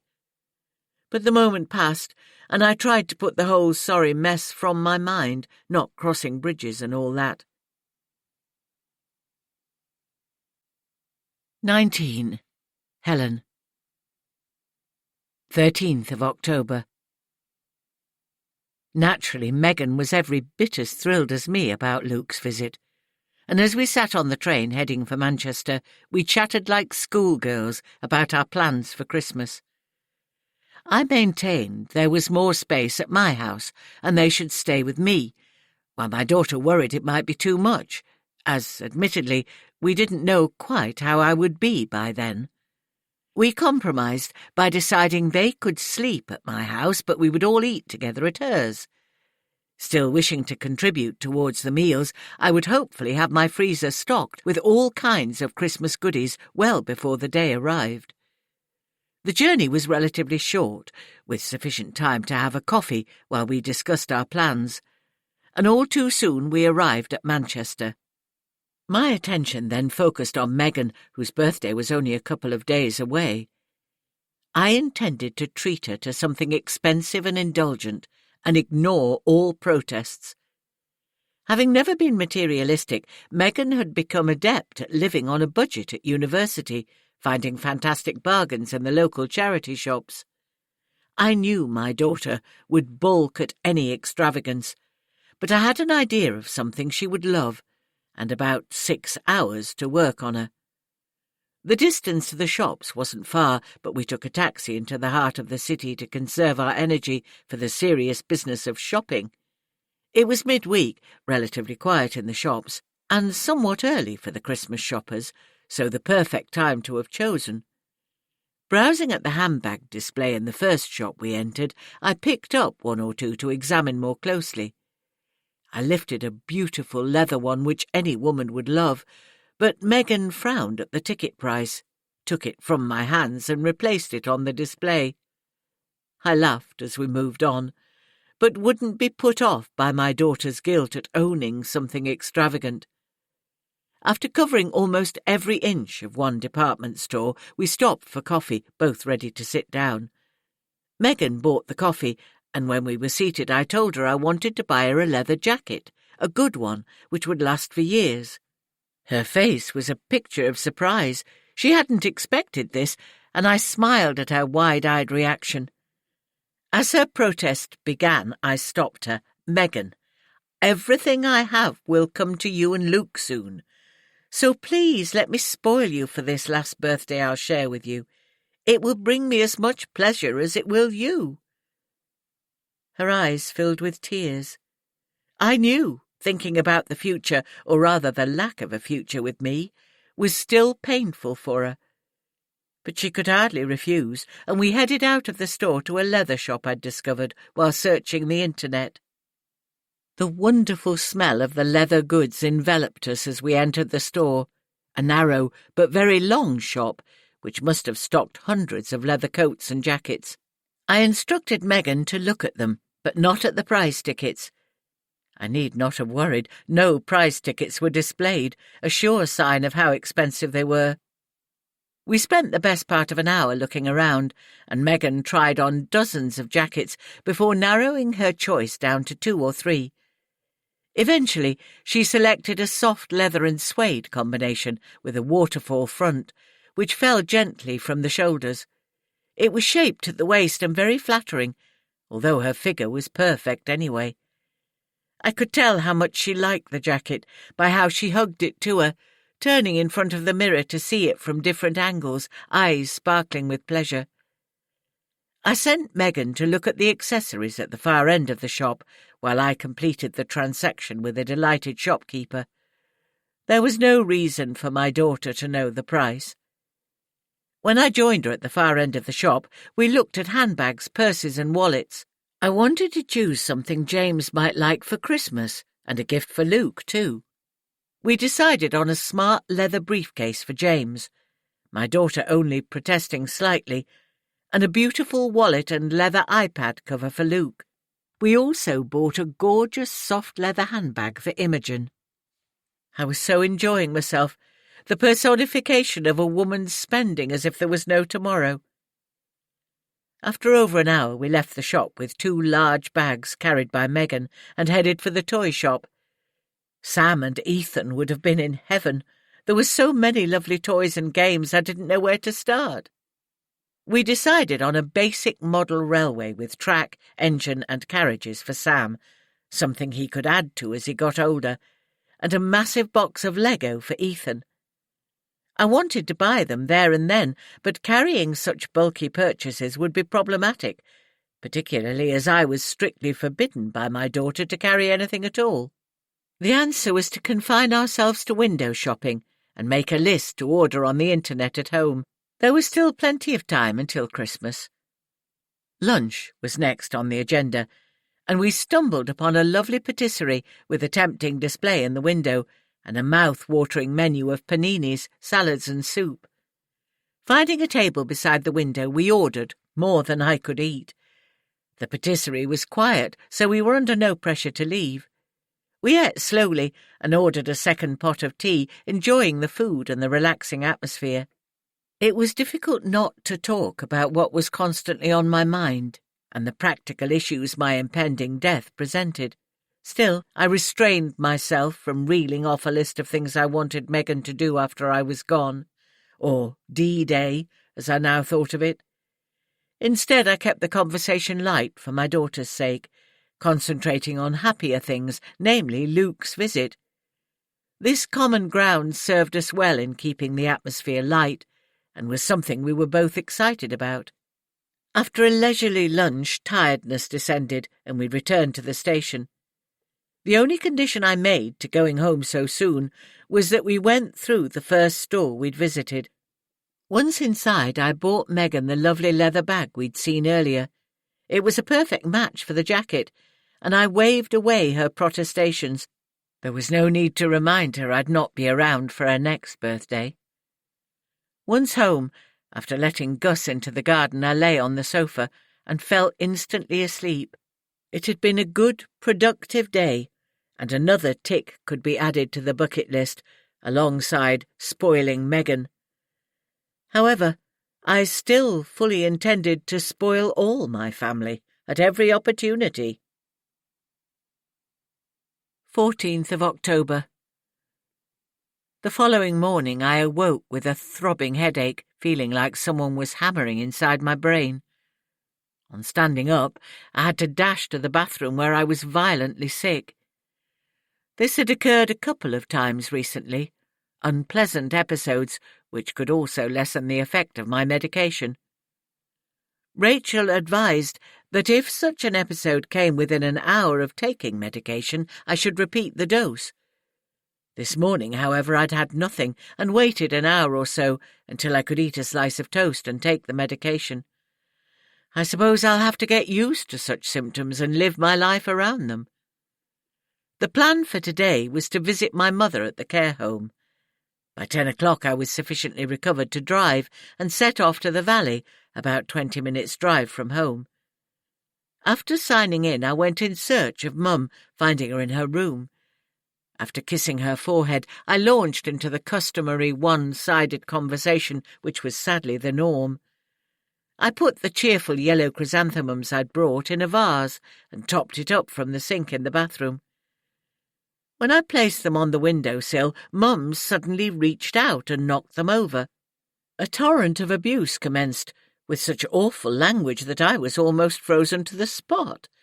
I'd never before heard such words used by my usually genteel, softly spoken mother. A nurse appeared in the doorway, alerted by the commotion, and once again Mum needed to be sedated.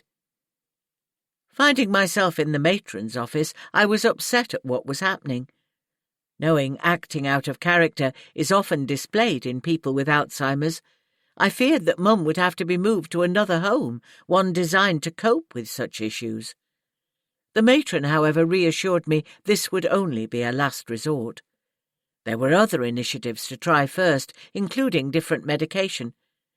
She also told me they'd found the owner of the jewellery, which was secreted away in Mum's room. It belonged to another resident, whom the staff believed had given the items to my mother, which was such a relief to know. I didn't want to think she'd turned into a jewel thief. "You know, it's rather like looking after children," the matron told me, "and we don't think any the less of your mother, whatever she does or says. It's the disease which makes her act out of character, and I constantly hear about residents who have been delightful people until Alzheimer's took its hold. So please don't worry. I'm sure we can work around these problems, and her GP is coming this afternoon if you'd like to be here." The answer would generally have been yes, but I didn't feel up to returning for the second time in a day. The matron understood, aware of my health issues, which I told her about some time ago, knowing she needed to know what was happening on the family front. Besides, I had every confidence in the GP, who had been our family doctor for several years. Once home again, I rang Megan to update her on her grandmother's condition. We laughed about me thinking she'd turned into a jewel thief. Sometimes laughter's the only way to cope. We recalled some of the strange things Mum had done, particularly in the early stages of her illness, when we'd just put it down to old age. There was the time she insisted she'd been robbed when her slippers had disappeared. We tried to tell her that a burglar would have taken other items of more value than a tatty pair of slippers. But my favourite story is when she went to a new hairdresser, and as they took her to the backwash sink to shampoo her hair, Mum knelt up on the seat and put her head in forwards. Then, one time she bought a new washing machine and kept calling it a Suzuki rather than a Zanussi. Laughter is by far a much better option than crying about such things. The matron rang later in the afternoon. The doctor had taken blood samples and altered Mum's medication slightly. He would visit again in a few days to see if things were any better. Again I thanked her, expressing my appreciation and admiration for all the staff who did such a stellar job, which was certainly not easy. Megan will need no prompting to take care of my mother, as she visits her grandmother almost as often as I do, alleviating one of the concerns I still harbour. Mum rarely recognises me these days, but she's still a huge part of my life. 16th of October. Yesterday was Megan's birthday. I could see on her face that she was trying to be strong, while inevitably thinking about next year, when I wouldn't be around. We went to our favourite restaurant for a lovely meal in the evening, just Megan, James, Sam and me. Megan wore her new jacket and looked stunning. Her blonde curls had been brushed until they shone, and her blue eyes were wide and sparkling. After eating far too much, we went back home to Skype Luke, who was also celebrating his birthday. It was 9 in the evening here, but for them it would be 4 in the afternoon, and I knew they'd be at home waiting for our call. With 4 of us crowding around our end of the computer, and Luke's family the same in Canada, Megan and James made an announcement. "We're going to have a baby." I was genuinely pleased to hear such wonderful words. But it also struck a cruel blow to my heart, knowing I'd not be around to see this new grandchild. When the call to Luke ended, Megan went into the kitchen to make coffee, while James took a sleepy Sam upstairs to get ready for bed. Following into the kitchen, I put my arm around my daughter's shoulder. "I'm so thrilled about your news. I know how much you've both longed for another child." Megan turned towards me, tears in her eyes. Perhaps only then did I fully understand the meaning of the word bittersweet. "I've wanted to tell you for ages, Mum, but I didn't know how." She rested her head on my shoulder and cried softly as I stroked her hair, making those universal shush noises to calm and comfort my girl. After a few moments, Megan lifted her head and looked at me. "I'm sorry, Mum. I should have known you'd be pleased for us, but I thought it might be too much, you know? It seems like giving you a precious gift and then taking it away again." "Yes, love, I understand. But we can enjoy this pregnancy together, can't we?" "Of course, and I have an appointment for a scan next week. Will you come with me?" There was no need to answer. I was so grateful that Megan wanted me with her. They didn't have scans when the twins were born, and James accompanied her during her first pregnancy, so this was very new and exciting for me, and I could hardly wait. 20. Helen. 17th of October. I finally reached a decision last night. Having slept badly, even with extra painkillers, I spent half the night thinking about Megan and the delightful news of her pregnancy, and the other half worrying over my position regarding Rob and Susan's lies. Then, as I tossed and turned in the inky silence of my bedroom, with only the tick of the alarm clock and the even breathing of Gus for company, I decided to visit Susan. What I would say to her I wasn't sure. Appealing to her better nature could prove difficult. Did she even have one, especially after being married to Rob for all these years? But I was going, and that very morning too. Anticipating the problem of not finding Susan alone, I decided it was simply a risk I'd have to take. Rob could be out at work, if he had a job to go to, of course. One option with which I'd wrestled in the small hours of the morning was to write Susan a letter. The danger was that Rob might open it. I could see him being the controlling sort. The compromise I eventually reached was to write a letter to take with me, and if Rob was in, attempt to give Susan the letter on the quiet. It seemed feasible at 3:40 this morning, but I wasn't as certain later as I took out my pen and paper to write. Still, it was better to do something other than wait around and worry about what might happen. And it was such a terrible situation which surely couldn't get any worse. Attempting to keep awake as I drove, I turned the volume of the CD player high and listened to the haunting music from the Phantom of the Opera. I'd have sung along with gusto at one time, but not this morning. Pain gripped my body, its burning tendrils worming under my skin. I couldn't say exactly which part, as everywhere hurt, even my brain, which struggled against my resolve to drive to Grimethorpe. The sky was grey, heavy with storm clouds, somewhat appropriate for the day's task. I could feel the wind tugging at the steering wheel and clenched it tightly until my knuckles hurt too. Arriving at lunchtime, I parked at the end of the cul-de-sac with a view of Rob's house, or at least part of it. There was no car in the drive, hopefully a good sign, although it could be in the garage. Sitting there, trying to muster courage, didn't work, so I exited the car and walked determinedly up to the house, forcing myself to raise my arm and ring the doorbell, when what I really wanted to do was to turn around and go home. Susan answered within seconds, her face contorting to a scowl when she saw me. "What do you want?" There were to be no pleasantries. "Just to talk. Is Rob home?" "No, but he sure as hell wouldn't want to talk to you if he was." "Actually, it was you I came to see." I tried to keep my voice pleasant, non-confrontational. Susan looked me up and down, then stood aside to allow me in.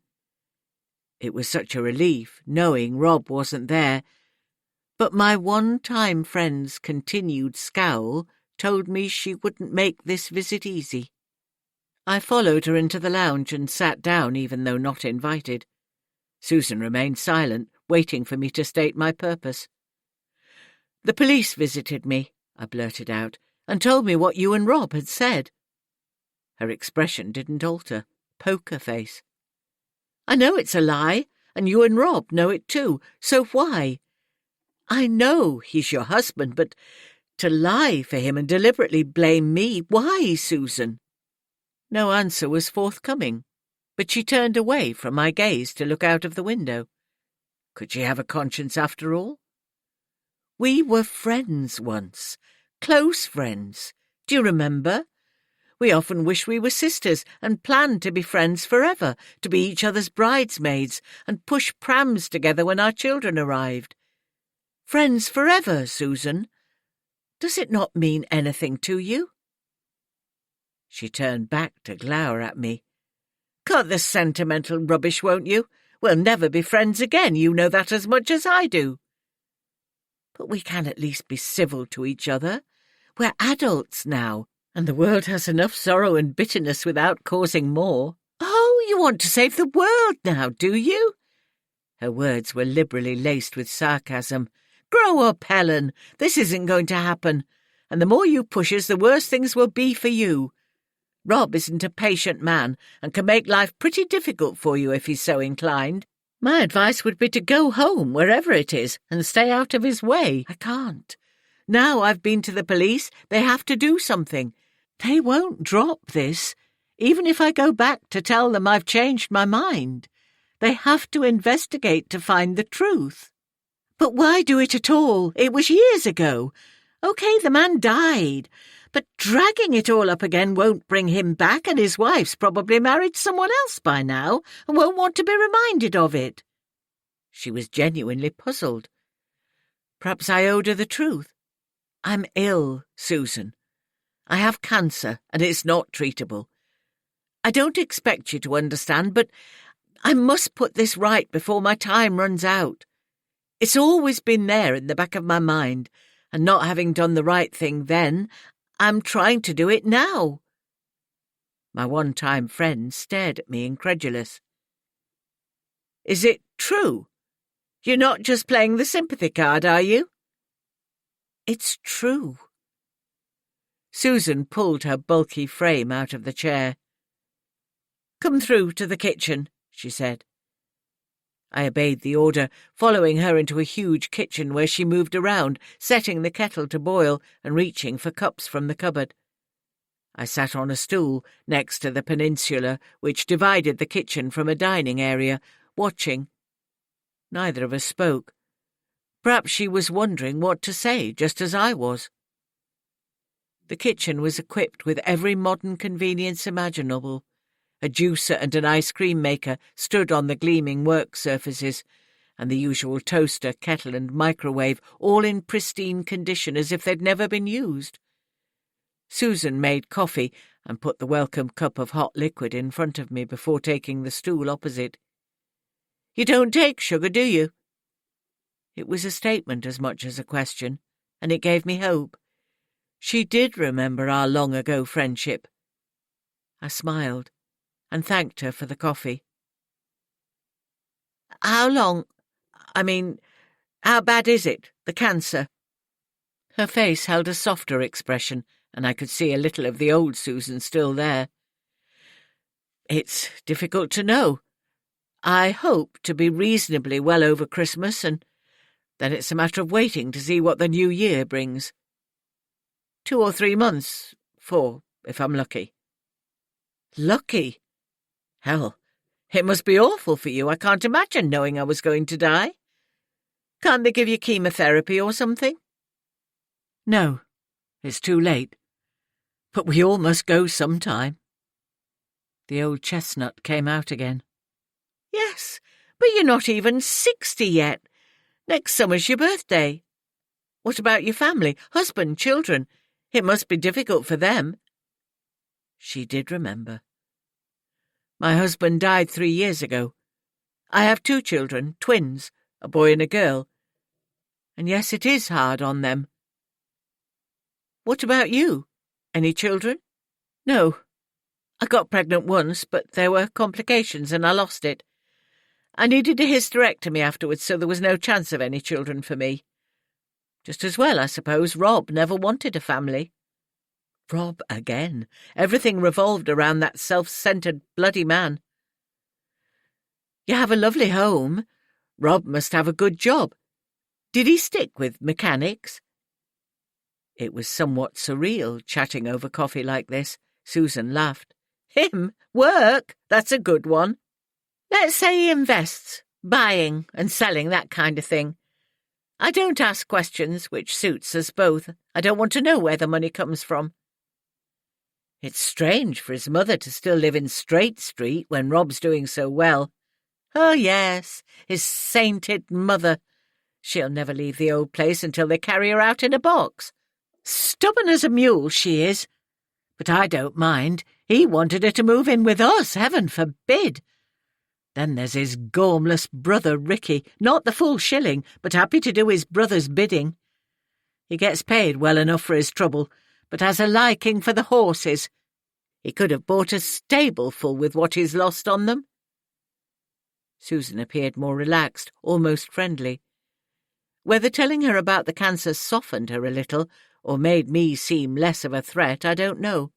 But we'd established a rapport of sorts, and my only problem was how to use it to my advantage. And your parents, are they still around? Mum is, but Dad died 10 years ago. She's in a home now in Barnsley, so I don't get to visit much. And yours? Almost the same, actually. Dad died a few years ago, and Mum's in a care home for people with dementia. I visit, but she rarely knows who I am. There was a brief silence as we both pondered the similarities of our lives, while aware of the vast differences. I wondered if I should get to the point of my visit, or perhaps let the conversation roll on. I decided on the latter. Did you ever think of leaving Grimethorpe? It's changed. So many homes and shops are boarded up. It was never a thriving town, but there's no heart left here now. Tell me about it. I'd have been happy to leave, move to Sheffield or Leeds, perhaps. But Rob likes Grimethorpe. He does most of his business in Leeds, but prefers to live here. It makes him feel important, you know, a big fish in a small pond. It drives me mad sometimes, but I like the house, and can always go to the city to shop if I want to. Although nothing was said directly, I sensed Susan lived a lonely life. A beautiful house doesn't compensate for friends and family. Is there anyone you still see from school? I asked, trying to keep the conversation light. No, they've all gone, moved away, and I can't say I blame them. More coffee? This was weird.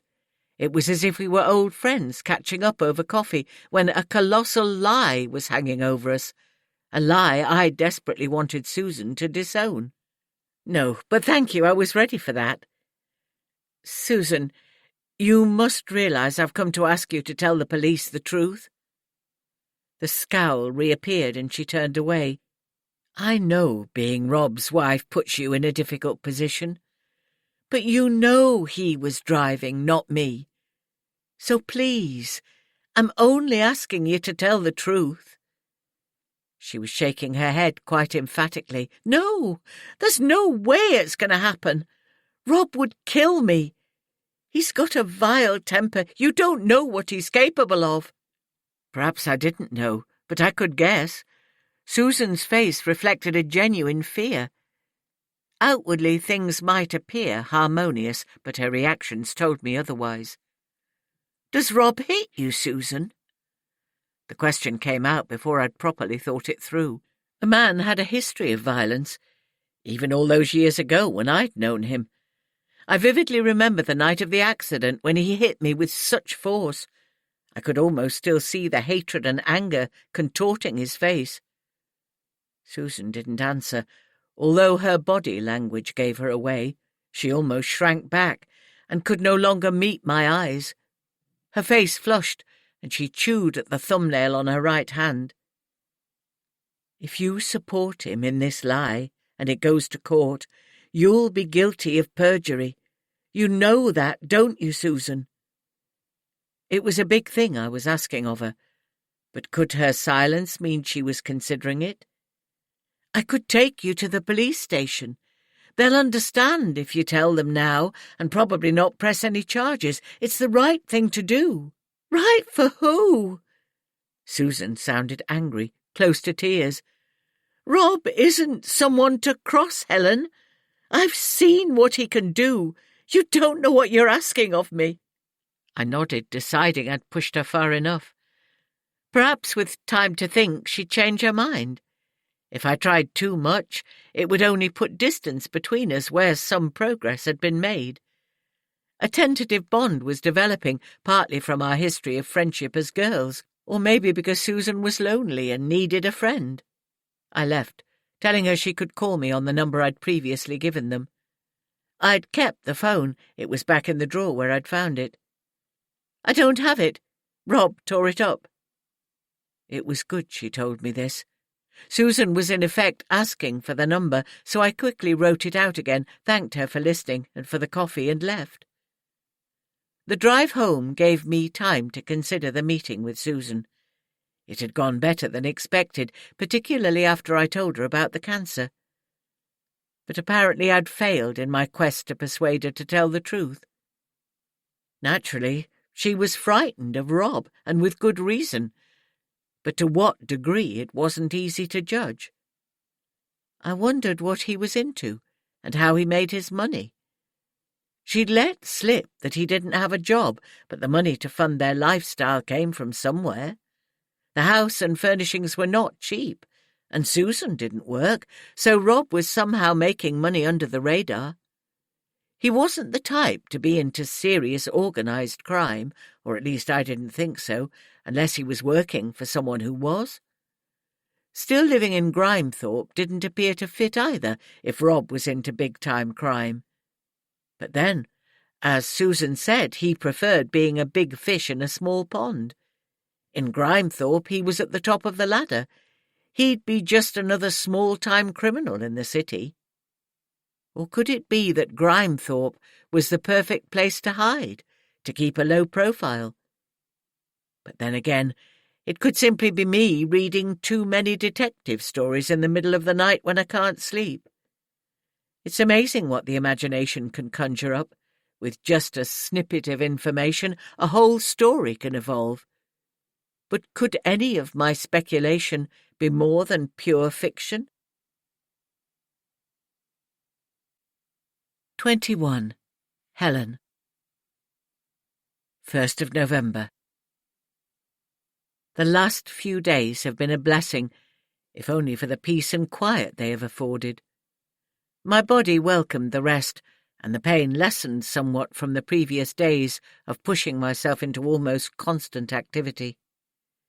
For now, there was nothing more I could do regarding Susan, Rob, and the police. It was a waiting game, which isn't easy when you know your time is limited. So I tried to rest and catch up on some reading to distract my thoughts from the uncertainties cluttering my mind. Today would most certainly be a good one, as I was to accompany Megan to the hospital to see the first images of the baby, the closest I'd get to meeting my newest grandchild. We drove into an unusually quiet hospital car park and found a space close to the main building. It was a relief to be entering the hospital for a reason other than to have my condition monitored, and a much happier reason too. The X-ray department was off the main corridor, where we waited our turn, in a bright, spacious room with 1 or 2 other pregnant women and a handful of patients waiting for general X-rays. As we sat watching the activity around us, I saw the unmistakable red hair of Rachel Amos pass by the doorway. She stopped, took a step backwards, and on recognizing me came into the room smiling broadly. It was an excellent opportunity to introduce her to my daughter, who'd often heard me speak of Rachel and how much her visits helped me. Rachel congratulated Megan and asked the usual questions about dates and so forth, before their conversation moved on to compare notes on their other children. I watched the 2 young women, chattering about their respective families, and I admit to experiencing a stab of envy as they both had so much life still to live and enjoy. It wasn't that I begrudged either of them their futures, but perhaps the feeling came from the realization of how time passes so swiftly, something we rarely think of when we're young, yet something we're powerless to alter. I felt a sudden urge to tell them both to live each moment to the full, to enjoy their children and make every day count, for we will never have today to live again. Once the sun goes down, the day is lost forever.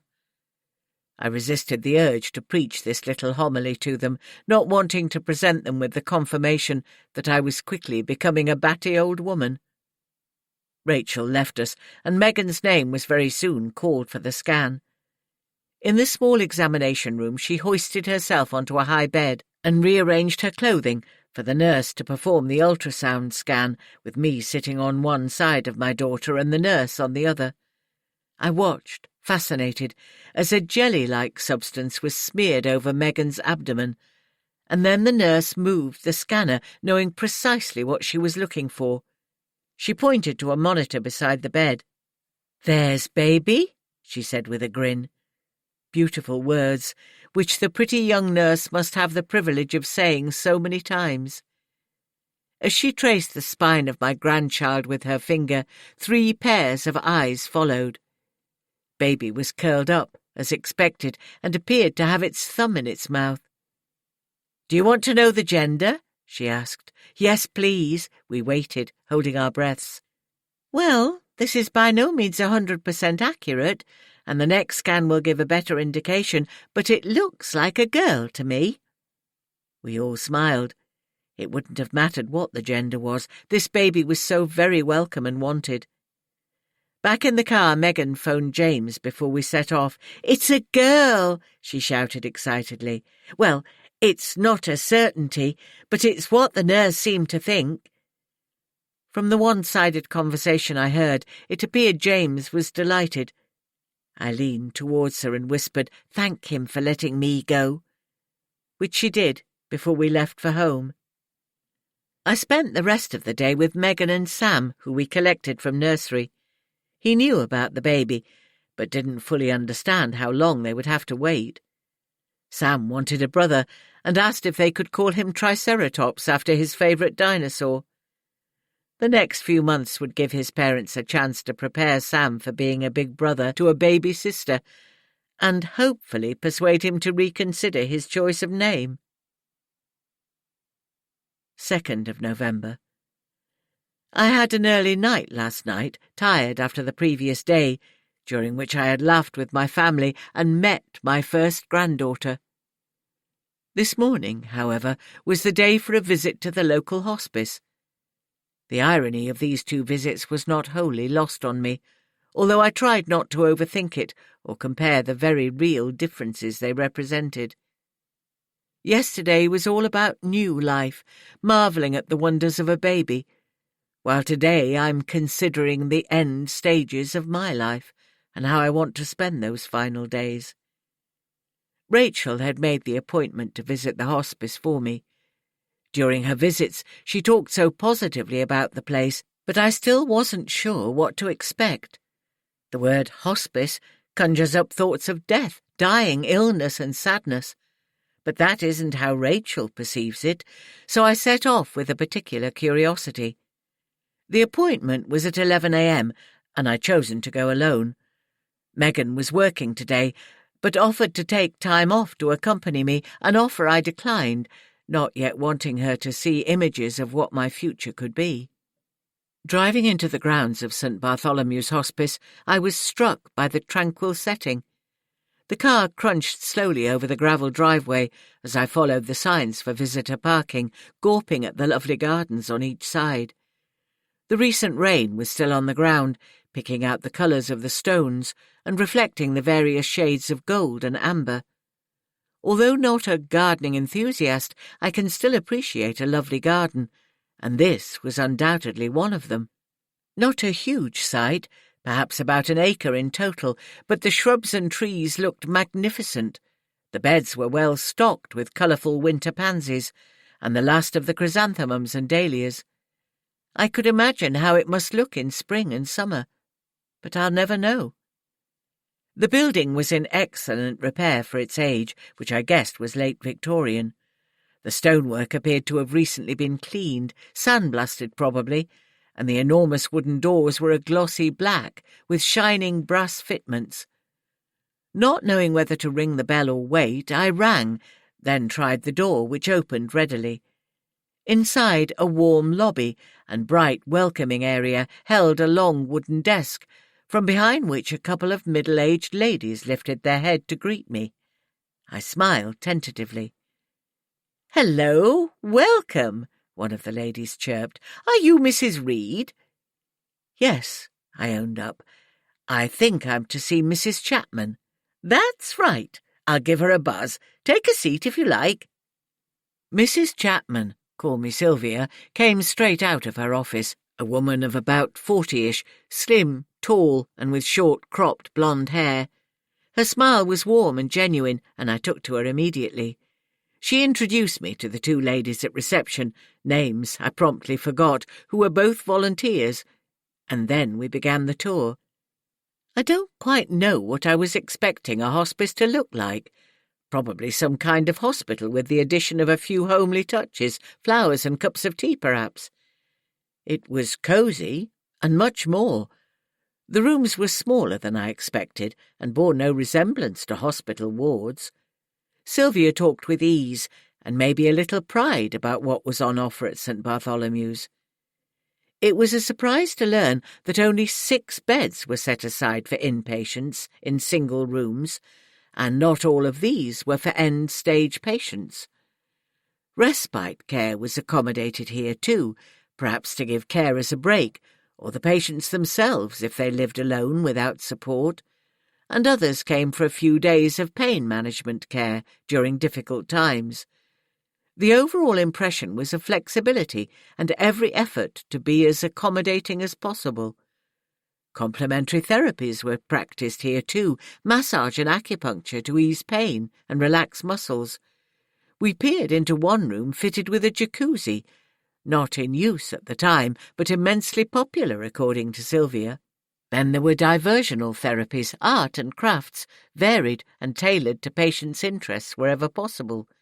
Some rooms had music, soothing melodies and big band sounds.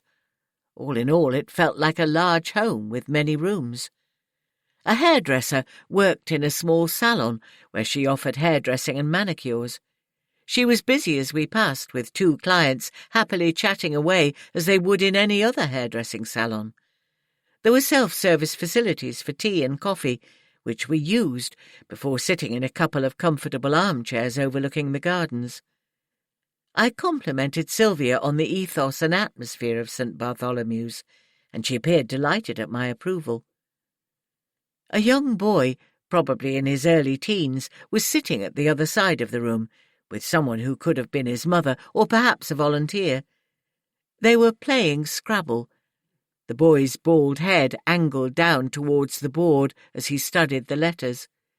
A sudden shriek, followed by raucous laughter, informed us that he'd won the game. As he looked in our direction for an approving nod from Sylvia, his laughter seemed inconsistent with his appearance.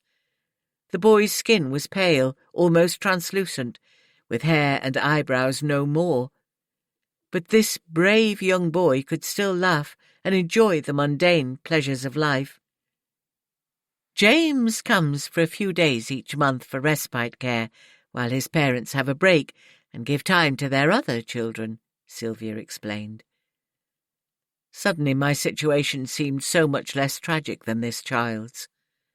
I've lived for nearly 60 wonderful years, and had the joy of seeing my children develop into happy, healthy adults, whereas this boy was stricken down before he'd even started to live. I didn't ask about his prognosis. It was none of my business, and I doubt Sylvia would have discussed it anyway. But I felt such empathy for his parents. To lose a child is not the natural order of life, and must surely be one of the hardest things to bear. While drinking the hot coffee, I asked a few more questions about the facility. Having seen the place and the positivity it emanated, I was almost convinced that this was where I wanted to die. I know many people wish to die at home in their own bed, which I'd seriously considered, but now the hospice seemed a much better option for me, Megan, and Luke. I didn't want to play the role of the dying matriarch surrounded by family. It was depressing and unfair to them. Besides, I'm a bit of a coward, and in the hospice, pain management was on hand, with qualified, experienced staff to help me and my family. Sylvia explained just how flexible they could be. Naturally, patients couldn't always book in advance, so the hospice worked on a daily basis, offering care as the need arose. However, Sylvia did persuade me to take advantage of some of their complementary therapies, and I fixed an appointment for a massage in just over a week. A little unsure of having this kind of treatment, I looked upon it as a good way to see more of the hospice's work and meet some of the people who might one day be caring for me. After thanking Sylvia, I left with much to ponder, wondering how long it would be before I felt the need for end-of-life care. For the time being, I was managing well enough with family support and Rachel's visits, and as I didn't possess a crystal ball to predict my future, life would just have to be lived one day at a time. 22. Helen. 3rd of November. From my window this morning there was a strong sense of approaching winter and a light covering of early frost. The garden had shrugged off the last vestiges of autumn, and leaves carpeted the lawn, crisp and colourful in their golden hues. James had taken on the gardening chores, as finding a gardener proved difficult. They were more interested in larger projects, and not the regular maintenance of a small family garden, particularly at this time of year. My son-in-law would be coming again at the weekend to give a final tidy-up before winter took hold. Breakfast this morning was disturbed by a call from the matron at the Valley.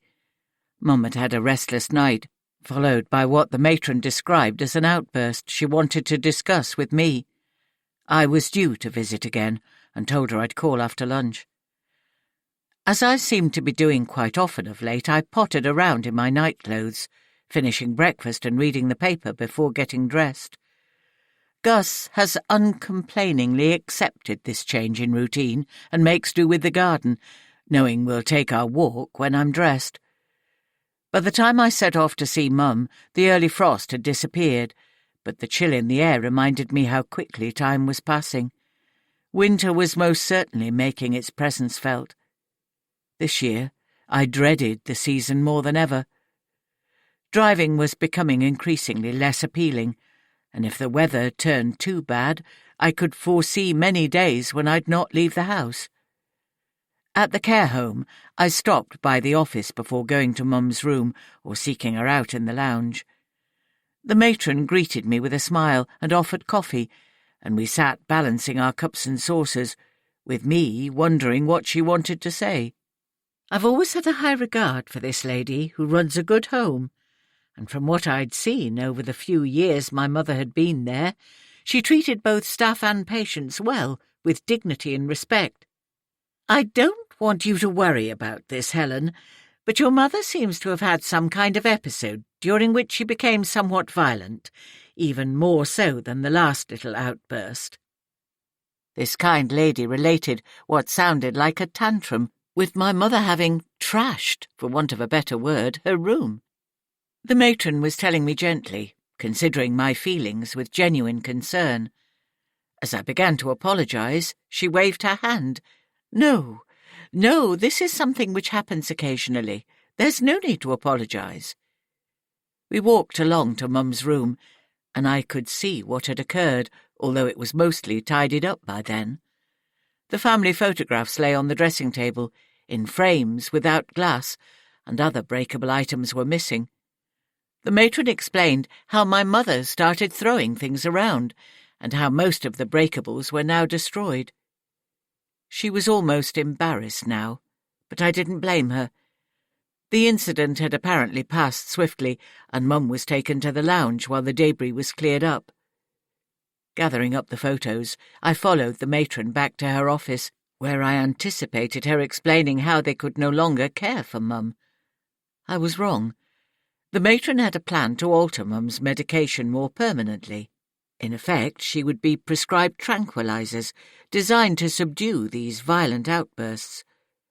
My agreement to seek the doctor's advice on this was required, a decision I readily made, knowing the alternative would be to move my mother to a secure mental health facility, a move she'd most likely take badly. With a sigh of relief, I went to the lounge, scanning the chairs to see Mum happily humming to herself seated by the window and twisting the fabric of her skirt around her fingers. I kissed her brow, and she looked up, startled to see me. "Is dinner ready?" was all she asked, as I knelt before her. There was no point in asking about the morning's incident. It was already forgotten. Instead, I took her hand, unwinding the fabric from her fingers as she looked through me, seeing another person, not her daughter, whose heart was almost breaking, because I couldn't make things right, for her or myself. The drive home allowed me time to think. My mother no longer knew who I or any other family member was. She existed in the home, well cared for, but without any sense of where or who she was. And here I was, only too aware of what was happening in my body, but as helpless as Mum to do anything about it.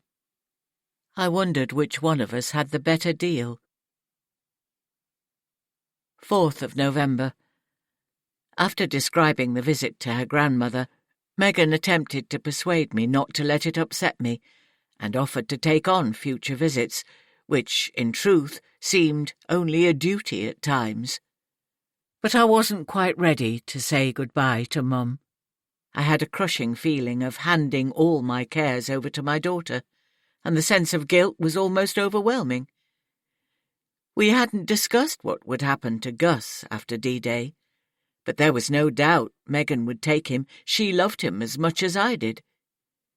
It felt all wrong, somehow, but there was nothing I could do. My daughter would be left with the remnants of my life to dispose of as she felt best.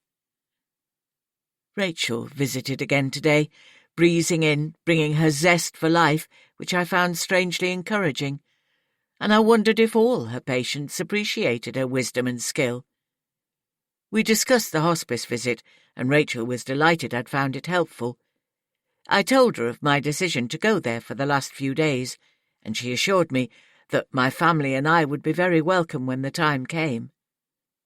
I also found myself telling her about my mother and the day's events.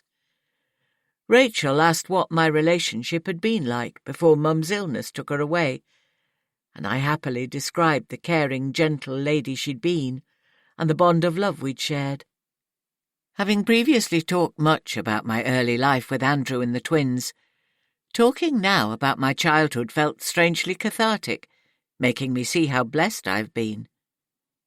Again, Rachel listened patiently, nodding in encouragement, and occasionally asking questions which prompted other thoughts and memories. "There's something special about a mother-daughter relationship," she said, reminding me that she too was close to her mother, who must be very proud of the caring, sensitive woman Rachel had become. I fully agreed, and asked her if her mother was still looking after her children. "Yes, the girls love her. Sometimes I don't get a look in, they're so close." But her smile showed pleasure at the arrangement they had. "It was good to meet Megan at the hospital. She's very like you, isn't she?" "So I'm told, yet I can't always see it myself." "Take it from me, she favours you in many ways." It made me happy to think so. After discussing the medication, and Rachel making a few tweaks to the dosage, she left to move on to her next patient, and I took Gus out for his last walk of the day before settling down with a cup of tea to watch the television. 5th of November. Tonight there will be fireworks, and Gus will hate it. He's a dog and doesn't understand such matters, so I shall do what I've done each bonfire night since Gus came, turn the television to its loudest setting, and wait for the celebrations and inevitable noise to pass. I intended to spend another quiet day at home to continue with Christmas preparations.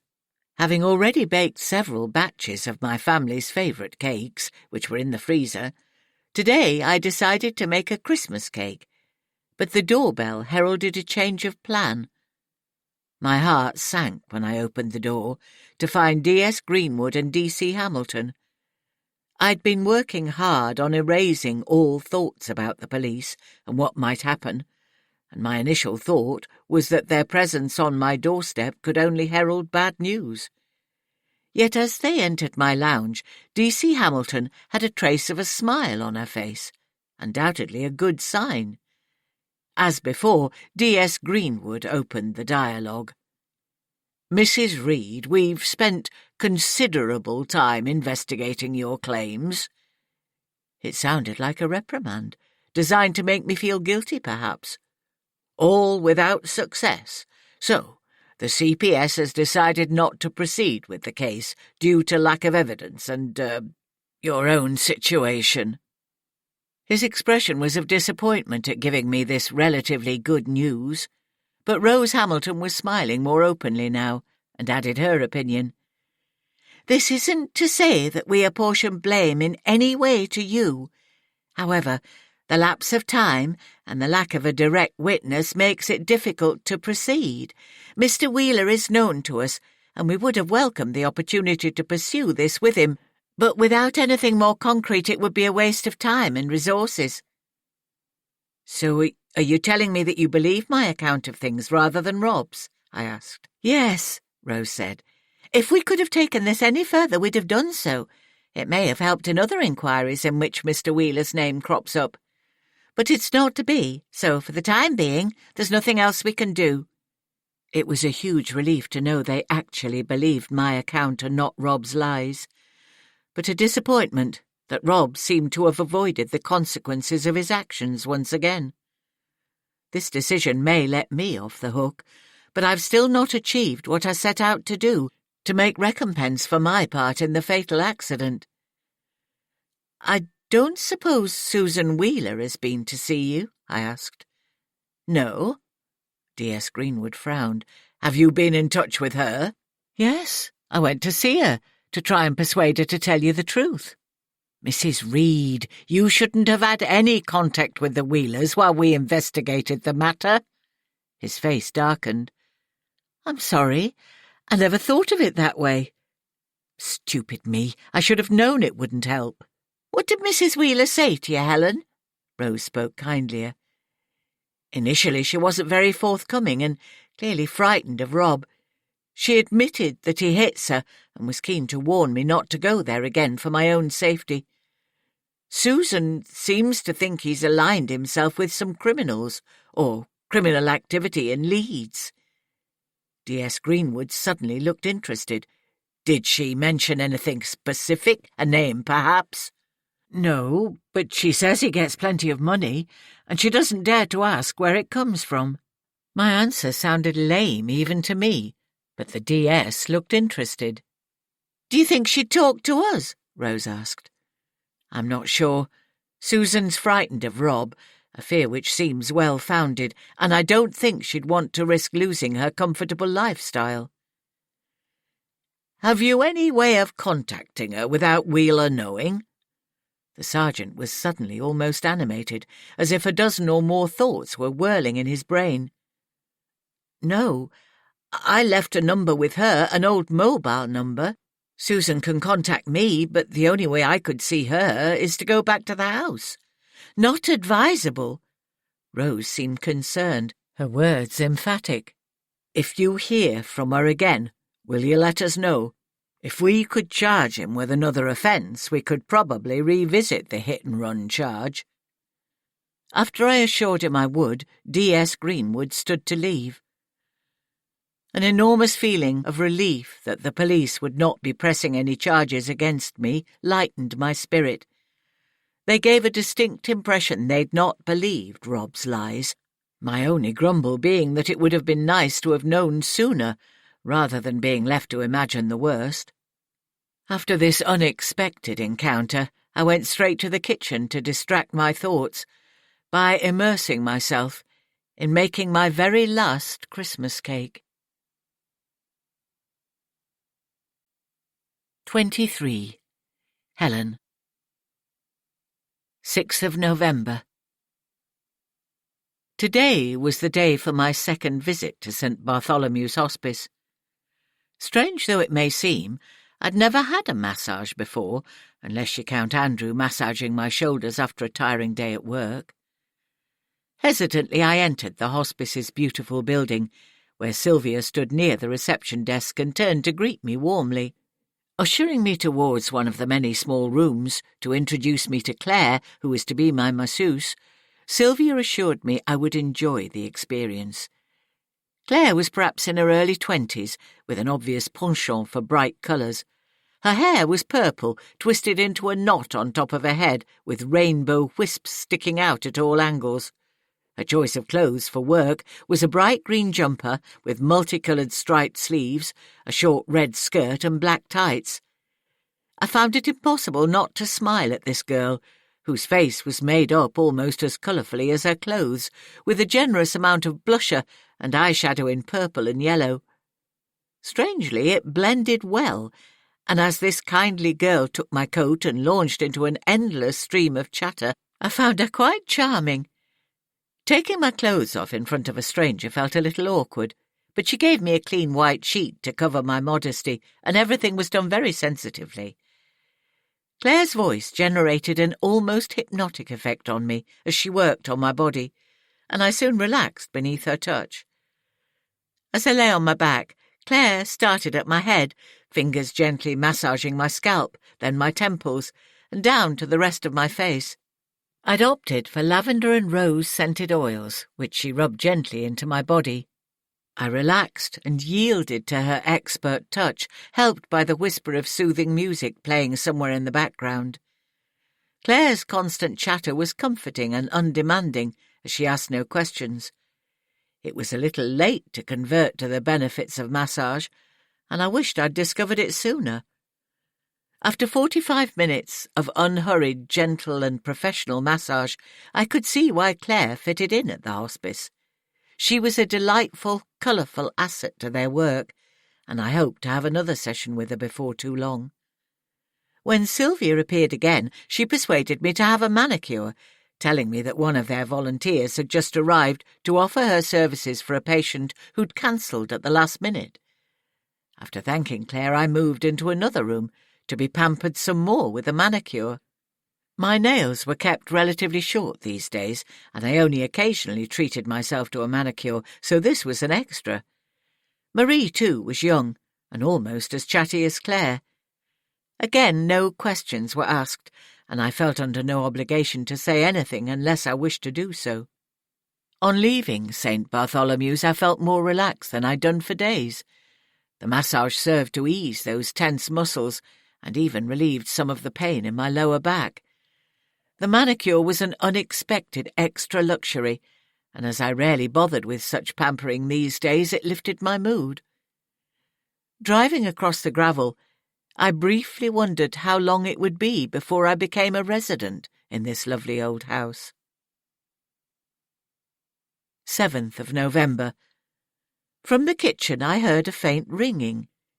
It took me a few seconds to work out that the unfamiliar ringtone was Andrew's old mobile phone, which lay where I'd put it on the shelf below the coffee table in the lounge. Hurrying to pick it up, I knew there was only one person it could be, Susan Wheeler. Holding the phone to my ear, muffled sobs indicated all was not well. "Susan, what is it? I'm listening." I was floundering and hadn't a clue what to say. I needed Susan to talk to me, but she seemed incapable of doing anything but cry. "Are you okay?" Stupid question. She wouldn't be in such a state if she were. "Has Rob hurt you? You can always call the police." "No, not the police." The mention of the police seemed to scare my one-time friend, perhaps even more than Rob himself. "Tell me what happened." I spoke calmly, though feeling quite the opposite. police came yesterday asking me about Rob's income and his friends in Leeds. How could they know about his involvement with people in Leeds?" I was glad she couldn't see my face, flushed with shame as if I'd betrayed her confidence. Susan continued. "Ricky arrived as they were leaving and wanted to know why they were there. I told him they were still asking questions about the accident. He told Rob they'd been, and he was furious when he got home early this morning." She paused, her breathing still erratic. I could only imagine how terrified she must be feeling. He said if I told them anything he'd kill me, and I think he means it, Helen." The sobbing started again. "Susan, you don't have to stay with that monster. Why don't you pack a bag and get out while you can?" "It's easy for you to say, but where would I go?" "Go to the police. Tell them what happened and they'll help. There are places they can take you where you'll be safe. You don't have to be Rob's punchbag anymore." "I honestly thought he was going to kill me this time. If I go to the police, will you come with me?" The request threw me. Didn't I have enough worries without having to go back to Grimethorpe? The very thought made me feel nauseous. But after a short silence, I heard myself answering yes. It was about 10 in the morning, and after checking that Rob would almost certainly be out for the rest of the day, I told Susan I'd be with her as soon as possible. Before leaving, I considered ringing D.S. Greenwood, but decided not to. He would only attempt to dissuade me from going, and might even use the opportunity to visit Susan again while she was vulnerable. I couldn't do that to her. The traffic was light, for which I was grateful. Nevertheless, it was a struggle to focus on the road, as my mind was unsuccessfully seeking ideas or words which might be appropriate in this dire situation. There were no cars outside the Wheelers' house as I drove into the cul-de-sac, so I went to the head of the road and turned my car round to face the way out, in case I needed to leave in haste. With shaking legs and a dry mouth, I forced myself to approach the front door and ring the bell. Susan must have been watching, as she answered immediately. The sight of her face was a shock. Her bottom lip was swollen with a cut, still bleeding, at the side of her mouth. Her puffy eyes could have been from crying, but the left one also looked red and swollen. Rob was most probably responsible for that, too. As I followed her through the house and into the kitchen, I drew water to fill the kettle while Susan sat down, head in hands and elbows supported on the table, dabbing at her mouth with a stained and crumpled tissue. I moved to the cupboard where previously I'd seen her reach for cups, and soon we both had tea in front of us. Susan's with a generous amount of sugar stirred into it. Only then could I take in her other injuries. A badly swollen wrist, an alarming bruising to her neck, small dark circles made from the pressure of her husband's fingers, a gruesome necklace of tiny bruises. "You need to go to hospital. Your wrist could be broken." My words brought a look of panic to her face.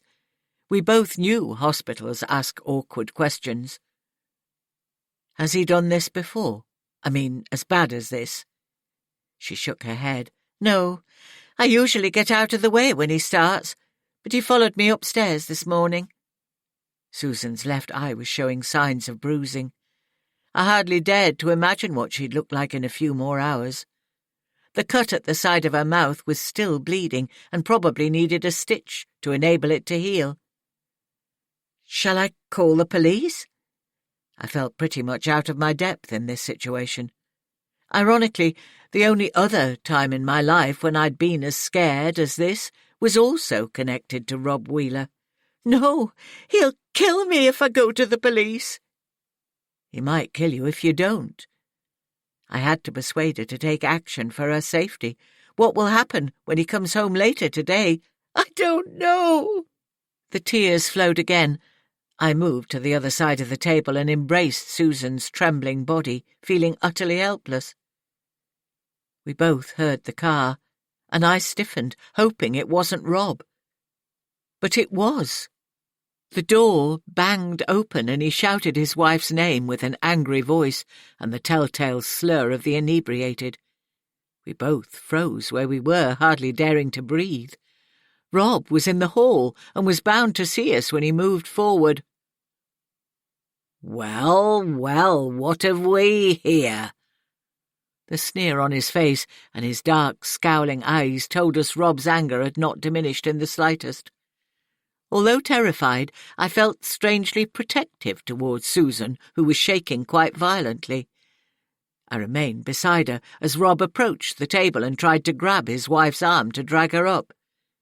She screamed with pain, and I used the weight of my body to push him away while at the same time trying to shield Susan from his outburst. Rob stumbled slightly, regaining his footing and turning his attention towards me. My instinct was to run, to make a dash for the front door and get to the car as quickly as possible. I reached into my pocket and felt the reassuring cool metal of the car keys. But I knew I couldn't leave Susan to face her husband's wrath alone. As he stepped forward again, Rob grinned, his crooked, nicotine-stained teeth bared like an animal ready to pounce. As his large, rough hands reached around my neck, I staggered backwards, and Susan used the opportunity to run from the room. I hoped she'd call the police, as I heard her running upstairs. Still holding the keys in my hand, I pulled them out and, reaching for Rob's face, dug them into his cheek as hard as I could, dragging them down the flabby flesh on his face. He yelped like a wounded dog as blood trickled from the deep wound I'd made. At least my actions made him release his hands from around my neck. But in an instant he came back at me, obscenity spitting from his mouth and steely determination in those dark eyes. There was hardly time to think about what to do, and the keys were useless as a weapon to stop him altogether. Looking around the kitchen, I saw a knife block on the work surface. Almost falling towards it, I managed to pull the largest knife from its resting place and, gripping the wooden handle, waved it in front of Rob's face. He stopped, scowled at me momentarily, and then started laughing. "You wouldn't dare," he mocked, and was probably right. It had been instinctive to scratch his face with the keys, but to plunge a knife into another human being's body was something I doubted I could do, even to protect myself. The moment seemed to last an hour as we stared at each other.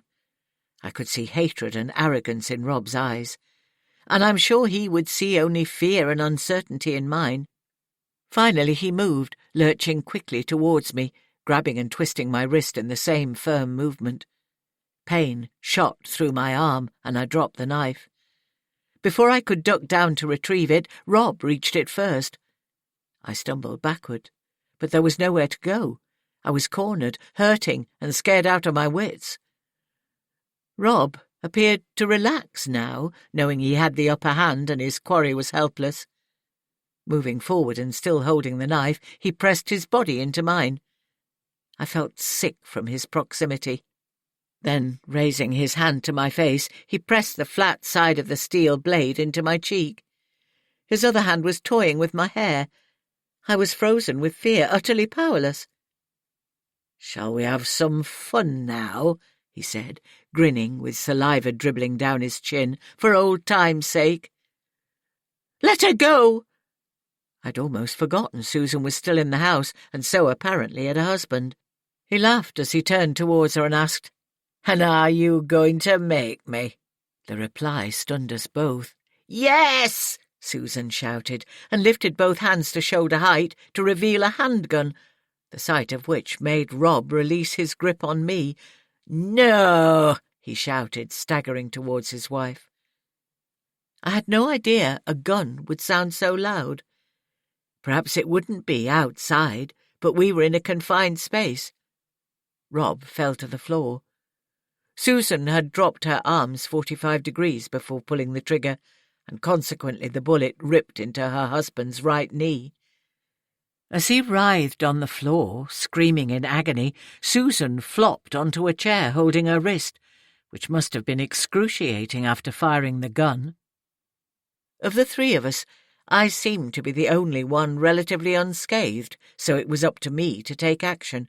Susan had dropped the gun on the floor, and I kicked it away, fearing Rob might recover sufficiently to reach for it. Then I hurried into the hall and picked up the telephone to dial 999. A strange feeling of being outside the whole situation had taken over, and I acted robotically, as if unconnected to this absurd scenario. I'd recovered sufficiently to ask for police and an ambulance, then to hide the gun behind a hall chair, and finally to attempt to stem the blood flow from Rob's knee.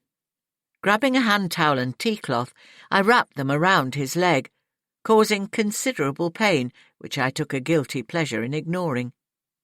It was a relief when the sound of car sirens screeched the arrival of 2 police officers to the usually quiet neighbourhood. I was happy to step back and let them take control, comforting Susan as best as I could, and only then aware of my rapidly beating heart and trembling limbs. An ambulance was quickly in attendance, with flashing lights, alerting the whole neighbourhood that something was seriously wrong. After an initial examination, the paramedics loaded a whining Rob onto a stretcher, with one of the police officers accompanying him. The remaining officer, realising Susan also needed medical attention, rang for a second ambulance and backup. Once medical needs were taken care of, the police officer swiftly assessed the situation, and as I appeared to be the only person coherent enough to answer questions, he began to quiz me for details of the morning's events.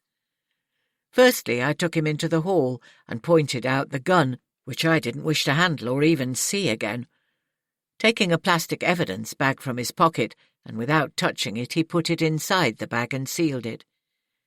We returned to the lounge, where I sat beside Susan, who was now rocking back and forth like a frightened child, tearful and moaning. As I put my arm around her, she leaned on my shoulder and closed her eyes as I related the awful events of the last hour for the benefit of the attending police officer. We were soon disturbed by the second ambulance arriving, at the same time as D.S. Greenwood and D.C. Hamilton. As the ambulance was about to take Susan away, I asked if I might go with her. D.S. Greenwood refused, looking far from happy, and saying I must stay to answer questions. Rose Hamilton was delegated to accompany Susan, while I remained in the house, stunned by everything which had transpired. To give him due credit, D.S. Greenwood treated me with a degree of sensitivity. We were back in the lounge. The kitchen was a mess, but the sergeant didn't want anything moved for the present. I asked if I could get my medication from my bag, and he thoughtfully brought me a glass of water. I took some painkillers and then told him everything I could, doing my best to answer his questions. The detective made occasional notes, but I knew I'd have to go over it again in a more formal statement. Being incredibly weary, I just wanted to go home, sink into my bed, and pretend this had all been a terrible nightmare. D.S. Greenwood asked if I could drive, and as I considered it, the answer was no. My hands and legs still trembled. It was doubtful I'd be safe to drive.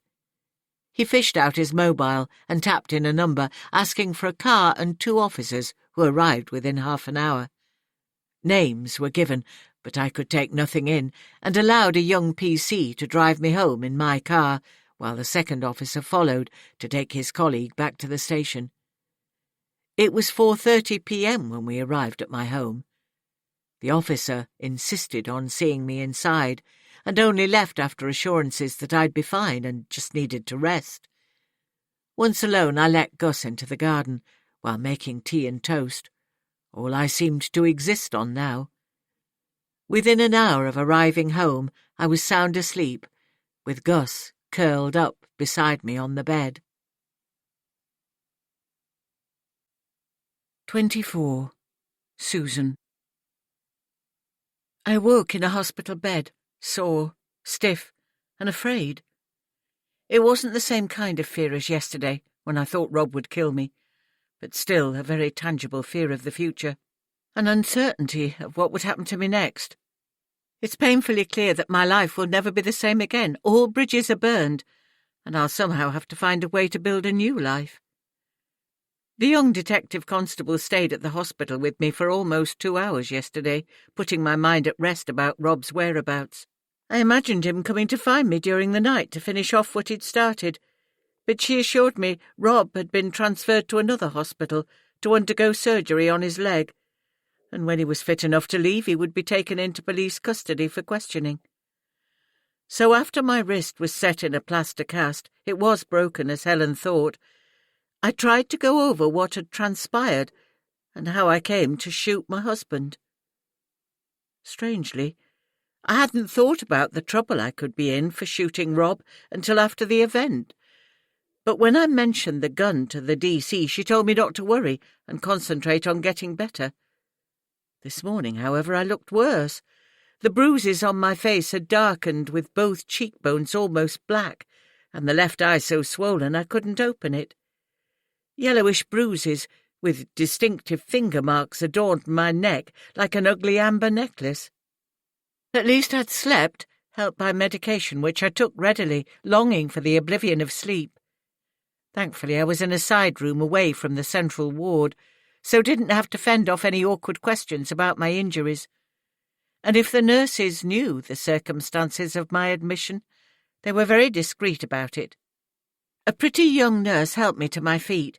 She was bright and chatty, and when asked, said I could probably leave the hospital later in the day if the doctor was happy with my cast after his rounds. I almost begged to stay, suddenly wanting to be looked after and fussed over. But my injuries consisted mainly of bruising, and a broken wrist didn't warrant occupying a hospital bed. Breakfast tasted good, unsurprising as I'd eaten nothing the day before. Afterwards I lay back on the bed and willed the doctor to go on his rounds or forget about me altogether as I languished in bed, tucked away in this safe little room. D.C. Hamilton appeared in the doorway, smiling as she knocked on the open door. "Hi, how are you feeling this morning, Susan?" Surprising even myself, I burst into tears, prompting her to rush to the bedside and pat my arm. "Hey, don't cry. You're safe now." I think the poor girl was embarrassed, but I couldn't help myself. The detective and nurses were kind. Helen had been kind, and I wasn't used to it. Stupid fool that I am, I didn't know how to react to kindness. After pulling myself together, I asked questions, wanting to know where I stood regarding the shooting, and if Rob would soon be out and about. The DC did her best to answer. "I've spoken to D.S. Greenwood, who thinks it's a clear case of self-defence, and as you were also protecting Mrs. Reed, who was being attacked, I don't think you have anything to worry about. Unless the gun is yours. We've checked for a permit, and there isn't a firearm registered to you or your husband." "No way! It's not mine. I found it a few weeks ago in a drawer. I didn't even know Rob had it until then. I didn't dare ask him about it." I think she believed me. This time I was keen to tell the truth. "Will he go to prison when he gets out of the hospital, on remand or something, or will he be let go?" My mind didn't want to consider the possibility of Rob being released. He'd surely come after me. "It all depends on what charges we can bring. We've known about some of your husband's activities for a while now, but we need proof to charge him. Is there anything you can help us with, Susan?" Even if I wanted to help, in all honesty, I could think of nothing. My husband was always careful to keep his dealings well hidden, even from me, and I told her so.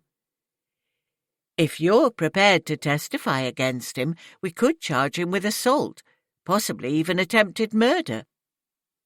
She looked at me hopefully, but it wasn't an easy decision. If I knew for sure Rob would be locked away for a long time, I would do it. But if he was going to be out on licence or whatever, I wouldn't be safe, even with a restraining order. Fudging the issue, I told her I'd think about it, and moved on to ask what would happen to me. I couldn't go home. Rob might not be there, but Ricky was a few blocks away. Ricky, who always did his brother's bidding. It wouldn't be safe to return home, and I told the DC. "There's a place we can take you, a refuge where you'll be helped to start a new life. It's in Barnsley, and they have facilities to help with various things, counselling, financial advice, and even clothes if needed." I wasn't completely sold on the idea, but having someone around to help me get sorted out would be good. And what other options did I have? The more I thought about it, the more it appealed, just to get me on my feet. D.C. Hamilton was looking at me, waiting for me to speak. Talking of clothes, they're probably going to discharge me today, and I could do with going home to get some things. I had plenty of clothes at home, and also some money hidden away. Could you come with me? I don't want to go alone. Yes, it's no problem. Look, give me a ring when you know what time you'll be discharged, and I'll take you home for your things, then run you over to Barnsley. Is that okay? It was more than okay. It made me feel safe, and when D.C. Hamilton left, I began seriously considering my future. The doctor appeared after lunch and gave me a thorough examination, mainly looking for signs of concussion, although I assured him I hadn't hit my head when I fell. Eventually he decided to discharge me. I rang D.C. Hamilton, and after a quick shower, I dressed in yesterday's clothes and waited for her to arrive. It only occurred to me on the way back to Grimethorpe that I didn't have my house keys. Actually, I've got a set in my bag, D.C. Hamilton explained. D.S. Greenwood locked up after we left with keys he found on the hall table. So the problem was sorted. Pulling up outside my home brought an unexpected jumble of emotions. I'd loved this house when we first moved in, with its luxurious modern fittings and well-proportioned rooms, but now it almost repelled me, no longer feeling like home. In my naivety, I'd thought the house would herald a new era for Rob and me. We'd become closer and happier. Now I viewed it from a different perspective, the prison, where I'd been kept with no purpose and very little joy in my life. I could no longer understand why the house, or the mundane, meaningless existence, had ever appealed to me. My life in that house had been one of isolation. The neighbours didn't bother with me, and I had no friends to speak of. For years I'd been lying to myself, perceiving the house, the furnishings and the clothes as symbols of a good life. Pretending Rob loved me was also a fantasy. I chose to believe it because I desperately wanted it to be true. I should have left him the first time he hit me, but I lacked the courage and clung to my home and possessions for comfort, fearing the unknown. Better the devil you know, I thought. Entering the front door, I was now strangely hesitant. Knowing Rob was still in the hospital, Ricky was my primary fear. He might turn up at any time. He kept a set of keys, and often brought and picked up packages for his brother. I only hoped Ricky would be aware of recent events and would keep well away, which he would if he had any sense, especially if he knew of the police involvement. As we passed the open kitchen door, the mess from the previous day stunned me. Much of the incident was still hazy in my mind, and I caught my breath at the thought of how things could have turned out. Broken crockery, upended chairs, and blood covered the floor. It was like someone else's house, or a television drama with me as an onlooker. I had no desire to clean it up and restore order, neither knowing nor caring what would happen to this house in the future. And it was a strangely empowering feeling. D.C. Hamilton waited downstairs while I went to pack a few clothes. Opening my wardrobe, I viewed the contents, most of which had never been worn, hanging on several rails. They were garments bought in Leeds or Barnsley on one of my trips there, paid for with the cash Rob gave me when he was in a good mood, or after hitting me. I always thought it was his way of saying sorry. We always used cash, and it never struck me as unusual that neither of us possessed a bank account or credit card. Most of the garments before me were impractical, totally useless. I'd bought several evening dresses on a whim and would never have occasion to wear them.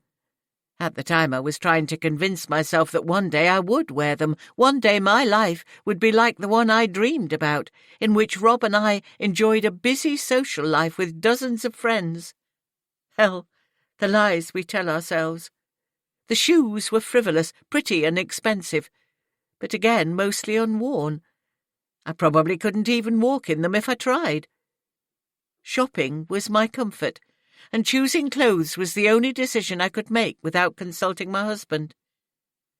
Pushing these unfulfilled dreams from my mind, I pulled out some more practical items, trousers, jumpers and jackets, which had been bought for comfort and wouldn't be out of place at the refuge I was going to. In the bathroom, I quickly gathered a few essentials, dropping them all into a brand-new vanity case which I'd never had occasion to use before. Back in the bedroom, pulling a chair over to the wardrobe, I balanced precariously on it to reach the highest shelf and lift down an old shoebox. Carefully lifting the lid, I removed the rolls of money, which over the years I'd squirreled away for a rainy day. It was undoubtedly pouring down now.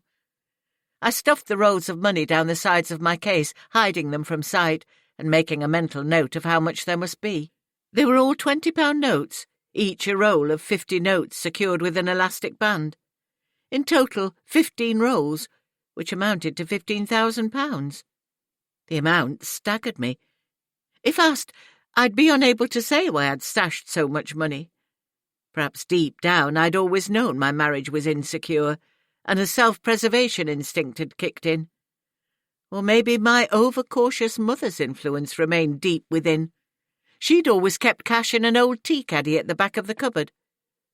Whatever the reason, I was grateful now to have it. It was also beginning to dawn on me that if I'd been able to gather such a large amount from the money Rob gave me, how much more had he kept for himself? Quite honestly, I didn't want to think about my husband any more. We'd lived together more out of habit than love. He needed people around him, with someone waiting at home, and I'd been content to be that person. But not any more. Going downstairs with my bags, I found D.C. Hamilton in the study looking out of the window. "I'm presuming this is Rob's room?" she asked, and I nodded. "Will you give us permission to search the house, Susan? It might help us to learn more about Rob's activities and save the time and trouble of getting a search warrant." It no longer mattered to me, so I nodded my consent. "Keep the keys you have, if you like. I can get them back later." I was unsure if I'd ever need or want to come back here. Recent events had completely transformed my thinking. It was glaringly evident things would never return to how they were before. We left the house and made our way out of Grimethorpe, heading towards Barnsley. 25. Helen. 8th of November. Is it any wonder I felt terrible when I awoke this morning? After being up a couple of times through the night to visit the bathroom, I'd immediately sunk back into a deep, heavy sleep. But it was time to get up and let Gus out, after which I showered, dressed, and had something to eat. It was impossible to clear my mind of yesterday's events, and my whole body seemed to be screaming out at me to rest. The pain was at its very worst. Megan rang mid-morning to ask if we could meet in town for coffee, and was naturally concerned when I declined, wanting to come to see me when I admitted to feeling unwell. I put her off, saying I'd lie down for a few hours and Rachel would be coming early in the afternoon. As ever, I hated keeping my daughter at arm's length, but being so weak and in pain made me vulnerable, and I still wasn't ready to tell her about that shameful time in my past. Today I questioned if I would ever do so. Megan offered to come round later in the afternoon with Sam, to which I agreed, asking if she could take Gus out for his walk. I didn't want him to suffer because of my illness. With my day mapped out, I lay down and fell into a deep, restful sleep. Rachel arrived in the early afternoon, her cheerful presence welcome, so much that I felt somewhat overcome and embarrassed myself by crying. My wonderful nurse sat beside me and put an arm around my shoulder, saying nothing and simply being there for me. As the tears dried, the apologies tumbled out, stopped immediately by Rachel, who said, "I hope we'd passed the stage of needing to apologize to each other. A good cry is sometimes appropriate. None of us can be strong all the time, Helen." She was right, and, apologizing for apologizing, we laughed, and the moment passed. My lovely nurse instinctively knew I was feeling dreadful, emotionally and physically, and suggested it might be time to change to a stronger medication. I admitted to not liking the idea. "Would it help to talk about it?" she asked, and I believed it would. So, finally, I decided to confide in someone, a person I knew would not judge my actions or betray my confidence. It wasn't easy to know where to start, but the words fell out, a cathartic experience once I began. Rachel listened in silence as I explained my quest to redress a crime I'd played a part in long ago, and how this led me to visit the police and admit my culpability. Recalling the first visit to Rob and Susan prompted a shudder.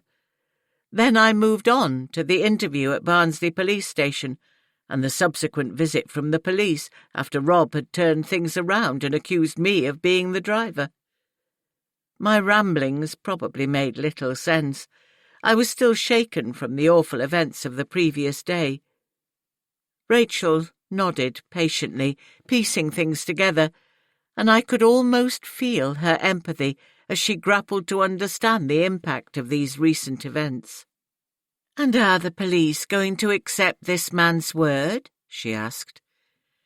I related the more recent visit from them and how there was insufficient evidence to bring charges. And then there was yesterday to describe, Susan's call and apparent distress. A slight frown crossed Rachel's face when I admitted to going to see my one-time best friend.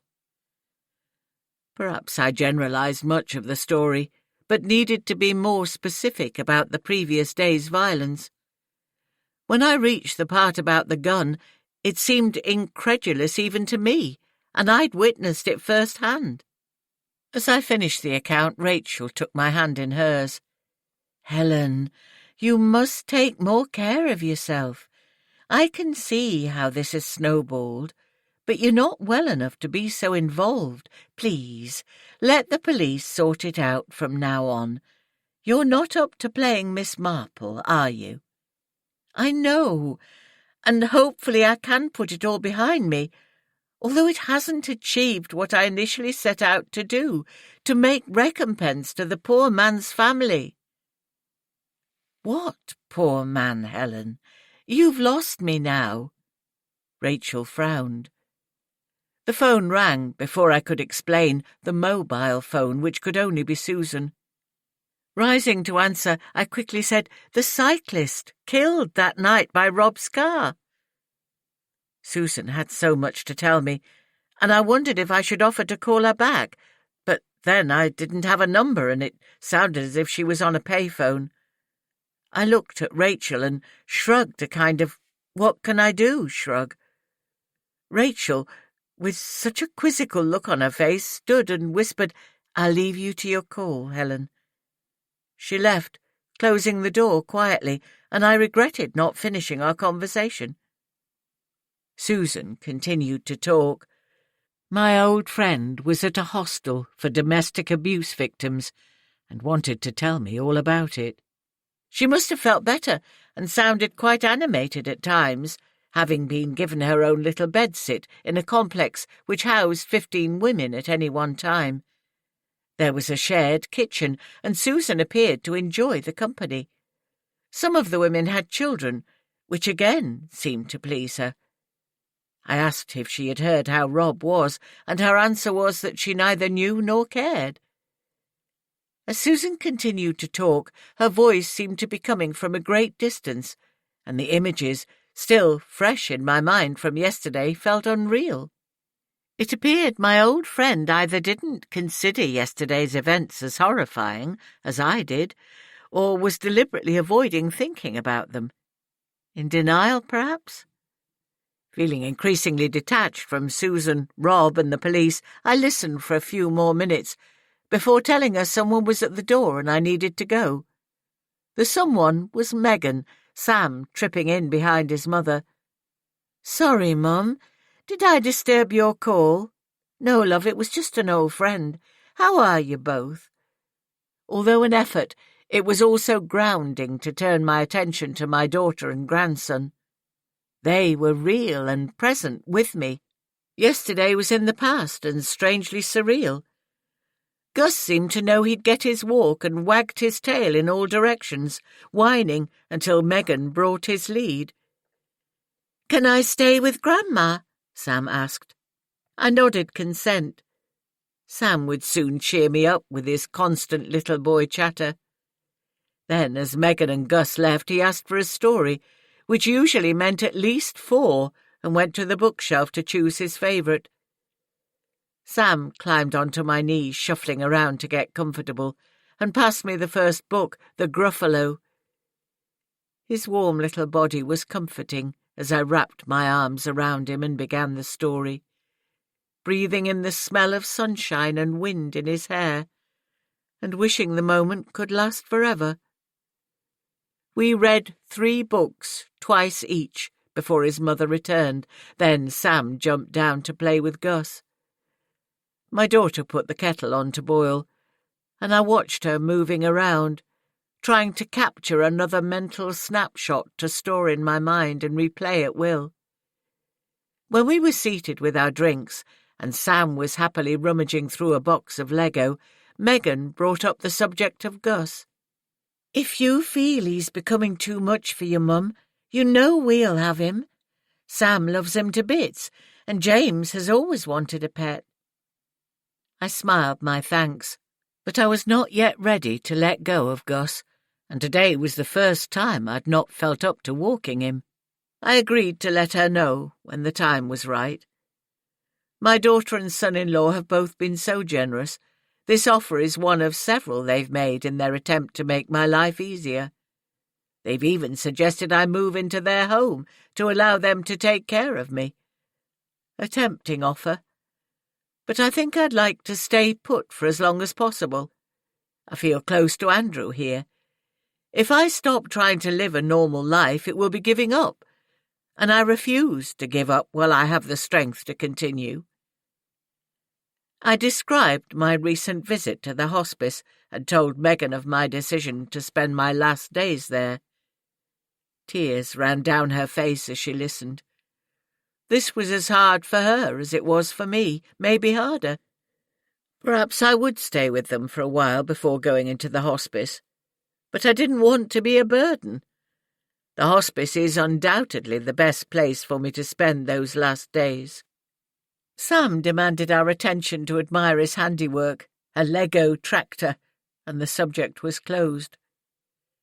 I hated being the one to cause so much distress to my family. But until D-Day, there are days still to be lived, and I intend to do just that. When Megan left, I rang Rachel's office number, hoping to catch her before she finished for the day. The lady who answered told me she'd already left, but offered to leave a message for her to ring me the following day.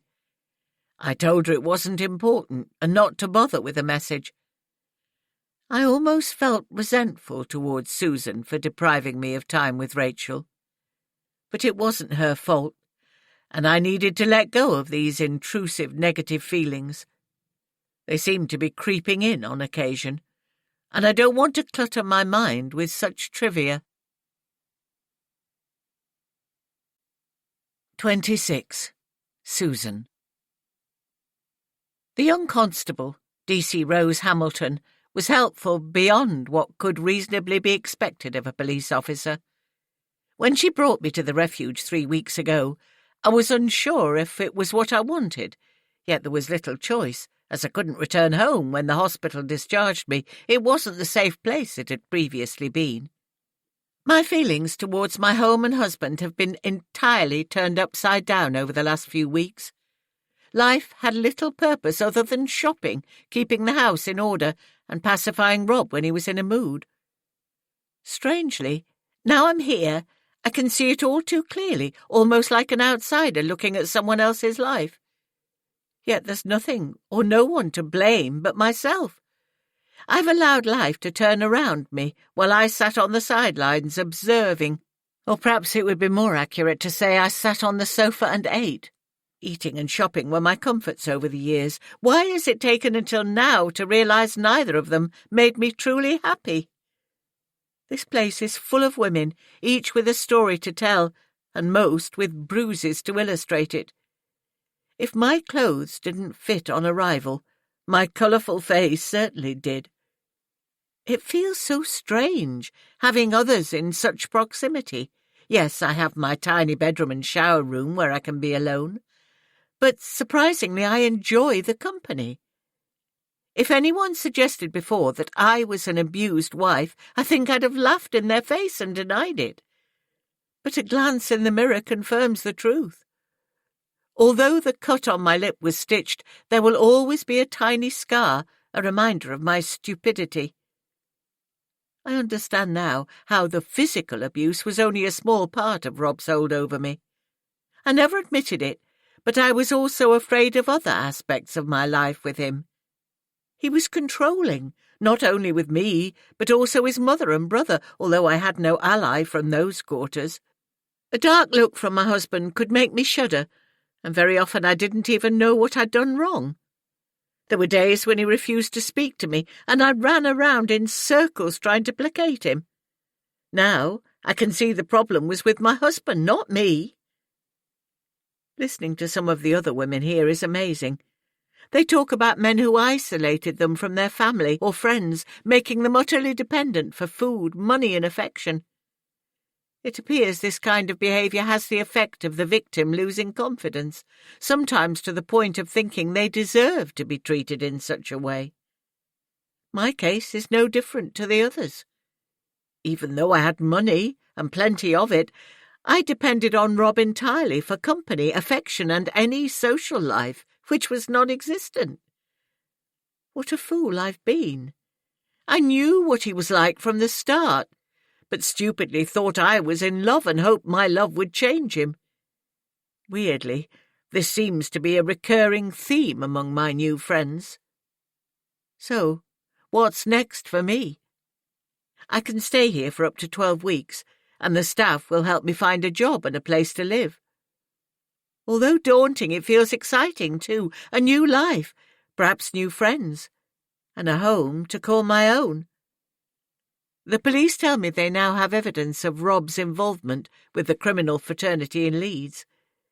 When I consented to their search of our home, they took away his computer and found the evidence they needed to charge him and several of his contacts with fraud. If I want to press charges of assault, as they're encouraging me to do, together with the cyclist's death all those years ago, they say there's enough to send him away for several years. I've spoken to Helen a few times on the phone, and she's pleased that justice appears to have caught up with Rob. She won't be giving evidence when the trial comes, but the police have her video statement to use and I can verify the details. I was surprised when D.C. Hamilton told me the extent of Rob's criminal involvement. Having assumed his money was made illegally, I didn't wish to know more. But it appeared my husband was tangled up in an almost foolproof plan. A few years ago, Rob became involved with several others who worked out a way to steal diamonds. Rather cunningly, this didn't involve any physical robbery and was done by computers, with the diamonds being delivered to them. Knowing my husband was not particularly good with computers, this rather puzzled me, but it seems Rob's role was more of a practical nature. The technical experts worked out a way to hack into the computers of several exclusive jewellers and placed orders through them for diamonds. They chose to order from diamond wholesalers in New York and other cities abroad, who would send the stones by secure means to a specified address. If the address was not the regular one the jeweller used with the wholesaler, details of the change and verification from the jeweller were required. The hackers would place the order at night when the shop was closed and intercept the email asking for confirmation of the new address. They then verified it, as if from the jeweller's computer, and the deal was done. The idea was obviously not my husband's. It was far too complicated and beyond his capabilities. Rob's role was to rent the empty properties, used as the delivery address, and be there to wait for the parcels. He would sign for them in the jeweller's name, and the theft would not be discovered until the wholesaler added the transaction to the jeweller's account, probably at the end of the month, when the gang had moved on without a trace. It was a rather ingenious plan, requiring minimum effort and bringing rich returns. It also involved only a small number of men whom the police have now arrested, thanks to Rob's computer. Not only did he keep details of the rented houses he'd used, but the names and contact details of his partners, presumably to prevent them from cutting him out when dividing the spoils. The same formula was used to undertake several robberies from different jewellers and wholesalers, and would most probably have been repeated if the police hadn't curtailed their activities. D.C. Hamilton told me they'd even found a small diamond in Rob's desk drawer, one they assumed he'd creamed off from a delivery, and one his partners probably knew nothing about. I like to think he planned to get the diamond set and make it into a gift for me. But I'd be kidding myself. Rob only ever cared for himself. Strangely, I'm relishing the thought of starting a new life, and have found a grain of spirit remaining in me which Rob hasn't managed to quash. So the future feels like a positive place to be. Naturally, I'm happy to help the police, who've been good to me in accepting I knew nothing about these crimes. My husband, too, is apparently talking to them to get a more lenient sentence. However, I will not disclose that I have several £1,000s from the proceeds of this fraud. I consider this to be my nest egg, my reward for the years of being Rob's wife. Perhaps in living with Rob for so long, something of his dishonesty has rubbed off onto me. 27. Helen. 29th of November. As I write, the wind outside is blowing fiercely. Draughts steal beneath the doors, rattling the windows and eerily moving the curtains. It's turning into one of the worst winters I've known, and not only for the weather. My garden looks sadly neglected. James has had neither the time nor decent weather to rake up the last of the autumn leaves. But snow is forecast to arrive soon, hopefully to blanket the garden and hide its sadly neglected state from view. It's 3 weeks since that terrible encounter with Rob Wheeler. Difficult weeks, both physically and emotionally. I've not ventured far from home, craving the comfort of familiarity.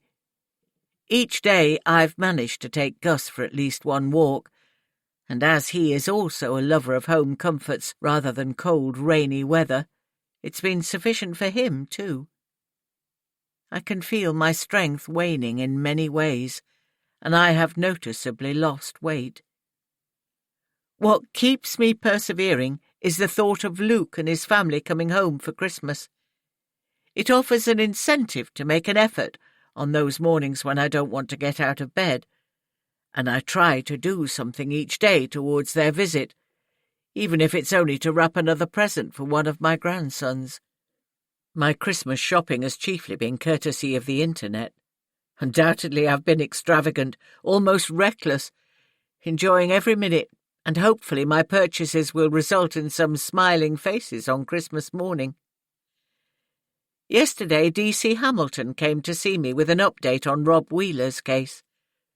From what she told me, and from snippets Susan shared during her occasional calls, it seems there's sufficient evidence to bring several charges against Rob. One of these will be a charge of dangerous driving, and another of failing to stop after an accident. It almost sounds insignificant when put in such terms, yet the heartache that night caused is anything but. I was pleased to hear he would finally be charged and held accountable. But in the same thought process I wondered how this would impact me. Would I have to give evidence, or even face charges myself? Rose Hamilton reassured me on both points. We'll not be pressing charges against you, Helen.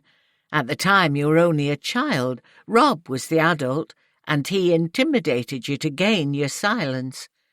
Coming forward now is of credit to you, and not only have you managed to get justice for that incident, but several more charges too. You should be proud of yourself. You've been the catalyst in bringing to light other serious crimes, for which we have Wheeler and his accomplices. And as for giving evidence, you won't be called for any of the proceedings. We have your video statement, and Susan Wheeler has confirmed your part in the incident. Your health issues have naturally been taken into consideration. I suggest it's time to put this whole debacle behind you and concentrate on enjoying this time with your family. D.S. Greenwood has asked me to convey his thanks for your help." I must have looked incredulous when she spoke those words, and Rose smiled, going on to explain, "Simon's strength isn't with people, so he can appear offhand at times. But he's an excellent DS, the best I've ever worked with. He was quite genuine when he asked me to pass on his thanks. We both recognise the tremendous effort you've made in doing this, and I, for one, admire your courage." I found it difficult to believe her words and wondered if she was covering for a boss. But that's probably the cynical side of my nature coming through. I should be more trusting. Rose smiled broadly. It must make a change for her to deliver good news when the police so often deal with the sordid side of life. Yet I couldn't feel proud of myself as she suggested, and asked, "Has the man's family been told about these recent developments?" "Yes, we informed his widow a few days ago that we're bringing charges concerning her husband's death. She was surprised after all this time, but pleased nevertheless. I wanted to do something more, to apologise, explain, anything which would let her know how sorry I was, a desire I expressed to Rose. I understand. What I can do is tell her of the circumstances and your efforts to seek justice. But I don't think you should worry about it. You weren't responsible, and when she hears the facts, I'm sure she'll understand." There was more I wanted to ask, to do, but Rose was probably right. I'd done as much as possible and would have to settle for that. What about Susan? Will she lose her house? It was nothing to do with me, but I felt concerned for Susan and I didn't wish to see her struggle. It's too early to predict what will happen. We're confident Mrs. Wheeler knew nothing about her husband's activities, therefore won't face charges relating to them, but she could lose the property. If Wheeler is convicted and the court feels it appropriate, his assets could be confiscated under the 2002 Proceeds of Crime Act. It will go to the Assets Recovery Agency for civil recovery. Any creditors, such as the insurance company who paid the losses from the jewellery thefts, can claim their money back. As for Susan, I don't think losing the house will worry her. From what I've seen, she appears to be enjoying a new life and is making plans for the future. So you see, Helen, things are working themselves out." Rose left, surprising me with a hug as she reached the front door. I thanked her for her efforts on my behalf. She'd shown great compassion, and I was grateful. Her comments concerning Susan reflected my own thinking on my former friend, who'd rung occasionally and appeared to be growing in confidence each time we spoke. She seemed remarkably resilient and enjoyed living in a community and meeting new people, and I was pleased for her. Susan's past life hadn't been kind to her. I only hoped the future would be better. For myself, there's still a pang of regret about the cyclist's widow, but perhaps she's also moved on and made a new life for herself. I'm not as satisfied with the results as I'd wanted, but can think of nothing else to do. Perhaps it's time for me to move on. It's only a week until Luke, Imogen and Ethan arrive, a comforting thought, and I want to savour every moment of their visit. They'll be here for 4 weeks, taking us into the new year, and as this Christmas will be my last, I'm determined to make it one of the best. Rachel hasn't visited me during the last couple of weeks. A different Macmillan nurse has taken over from her, a lovely young woman called Sarah, who didn't know why there'd been a change. When I asked, she promised to try to find out for me, But no more has been said, and I don't want to push the issue. As far as Sarah knew, Rachel was not ill, so the change was somewhat perplexing. Sarah suggested introducing opioid medication as the pain was increasing, but I had my own timetable and didn't wish to consider this until after Christmas. Instead, we compromised by increasing the naproxen and other painkillers which I trusted would dull the pain. The cancer symptoms are certainly making themselves felt, with uncomfortable bloating accompanying the pain. In addition, I seem plagued with fatigue lately and regularly sleep for a couple of hours each afternoon, which helps a little, and my focus is on getting through Christmas, after which, who knows? It may then be time to let Gus go to Megan. I'll miss him terribly, but we'll see him often when I visit them. 6th of December. The fields were covered with a light dusting of snow this morning, which added to the brightness of the day, creating a dazzling white landscape, which I longed to capture in my mind and remember in days to come. I drove to the edge of town with Gus to let him run over the common and hopefully exhaust himself in doing so. Later today my son will be arriving from Canada, and the excitement almost makes me squeal. They land at Heathrow this morning and pick up a hire car to drive north, arriving by tea time. I know they'll be tired after such a long flight, particularly Ethan, who's never flown before. To have them here with me will be so wonderful. I can hardly wait.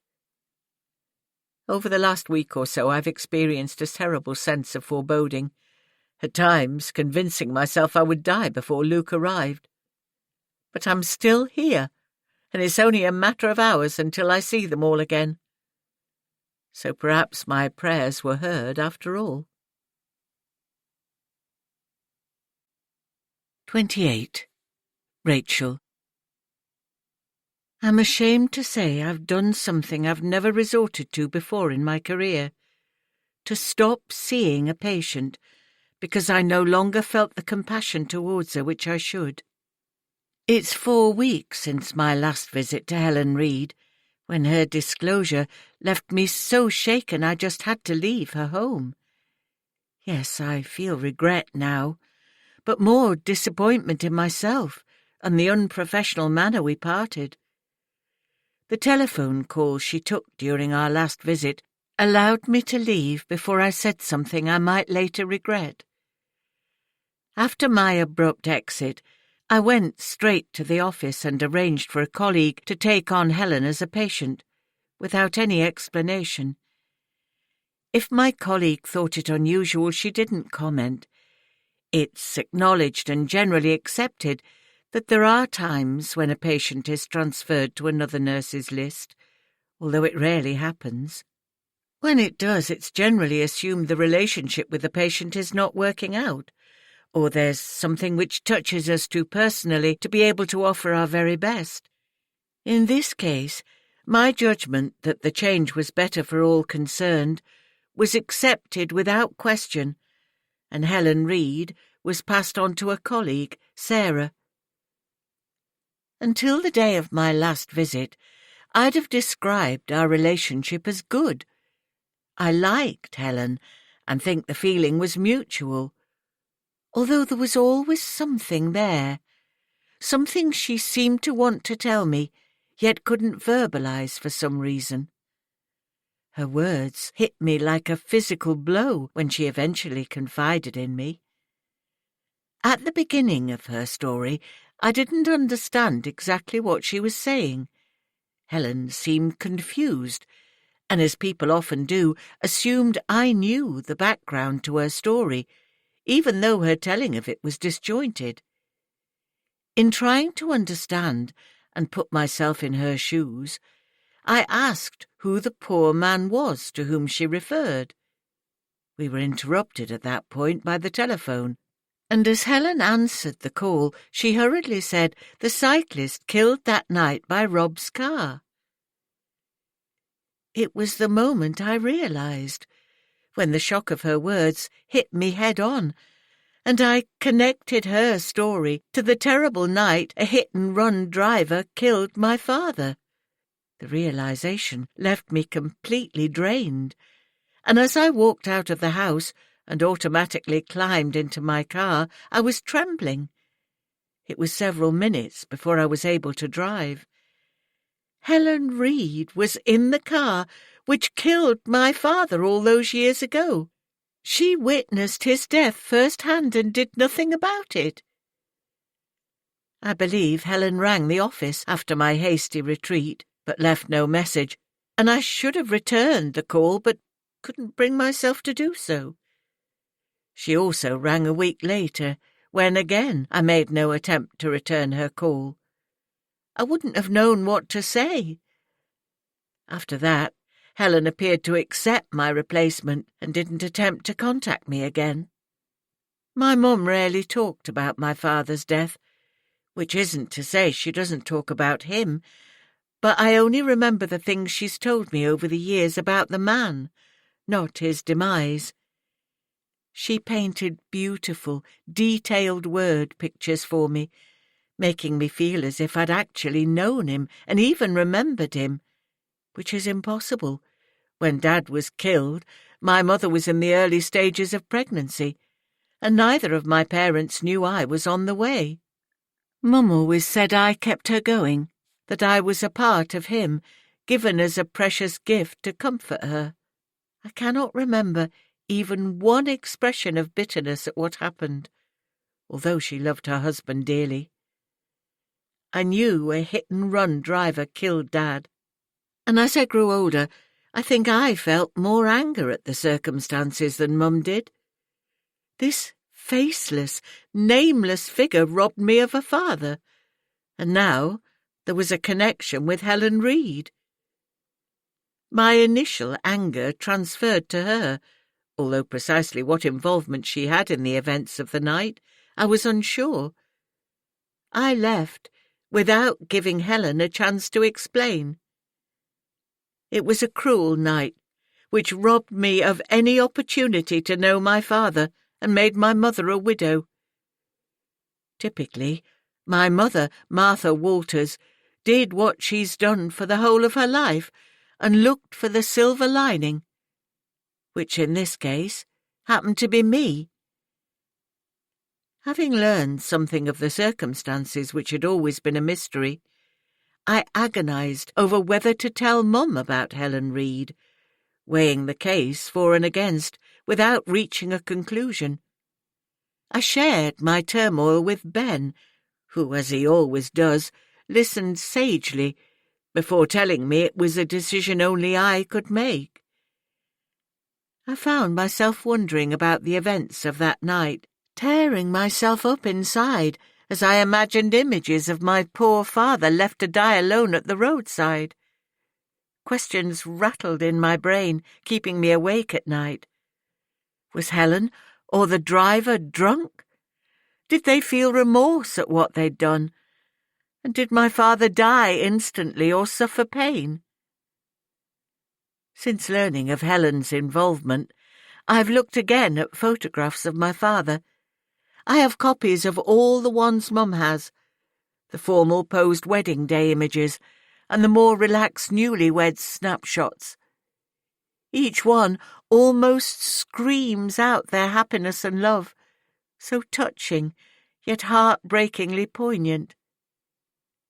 As it happened, the decision to tell Mum was taken out of my hands. One morning she arrived a little early to look after the girls and asked if I had time to talk before work. There was no time to ponder over what she might want, as Mum came straight out and told me the police had been in contact and were charging someone in connection with Dad's death. Her words were measured and even, and knowing her as well as I know myself, I realized she'd carefully considered each word to make the news as palatable as possible.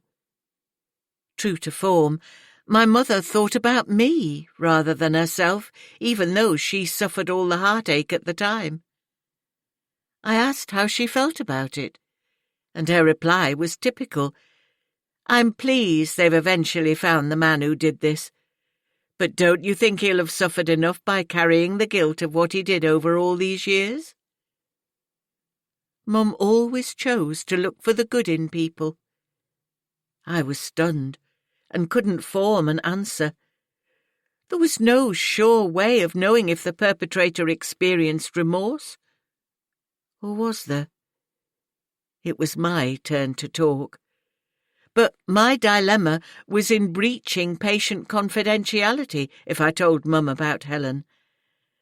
I could explain how a patient had some involvement and leave the patient vaguely anonymous. But would it benefit anyone? I remained silent. Mum appeared to be handling this unexpected news well. And what could I add to anything the police had told her? The answer was nothing. I'd listened to Helen Reed pouring out her angst about an incident from years ago, but hadn't stayed to hear the end of the story. After considering the very little I did know and doing the maths, it appeared Helen would have been about 16 years old at the time. Still only a child. What had I done? Helen didn't have a chance to finish the story before I left, leaving her to wonder what had caused me to run away and subsequently ignore her for so long. I hugged my mother before kissing Charlotte and Katie and leaving for work. Mum's words resonated in my mind.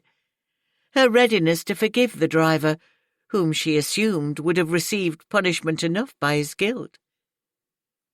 Martha Walters was undoubtedly one of the most kind-hearted people I've ever known. But should I take her lead and try to forgive? I knew I must. My upbringing had instilled some of the goodness of my parents in me, and I was in no doubt I treated Helen shabbily, and would not settle until I apologized. 29. Helen. 7th of December. I have no words to describe how wonderful it is to have my family around me. My excitement when they arrived yesterday equalled Ethan's. There was no shyness from my grandson this time. Luke hugged me gently, then holding my shoulders looked closely at me, frowning at what he saw. I could almost read his thoughts, as I could when he was a little boy, and said, "I know there's not as much of me now. I'm aiming for the supermodel wayfish look." He smiled knowingly and moved away to let me hug Imogen. It was brilliant to see them again. We spent the evening chatting about anything and everything. Megan, James and Sam came over with fish and chips for all, which the travellers ate with gusto. I can't remember when Megan and James left, but it wasn't easy to persuade Sam to go home when he'd made a new friend in his cousin. They would be back tomorrow, fresher after a good night's sleep. When I awoke this morning, it was to the usual moment of uncertainty, not knowing what day it was or what I needed to do. But when I heard movement in the kitchen below, yesterday's events came flooding back and I smiled, eager to join my family. Imogen had made herself at home, as I'd told her to, and was making breakfast. Ethan jumped up to hug me, almost knocking me over and earning a rebuke from his father. "Please don't stop him. I don't want to be treated like a china doll. I love his exuberance." "Okay." Luke smiled and joined in the hug, enfolding me in his strong embrace where I wished I could remain forever.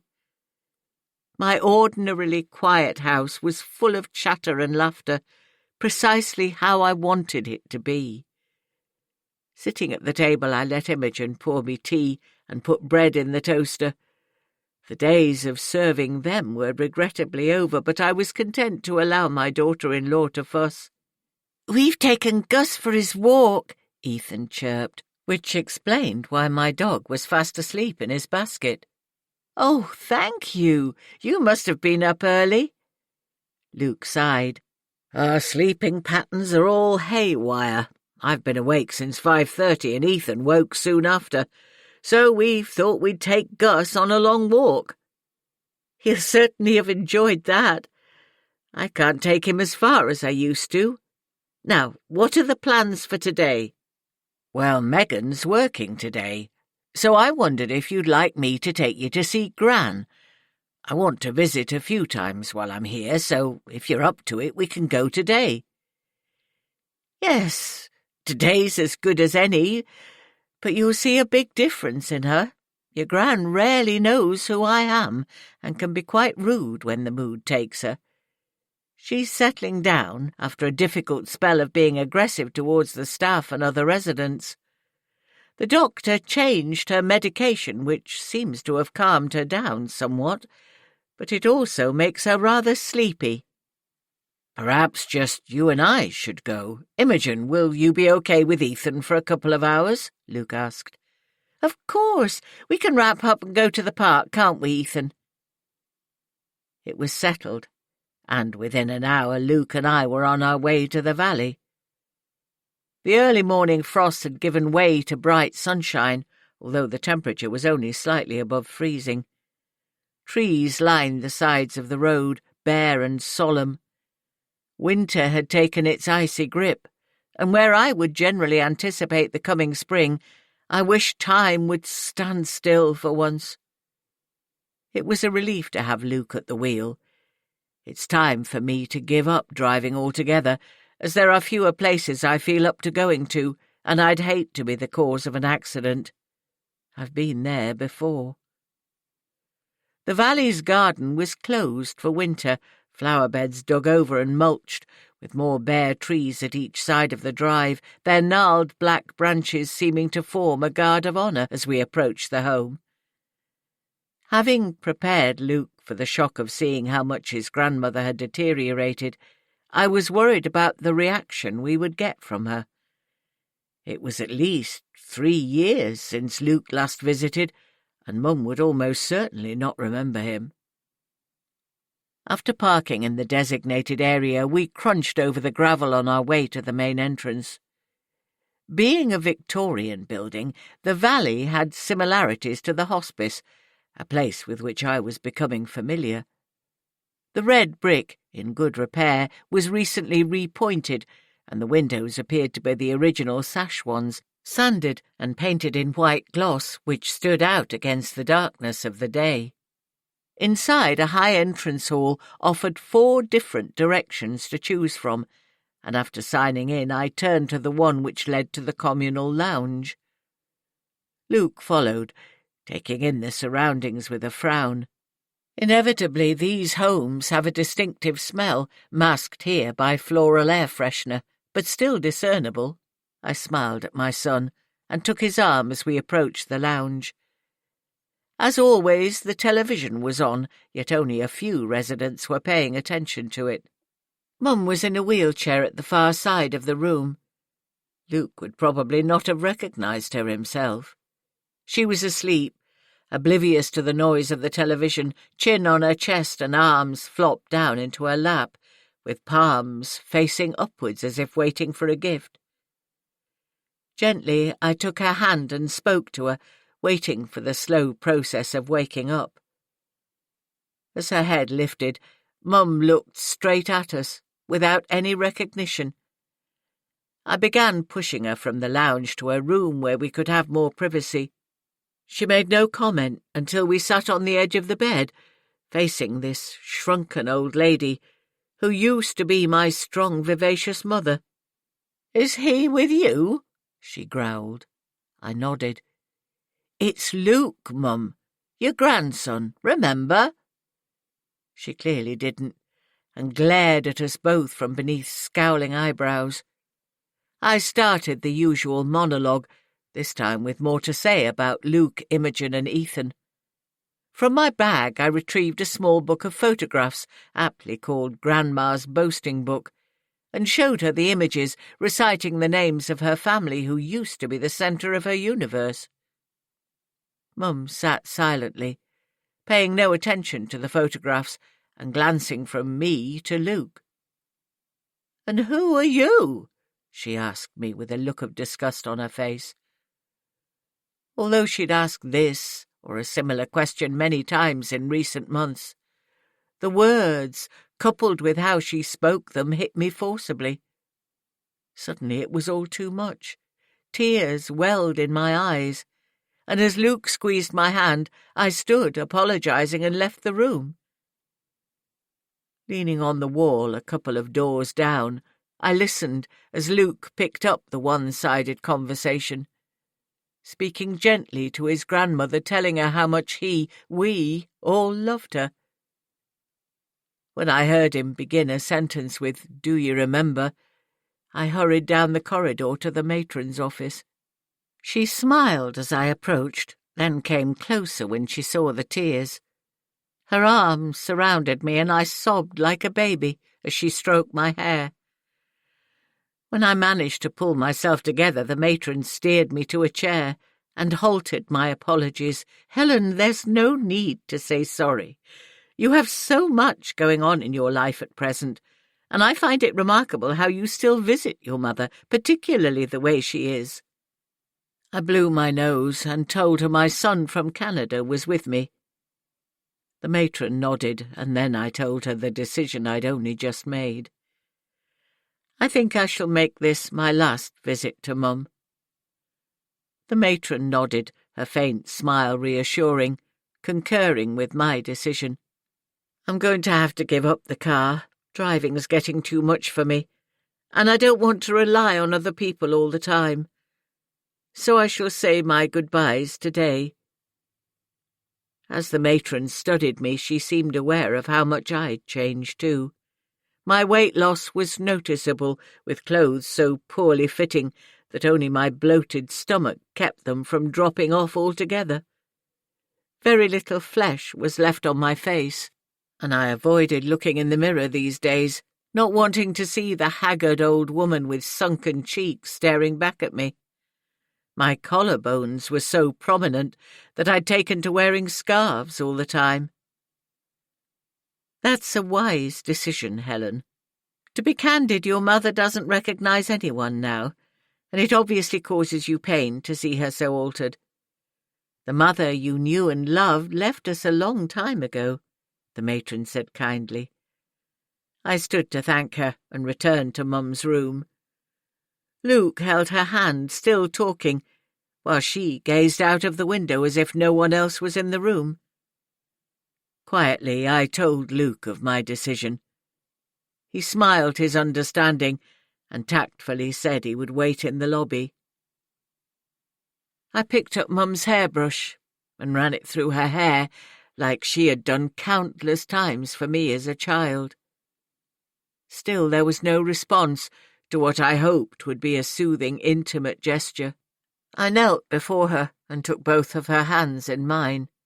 They felt cold despite the room's warmth, and I rubbed them gently. "Mum, I'm going now, and I shan't be coming back. I'm not well and won't be here much longer. Megan will still come, and Luke will come again before he goes home to Canada. I love you, Mum." I kissed her cheek. The papery, translucent skin felt soft and smelled of talcum powder. She lifted her watery blue eyes to meet mine for a moment, and I thought she understood, but she was gone again in an instant. I looked at my mother for one last time, then turned to leave. Luke was talking to the matron when I found him.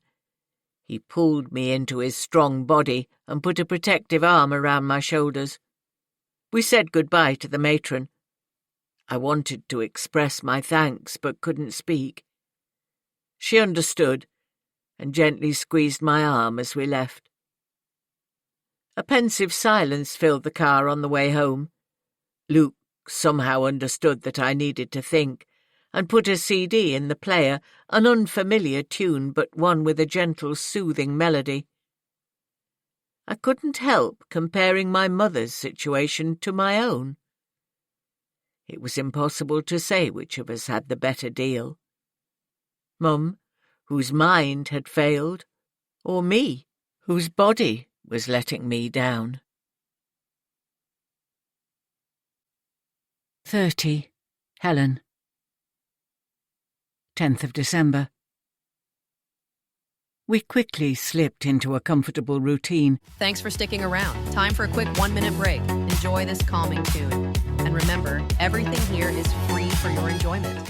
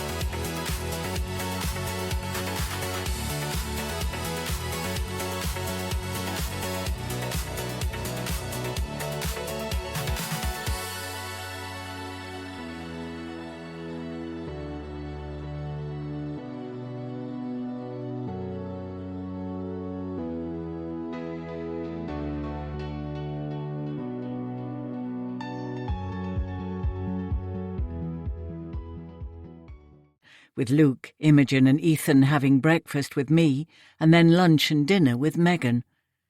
Unfortunately, this morning I'd not gone with them. My body screamed at me again after not sleeping well because of the pain. It's perhaps time to concede to taking a more potent opioid-based drug, which I'd not wanted to do until after Christmas. But I fear this pain will prevent me from enjoying the traditional family celebrations I was looking forward to. The doorbell rang as I sat in the lounge, stroking Gus's silky ears and reading the last chapter of a novel I'd been enjoying. Rachel Amos stood on my step, and I moved aside to let her in. I was pleased to see her and told her so. I'd often thought about her and wondered why our relationship ended so abruptly. It appears I was about to find out. Rachel politely declined an offer of coffee, saying she didn't have much time. And then the bombshell dropped. I must apologize for the way I left so hurriedly without an explanation. Her words were measured and sounded melancholy, unusual for her, but after a moment she continued. When you told me of your quest to put right a wrong from the past, it didn't connect with me until you mentioned a cyclist who'd been killed. The cyclist was my father. To say there was a stunned silence would be the understatement of the decade. I could hardly believe what Rachel told me, and my heart pounded rapidly. I shuffled uncomfortably on the sofa, avoiding eye contact, suddenly ashamed and appalled with myself. My visitor spoke first. It was wrong of me to leave without an explanation. I can only say it was the shock. I didn't know what to say or do. I understand. My brain struggled to grasp what Rachel had just told me. Are you sure this was the same accident? I pathetically managed to blurt out. The 20th of October, 1970, she said, leaving no doubt it was her father lying dead on the road on that fateful night. The image of his still lifeless body once again came to mind, a picture which had haunted me throughout my teens and adult life. Oh, Rachel, I am so terribly sorry. It was incredible, and brought the incident into a completely different perspective as I looked at the woman who'd been denied the presence and love of a father because of that horrendous night. I didn't know what to say, and neither, it seemed, did she. I wanted to do something practical, but this wasn't a situation where that kind of help was appropriate. And besides, my capabilities were diminishing every day. Maybe we can have a coffee now. Shall I make it? Rachel recognized my anxiety, and her training came into play. Nodding my permission, I sank back into the sofa and took a few deep breaths, glad to be alone for a few minutes to try and understand the implications of Rachel's revelation. Was there something I could do or say to this poor young woman? Needless to say, nothing came to mind. My heart was racing so much so I could feel the pulse throbbing in my neck. My face was flushed with shame and embarrassment. I tried to speak when Rachel returned to the room, but the words wouldn't flow. My visitor sat in a chair opposite, passed me a coffee, and looked directly at me. "When you told me about your recent visits to the police, which were connected to the past, you were rather vague, and it didn't register with me just how long ago it was. Then, when you mentioned the man on the bike, your story started to make sense. I was shocked, and when the phone rang, I left without allowing you to explain properly.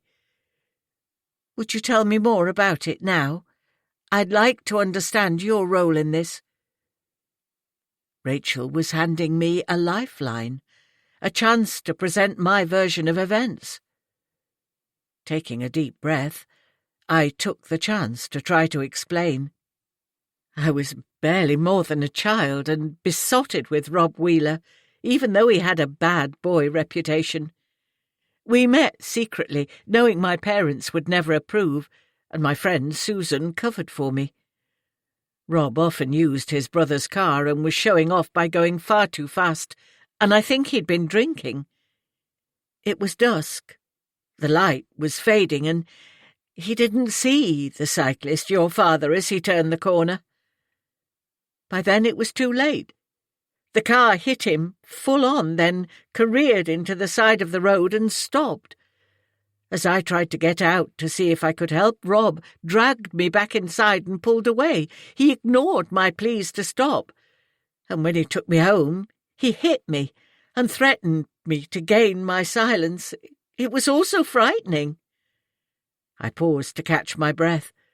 This was one of the most difficult conversations of my life. Rachel waited silently for me to continue. "I heard the next day that your father had died and didn't know what to do. Rob wasn't the kind of person to cross, and I was scared, aware of his reputation. Since then, I've loathed myself for being so weak. As the days passed, it became harder to tell anyone the truth, and when we moved away from the area shortly afterwards, I tried to forget it ever happened. But of course I couldn't. It's haunted and shamed me for all these years. If I could turn the clock back, without hesitation, I would." "And this is what you've been trying to do? Put right this wrong from your past?" Rachel's voice was barely a whisper. Hearing the stark details of her father's death can't have been easy.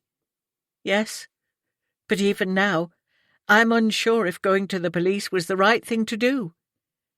I saw Rob first to allow him to own up to his crime, which was useless.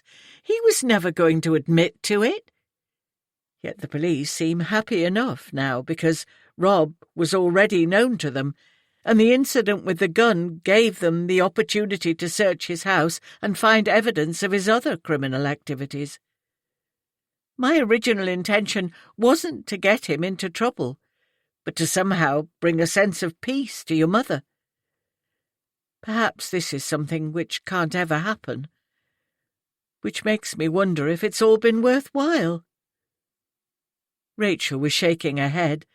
"Oh, Helen, you've been beating yourself up all this time, and you're not up to it. Just look at you."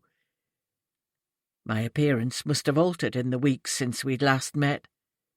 I knew I was failing, and with Rachel's visit I felt even worse, as it brought home to me just what she and her mother must have suffered during the intervening years. "Did your mother ever remarry?" It was none of my business, but if she'd gone on to lead a happy life with someone else, it might make me feel a little better. "No, she never remarried. My parents had only been married for 5 months when Dad died, and Mum wasn't interested in anyone else. We became very close, the two of us, living for each other, I suppose, and even today we remain close, and the girls think the world of her. She must really hate me. I had to ask, didn't I? I doubt it. My mother's never hated anyone in her life. When the police told her they'd arrested someone for Dad's death, she almost seemed sympathetic, assuming whoever it was must have been living with guilt all this time. Your mother sounds like a remarkable woman. I did ask the police to tell her how sorry I was. Do you know if they passed my message on? If they did, she never mentioned it. Rachel's reaction was difficult to judge. Coming to visit me demonstrated a degree of forgiveness. She clearly hadn't come to berate me, and genuinely appeared to want to understand.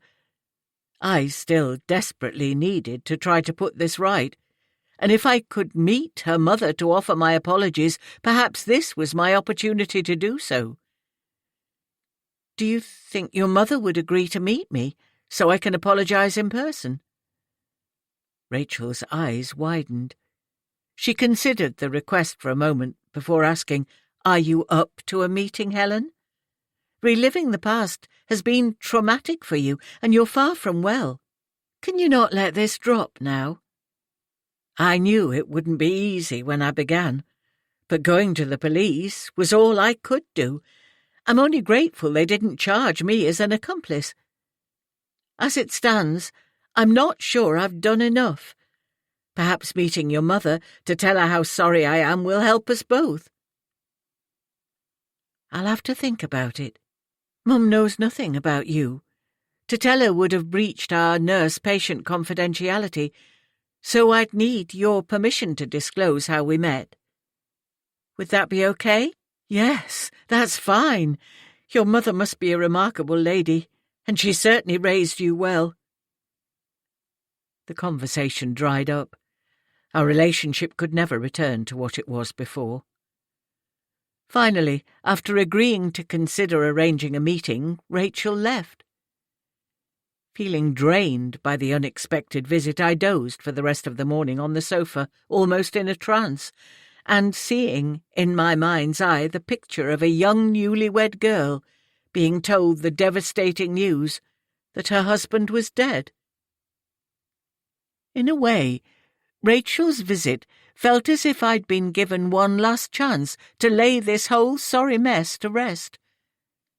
I only hoped she would ask her mother for the opportunity to apologize, and that this lady was as generous in spirit as her daughter was. 31. Helen. 17th of December. Having heard nothing from Rachel for a week, any meeting with her mother seemed unlikely. It was a huge disappointment, but I determinedly refused to get hung up on this to the exclusion of everything else. There simply wasn't time. With my family close at hand and Christmas swiftly approaching, each day held plenty of distractions. Ethan and Luke were proving to be a delight. They'd been told I was unwell and they mustn't make too many demands on me, which, to their credit, they didn't. But their presence lifted my spirit.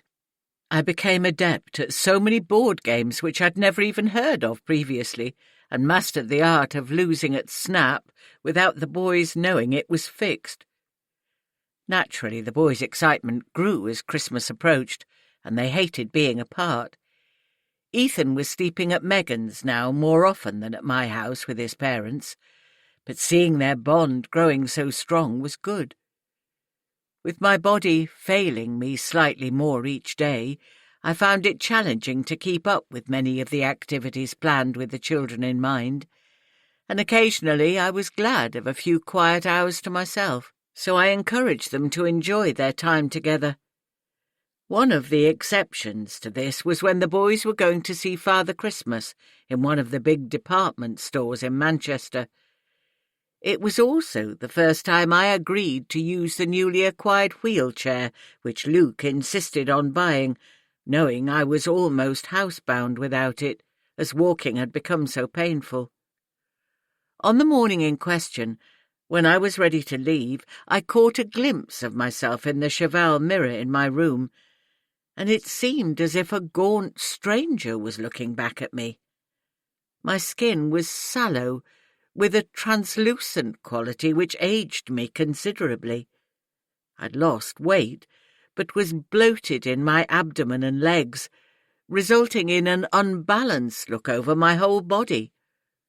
On the positive side, the bloating was the only thing keeping my trousers up, and I certainly didn't want the bother of buying new clothes. However, my reflection shocked me.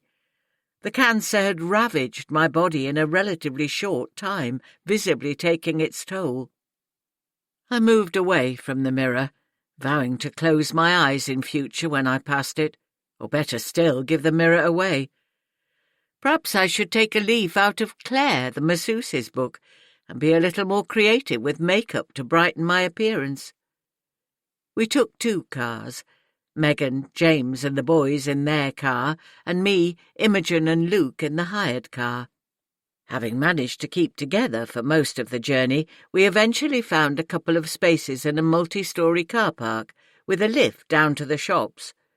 The city centre was buzzing, full of Christmas shoppers eager to spend their money and bedazzled by the fantastic displays in the shop windows. I was gratified to see the store we were visiting first still displayed a traditional nativity scene, a stable with Mary, Joseph and baby Jesus.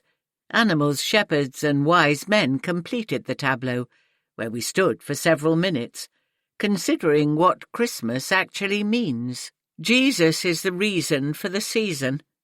I remember my mother displaying a poster with those words in pride of place among our decorations.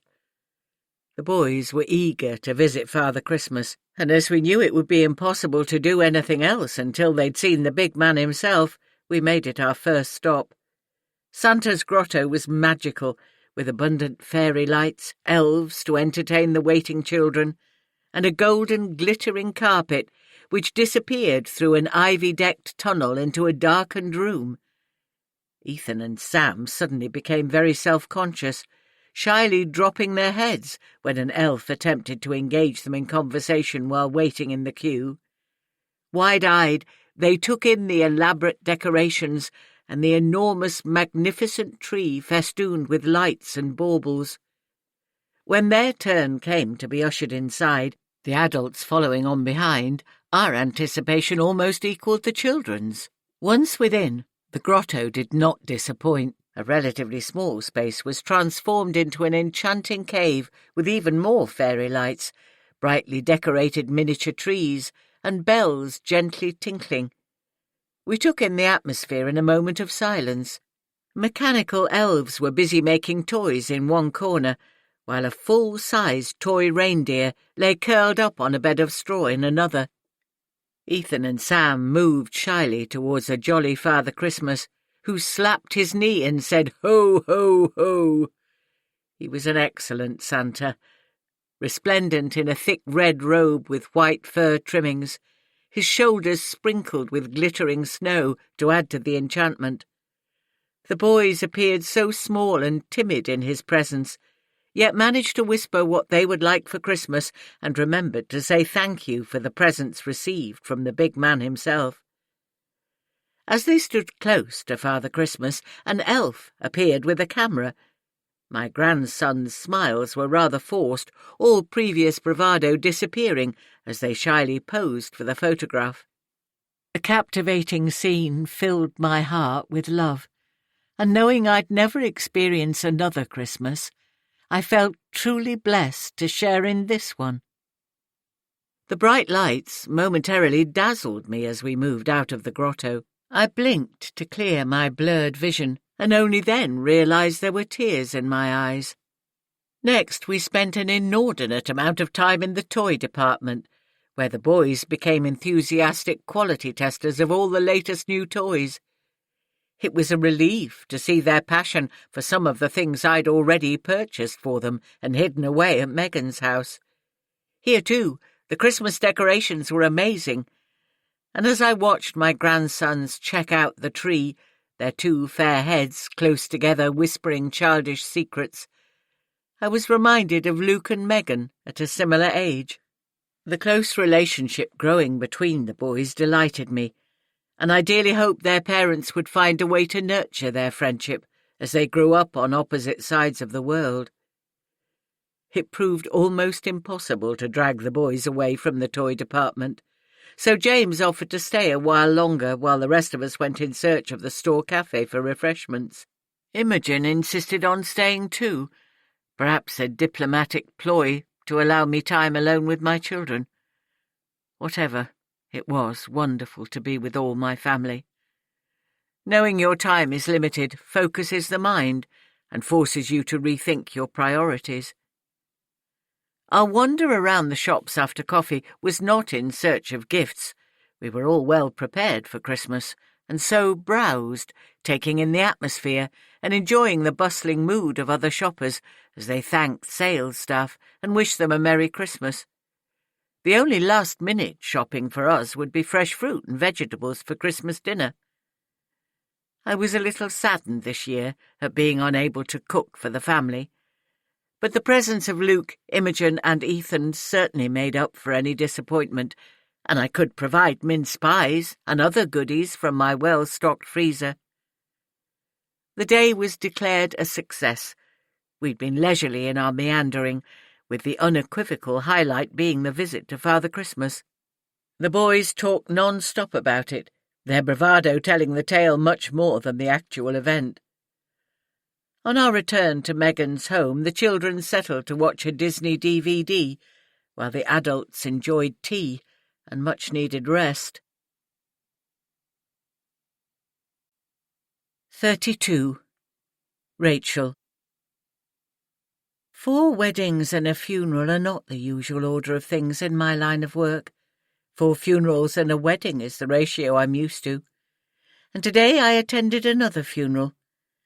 I don't go to all my patients' farewell services, but this was for a courageous young woman who at 23 years old was stricken with breast cancer.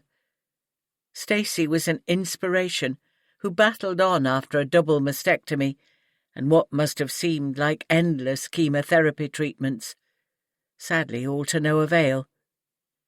Stacey lost her hair and joked about it, frequently removing her wig in the most unlikely places to scratch her scalp. Once she did so in a restaurant, embarrassing her mother as she ate dessert with her blonde wig hanging off the seat beside her. After losing her hair, Stacey had an intricate and rather large tattoo of a butterfly on the back of her head, and if people looked twice at her, she asked them if they liked her scalp art. They usually ended up smiling at this young woman's bravery. The service this morning was typical of her spirit. The coffin was brought into the crematorium as the song The Lady in Red played, and she'd requested all mourners to wear bright colours, strictly no black. Stacey had even written her eulogy, which was read aloud by a close friend. Her humour and pragmatic attitude were the dominant themes of the service. Attending a funeral often teaches me much more about a person than I learned in my brief acquaintance with them. There were inevitable tears from Stacey's family, although they tried to be brave as their daughter wished. And everything considered, if Stacey had been watching, I'm sure she'd have approved of the whole thing. Sitting at the back of the room, my thoughts drifted to my father's funeral. Having not been born, and as my mother rarely talked about the event, I didn't know if there'd been a church service or a simple ceremony here at the crematorium. Dad would have been about the same age as Stacey, a life suddenly cut short, when he should have been planning his future as a newly married man. It was even more tragic as he was unaware that he was to become a father. And what about Mum? I've always known her as a strong and capable woman, but was that due to being left to face motherhood alone? Undoubtedly, there'd have been tears at my father's funeral and in the weeks and months afterwards. But I knew so little about those early years and my mother's struggle to support and care for a baby alone. My childhood recollections started like most people's memories do, from about 3 or 4 years old. The years before then are a complete mystery. Still undecided about whether to tell Mum about Helen Reed, I could see possible advantages for both women, particularly Helen, who needed a sense of peace in these last weeks of her life. Yet my mother remained my chief concern.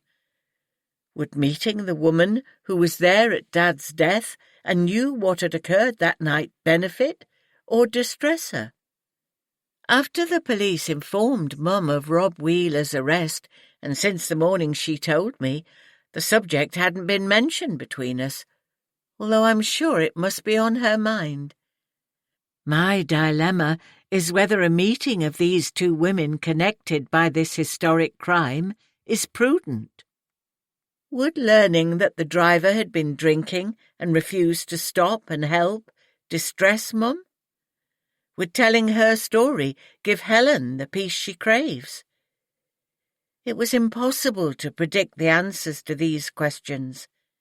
I wanted Helen to find peace, but not at my mother's expense.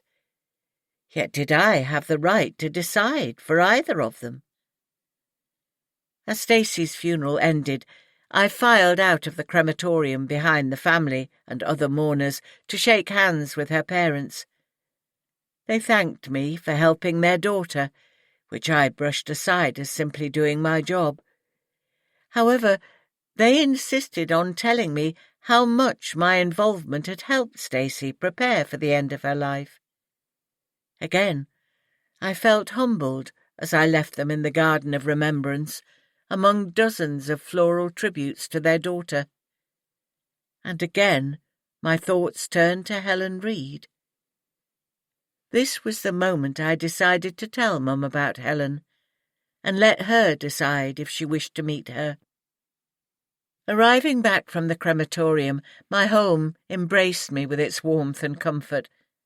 Mum usually fed the children before Ben and I were home, and generally prepared something for us to eat. She seemed her usual chirpy self, and I almost backed out of my resolve, again trying to foretell how such a meeting would work out for her. I introduced the topic with a question. "Have you heard any more from the police, Mum?"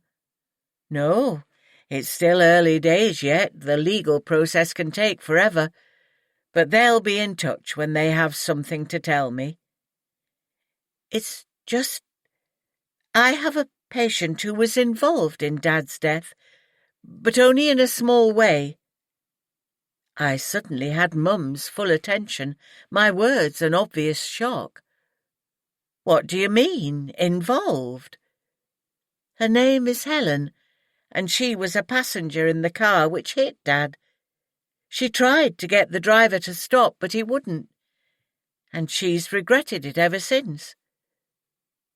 "Why didn't she go to the police?" Mum looked unusually pale. I faltered, wondering if I'd done the right thing in telling her. "She was only 16, and the driver threatened her." "And you say she's a patient? She has cancer then? Is it terminal?" "Yes. Helen's been trying to put this right since her diagnosis. It's due to her visit to the police that they arrested this man. Helen would like to meet you, to apologize in person, but you don't have to if it would be painful. I can tell her no." My mother looked thoughtful, slightly frowning as she considered my words, but only briefly. "Yes, I'll meet her. Fix it up to suit your patient. You know which times will suit me." And the subject was closed for the time being. 33. Helen. 18th of December. The telephone woke me from a restless sleep, but was answered before I could pull myself together. Luke quietly poked his head around the door of my room, and I smiled at my handsome son. "There's a lady on the phone for you. Rachel, I think her name is. Shall I ask her to ring back later?"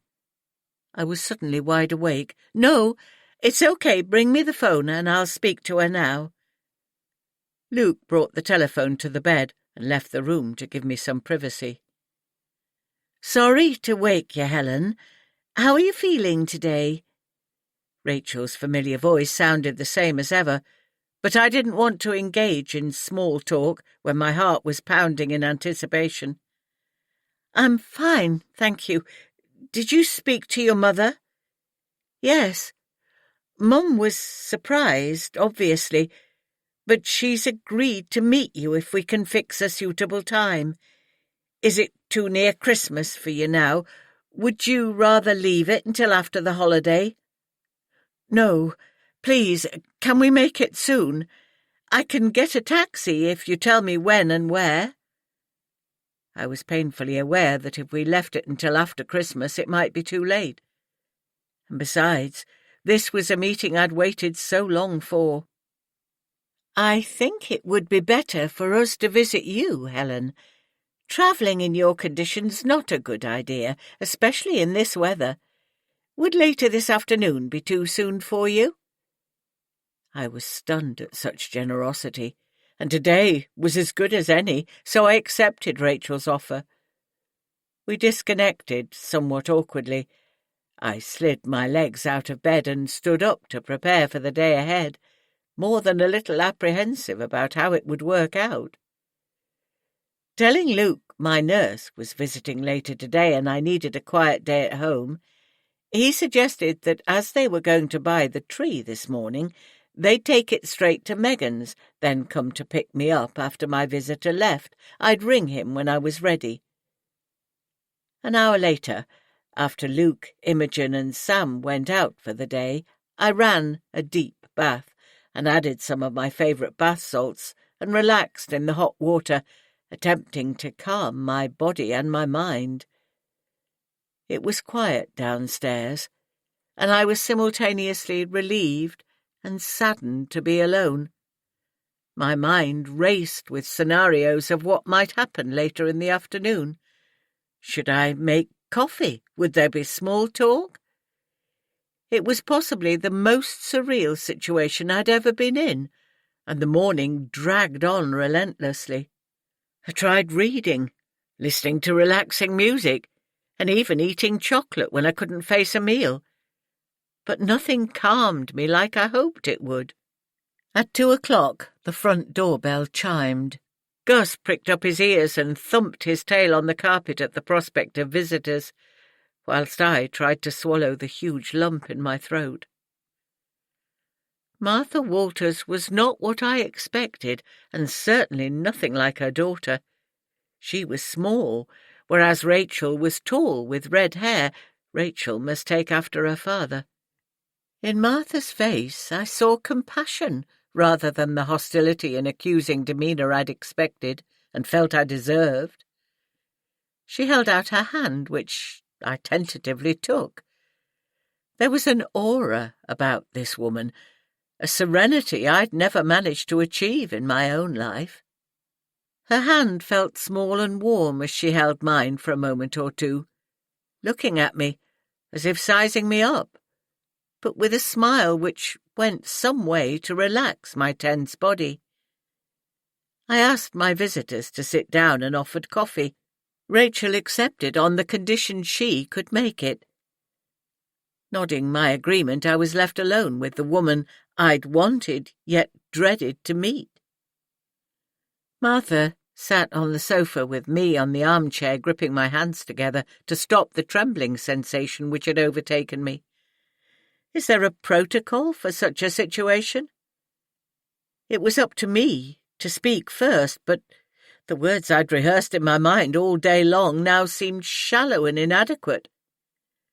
What do you say to a woman whose husband had been killed? A crime in which you were complicit? There was no precedent for such an occasion as this. But I was rescued from my inadequacies when Martha Walters opened the conversation. I'm sorry to hear about your illness. It must be difficult for you. Her voice was gentle, the words full of compassion. I nodded. Saying thank you seemed inappropriate. Knowing it was up to me to bring up the reason for our meeting, I forced myself to speak. Mrs. Walters, I can't tell you how sorry I am for not coming forward after your husband's death. It was very wrong of me, unforgivable, and something I've always regretted. I know that nothing I say will make it right, but I truly am sorry. As the words left my mouth, they sounded bland, ineffective, and insufficient. Yet what else could I say or do? From what Rachel tells me, it appears you've lived with the guilt of that night for all these years. But I've never blamed you. Yes, I was angry at the driver for not stopping. But the hospital said Michael probably died instantly upon impact and didn't suffer. And we didn't know someone else was in the car until you came forward. It was a courageous thing to do. And I suppose I've come here today hoping to find out exactly what happened. Are you up to telling me, Helen? Why isn't this lady angry with me? Recalling the worst evening of my life, and probably Martha's too, was painful.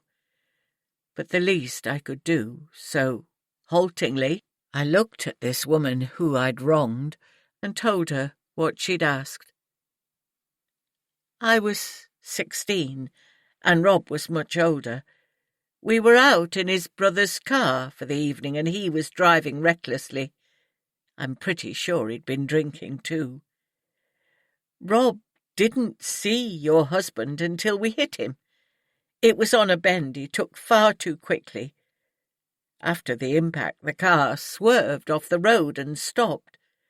I tried to leave the car to see if there was anything I could do, but Rob wouldn't let me. He started the car again, dragged me back inside and sped away. I know it was weak of me to go along with what he said, inexcusable, but I was shocked. When we arrived back in Grimethorpe, Rob hit me and left me in no doubt that I was to keep quiet. I was so afraid of him and unable to face my parents, so I went to a friend's house. She suggested going to the police, which I knew was the right thing to do. But I was paralysed by fear, and to my shame and regret said nothing. The next morning, when I heard of your husband's death, I should have told my parents and the police, but fear held me back, and again I did nothing. Rachel returned to the lounge with coffee, and we paused to take the mugs from the tray, giving me a chance to think of anything else I should add which might help them understand. Nothing came to mind, but I didn't want to sit there trying to make my part in the incident look any less than it was. The temptation was to play on my fear of Rob, to blame him entirely, when I was also culpable, even if it was to a lesser degree. I've told you how frightened I was of Rob, but it's no excuse for what I did or didn't do that evening, and I know nothing I say will make it any better for you. If I could turn the clock back, I would. I'm so very, very sorry.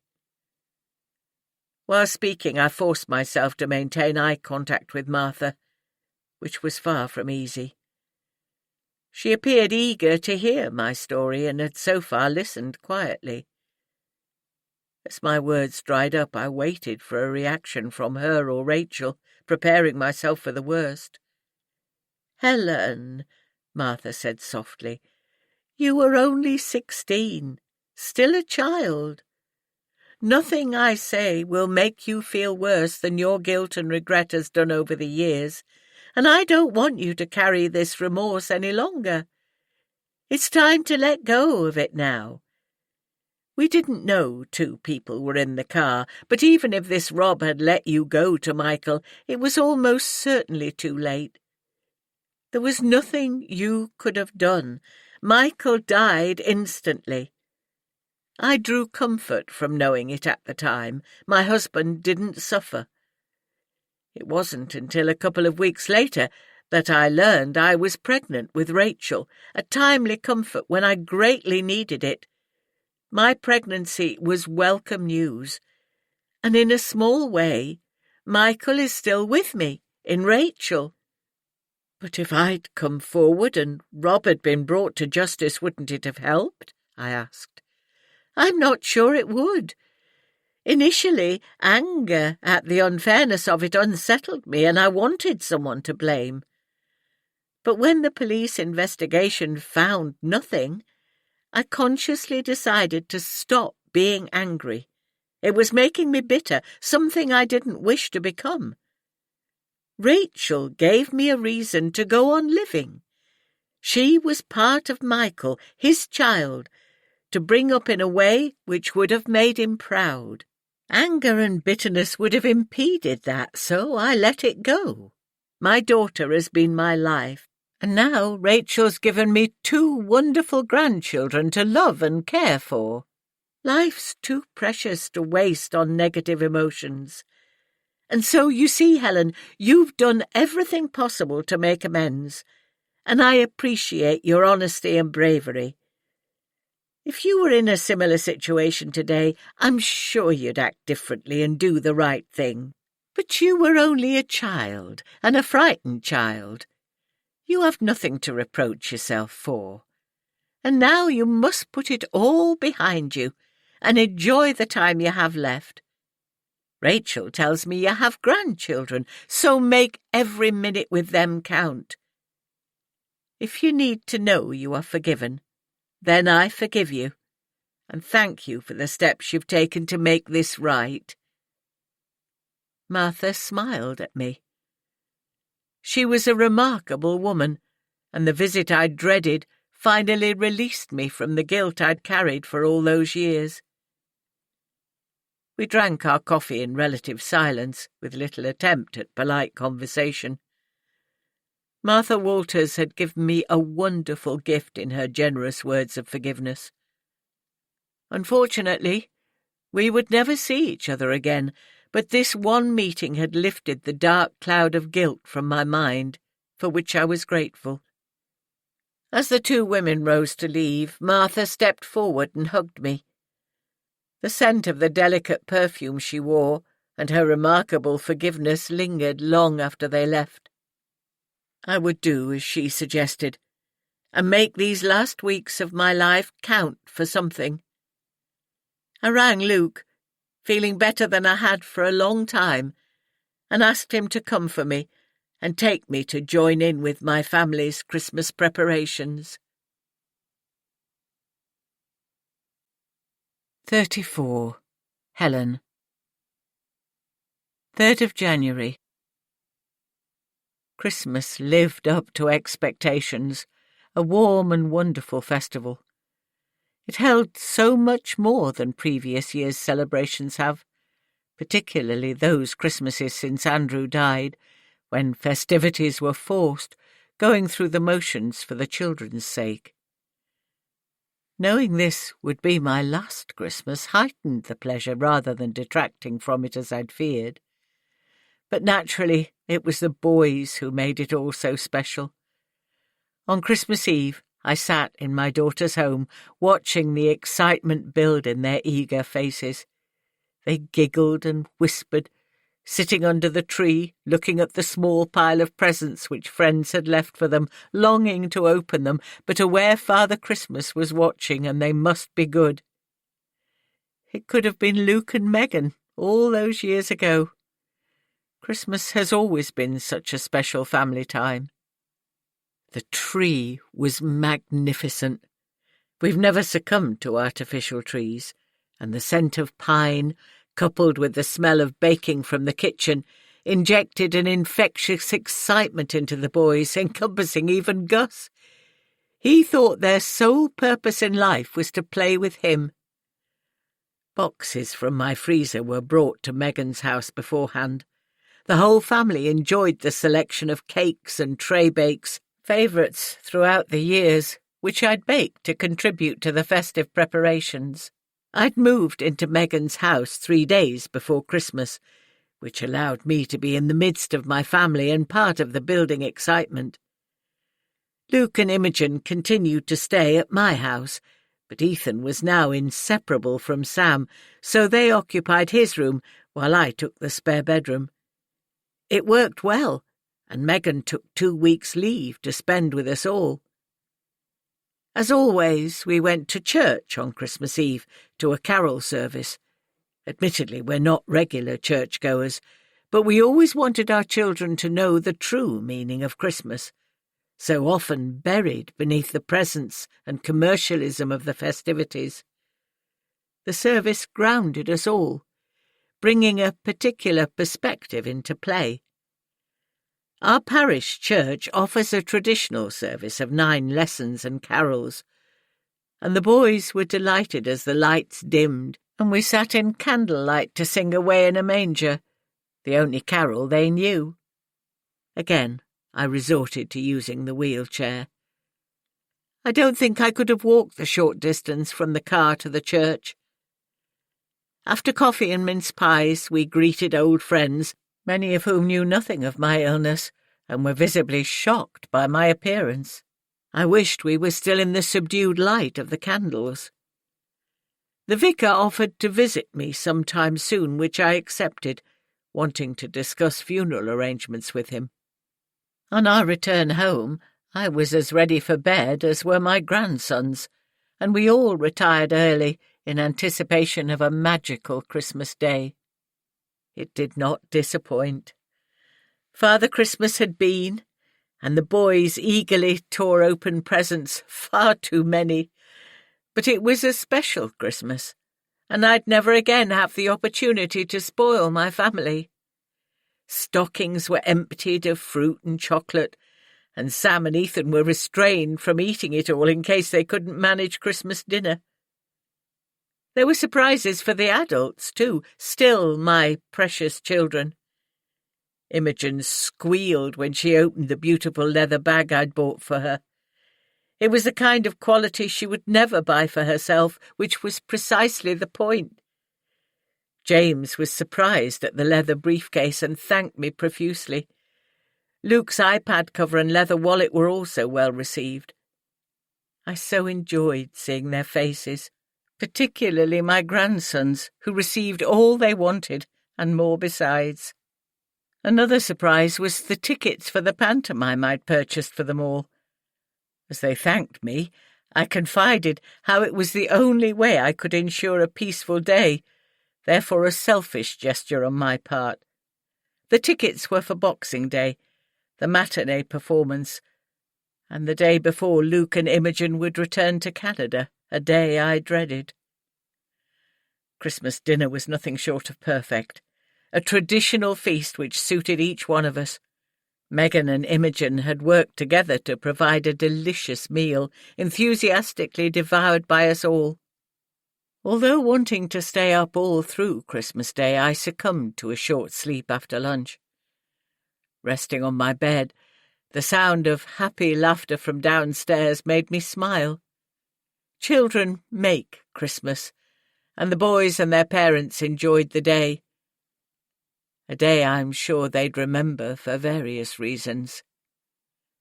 The pantomime proved a great success, and my family arrived home with the usual jokes of, "Oh, yes, he did. Oh, no, he didn't," making me laugh as they told me all about it. But my laughter was only half-hearted. Having promised myself I'd be strong when the time came for Luke and his family to return home, it was probably one of the hardest things I've ever had to do. There was no way I'd ever travel to visit them again, and Luke had responsibilities they needed to return home. We sat up late that evening after the children went to bed. Having slept while everyone was at the theatre, I stayed awake longer than usual, hanging on to Luke's every word, and delighted by the love I witnessed between him and Imogen. Megan would miss her brother when he left, and I felt for her, as again she would be without her twin when facing one of the most challenging times of her life.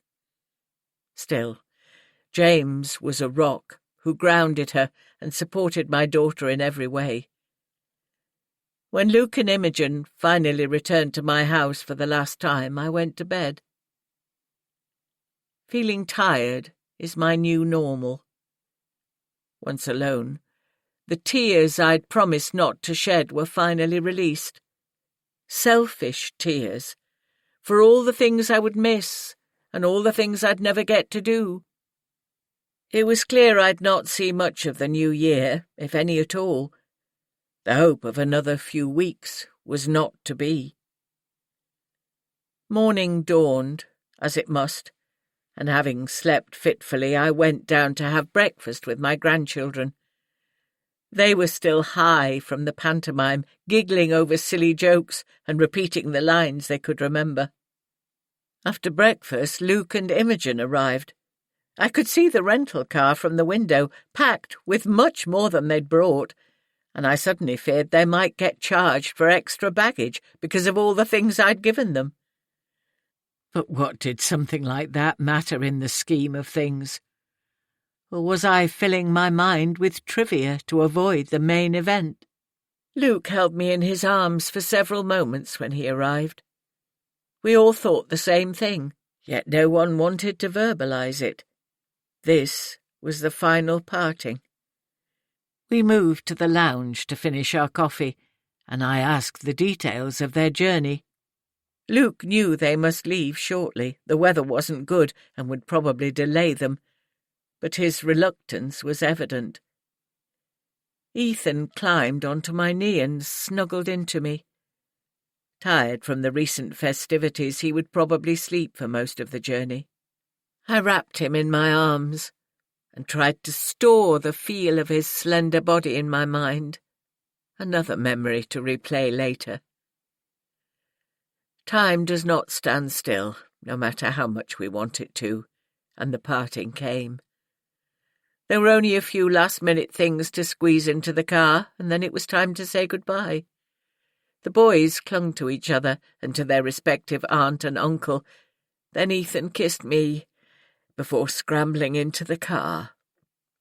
Imogen, with tears in her eyes, held on to me, thanking me for my generosity and saying she'd miss me before climbing into the passenger seat. Luke looked tearful as he hugged me close, whispering how much he loved me, words I echoed sadly, and then they were gone. Back in the warmth of the house, I wondered how I could possibly bear this sadness and separation from those I loved so much. But the rhythm of the world continues, day following day, week following week, year following year, and will continue to do so for my family without my participation. Life is fleeting, and being such, we must make every moment count. When Luke left, so did much of my strength and determination. I have no more goals to strive for, and remaining positive won't be easy during these last few weeks. My son rang later to tell us they'd arrived safely at the airport and were waiting for their flight. Megan spoke to him briefly before passing the phone to me. I hardly knew what to say, but he promised to Skype when they were home the following day, and we said another uncomfortable farewell. It was only after this call that I really noticed Megan's distress. She would miss her brother, and another last farewell was moving closer each day. I mustn't be selfish and think only of myself. Megan, Sam and James were still with me, and I must also think of them. I'd booked a place at St. Bartholomew's for later this month, although I'd not yet told my children. The latest visit to Mr. Connors confirmed what I already knew. The cancer had spread rapidly, and my time was running out. It's now an effort to do anything physical. Even writing my journal proves difficult. I may not be able to write much more, but I want you to know how much I love you all. I'll remain with Megan until the time comes. Gus has already made this his home, where he'll be loved and cared for. Dearest Luke and Megan, My hope is that reading this is not too painful for you and you will not think harshly of me. Events and conversations have been recorded as accurately as I remember, but please forgive any rambling. My body is failing, and I'm so tired. Death will truly be a release. My desire now is to be somehow reunited with Andrew.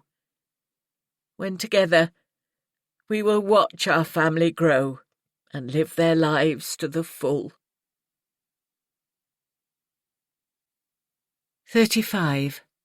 Megan. The journal must have been painful to write. It's so brutally honest. I only found and read this account after Mum's death, which is as she wished. Knowing how some entries would shock us, she still trusted us with them, and I'm glad for such honesty. My mother was a flesh-and-blood human being who made mistakes, as we all do, and wouldn't wish to be remembered as some kind of saint. But to her credit, Mum attempted to rectify past mistakes, a courageous thing to do, and something from which many of us would shy away. For this courage I admire her immensely.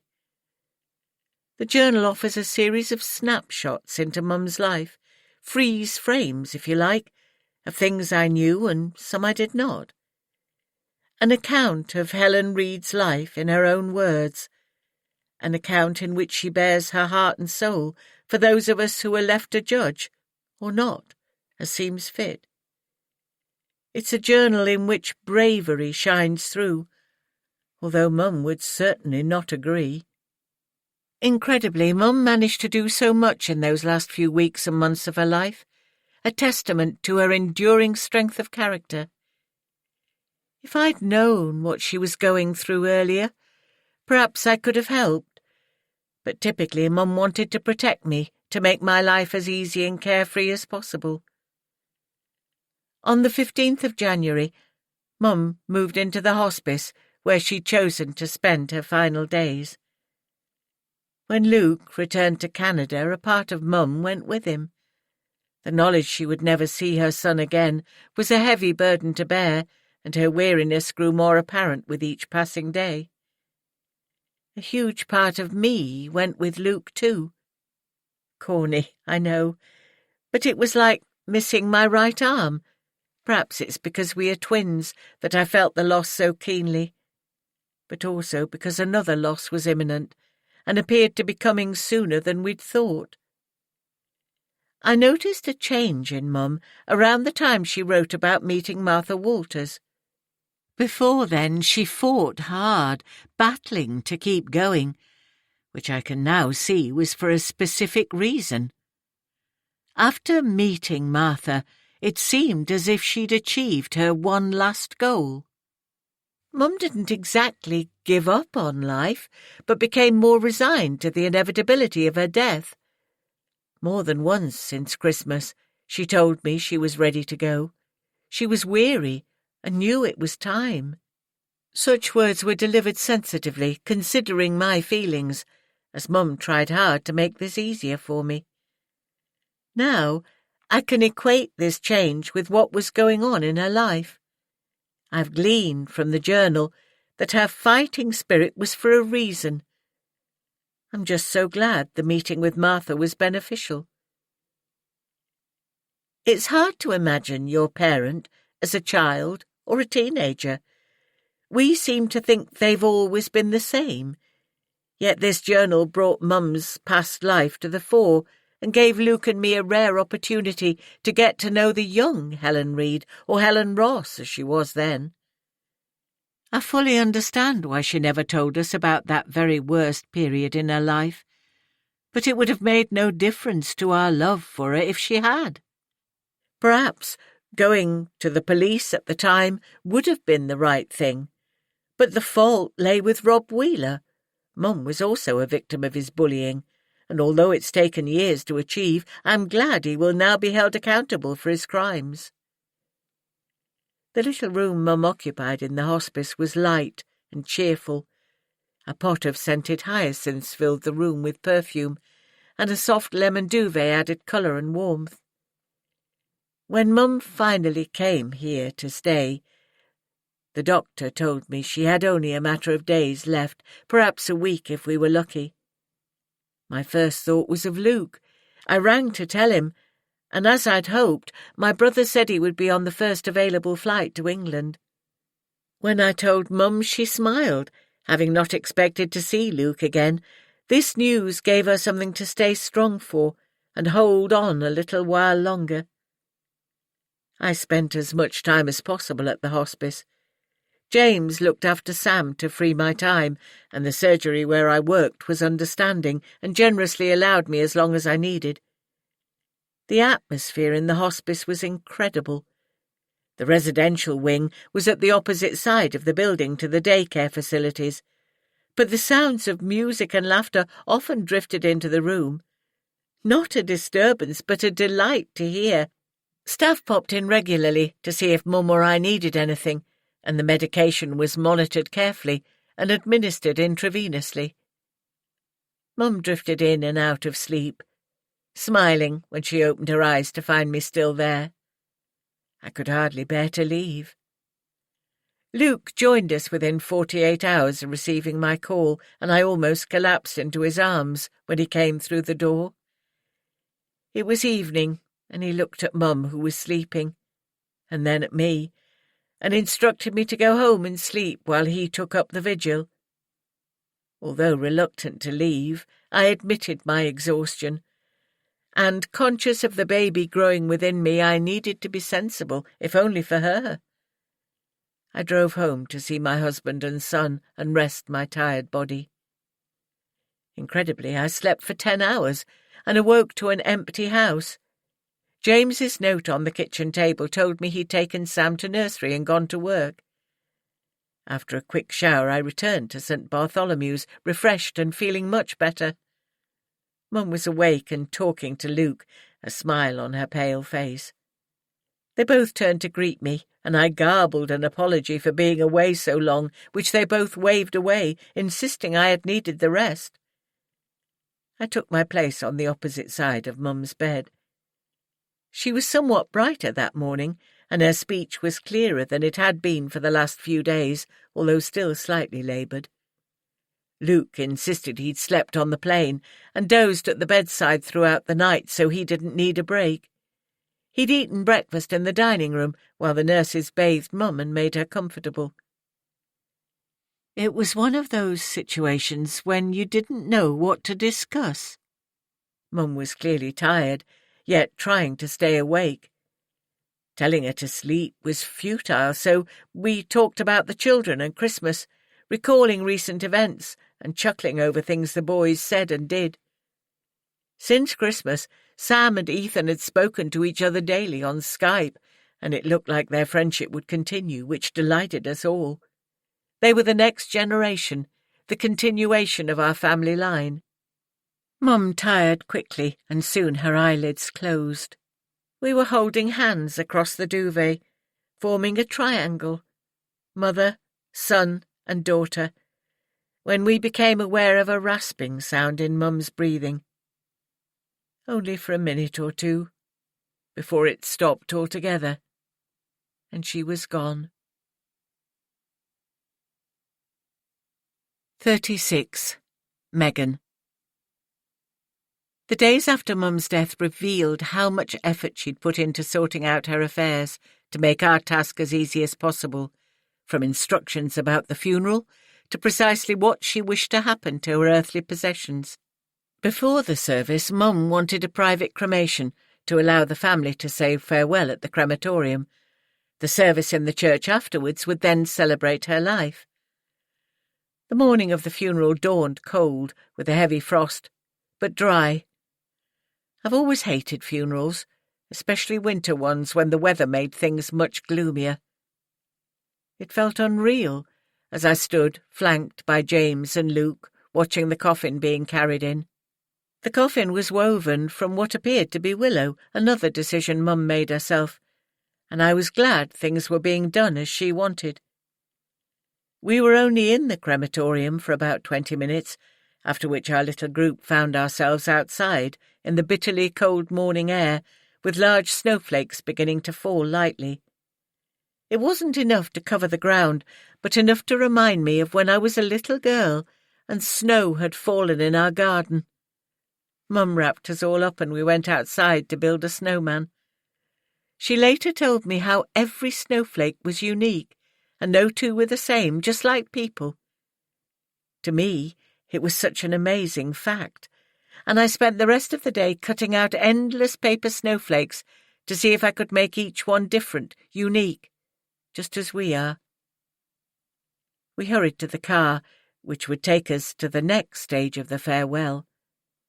Mum had planned the service with the vicar, choosing her favourite readings and hymns. It was undoubtedly the only funeral I've ever attended where Away in a Manger was sung, and I was transported back to the carol service we attended in the same church just a few short weeks before. The thought of the boys singing together made me smile. Mum had furnished the vicar with a potted history of her life, which he read almost word for word without embellishments or exaggeration, as Mum had requested. Flowers were to be from the family only, with gifts instead to St. Bartholomew's. Several of the staff from the hospice attended the service, and it was easy to pick out Claire, with her purple hair and wacky dress sense. Mum would have preferred us all to wear bright colours like Claire. It would have appealed to her sense of fun. The church was packed, a testament to Mum's popularity.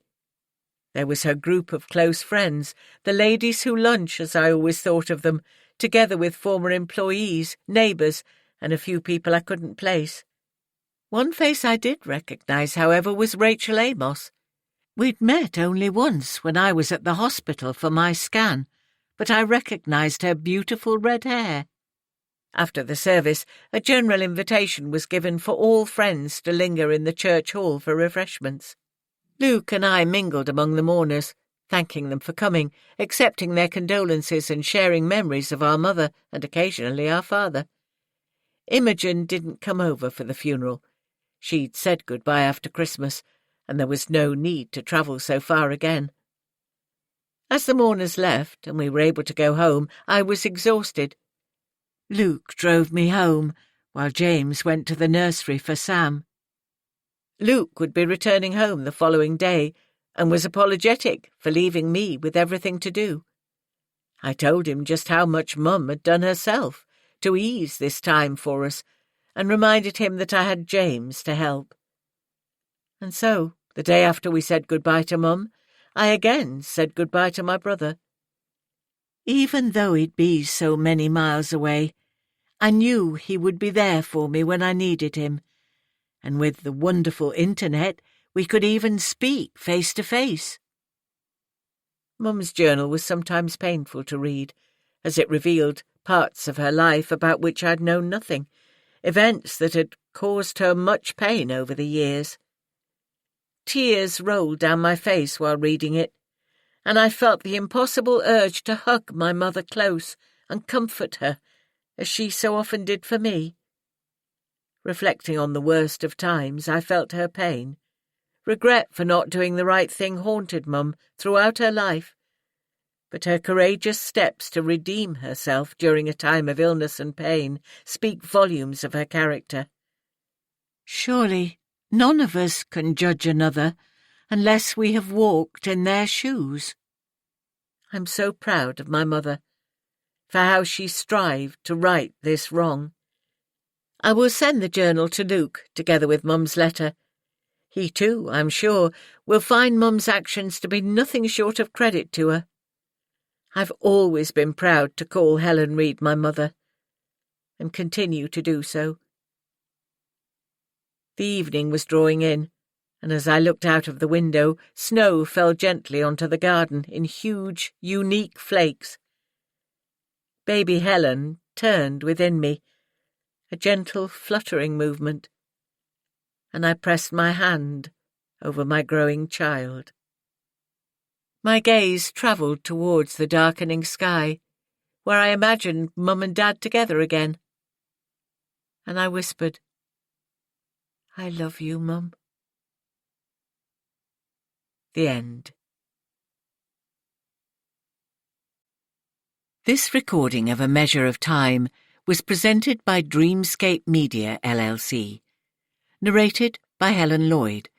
Produced by David Bendina. Text copyright 2024 by Gillian Jackson.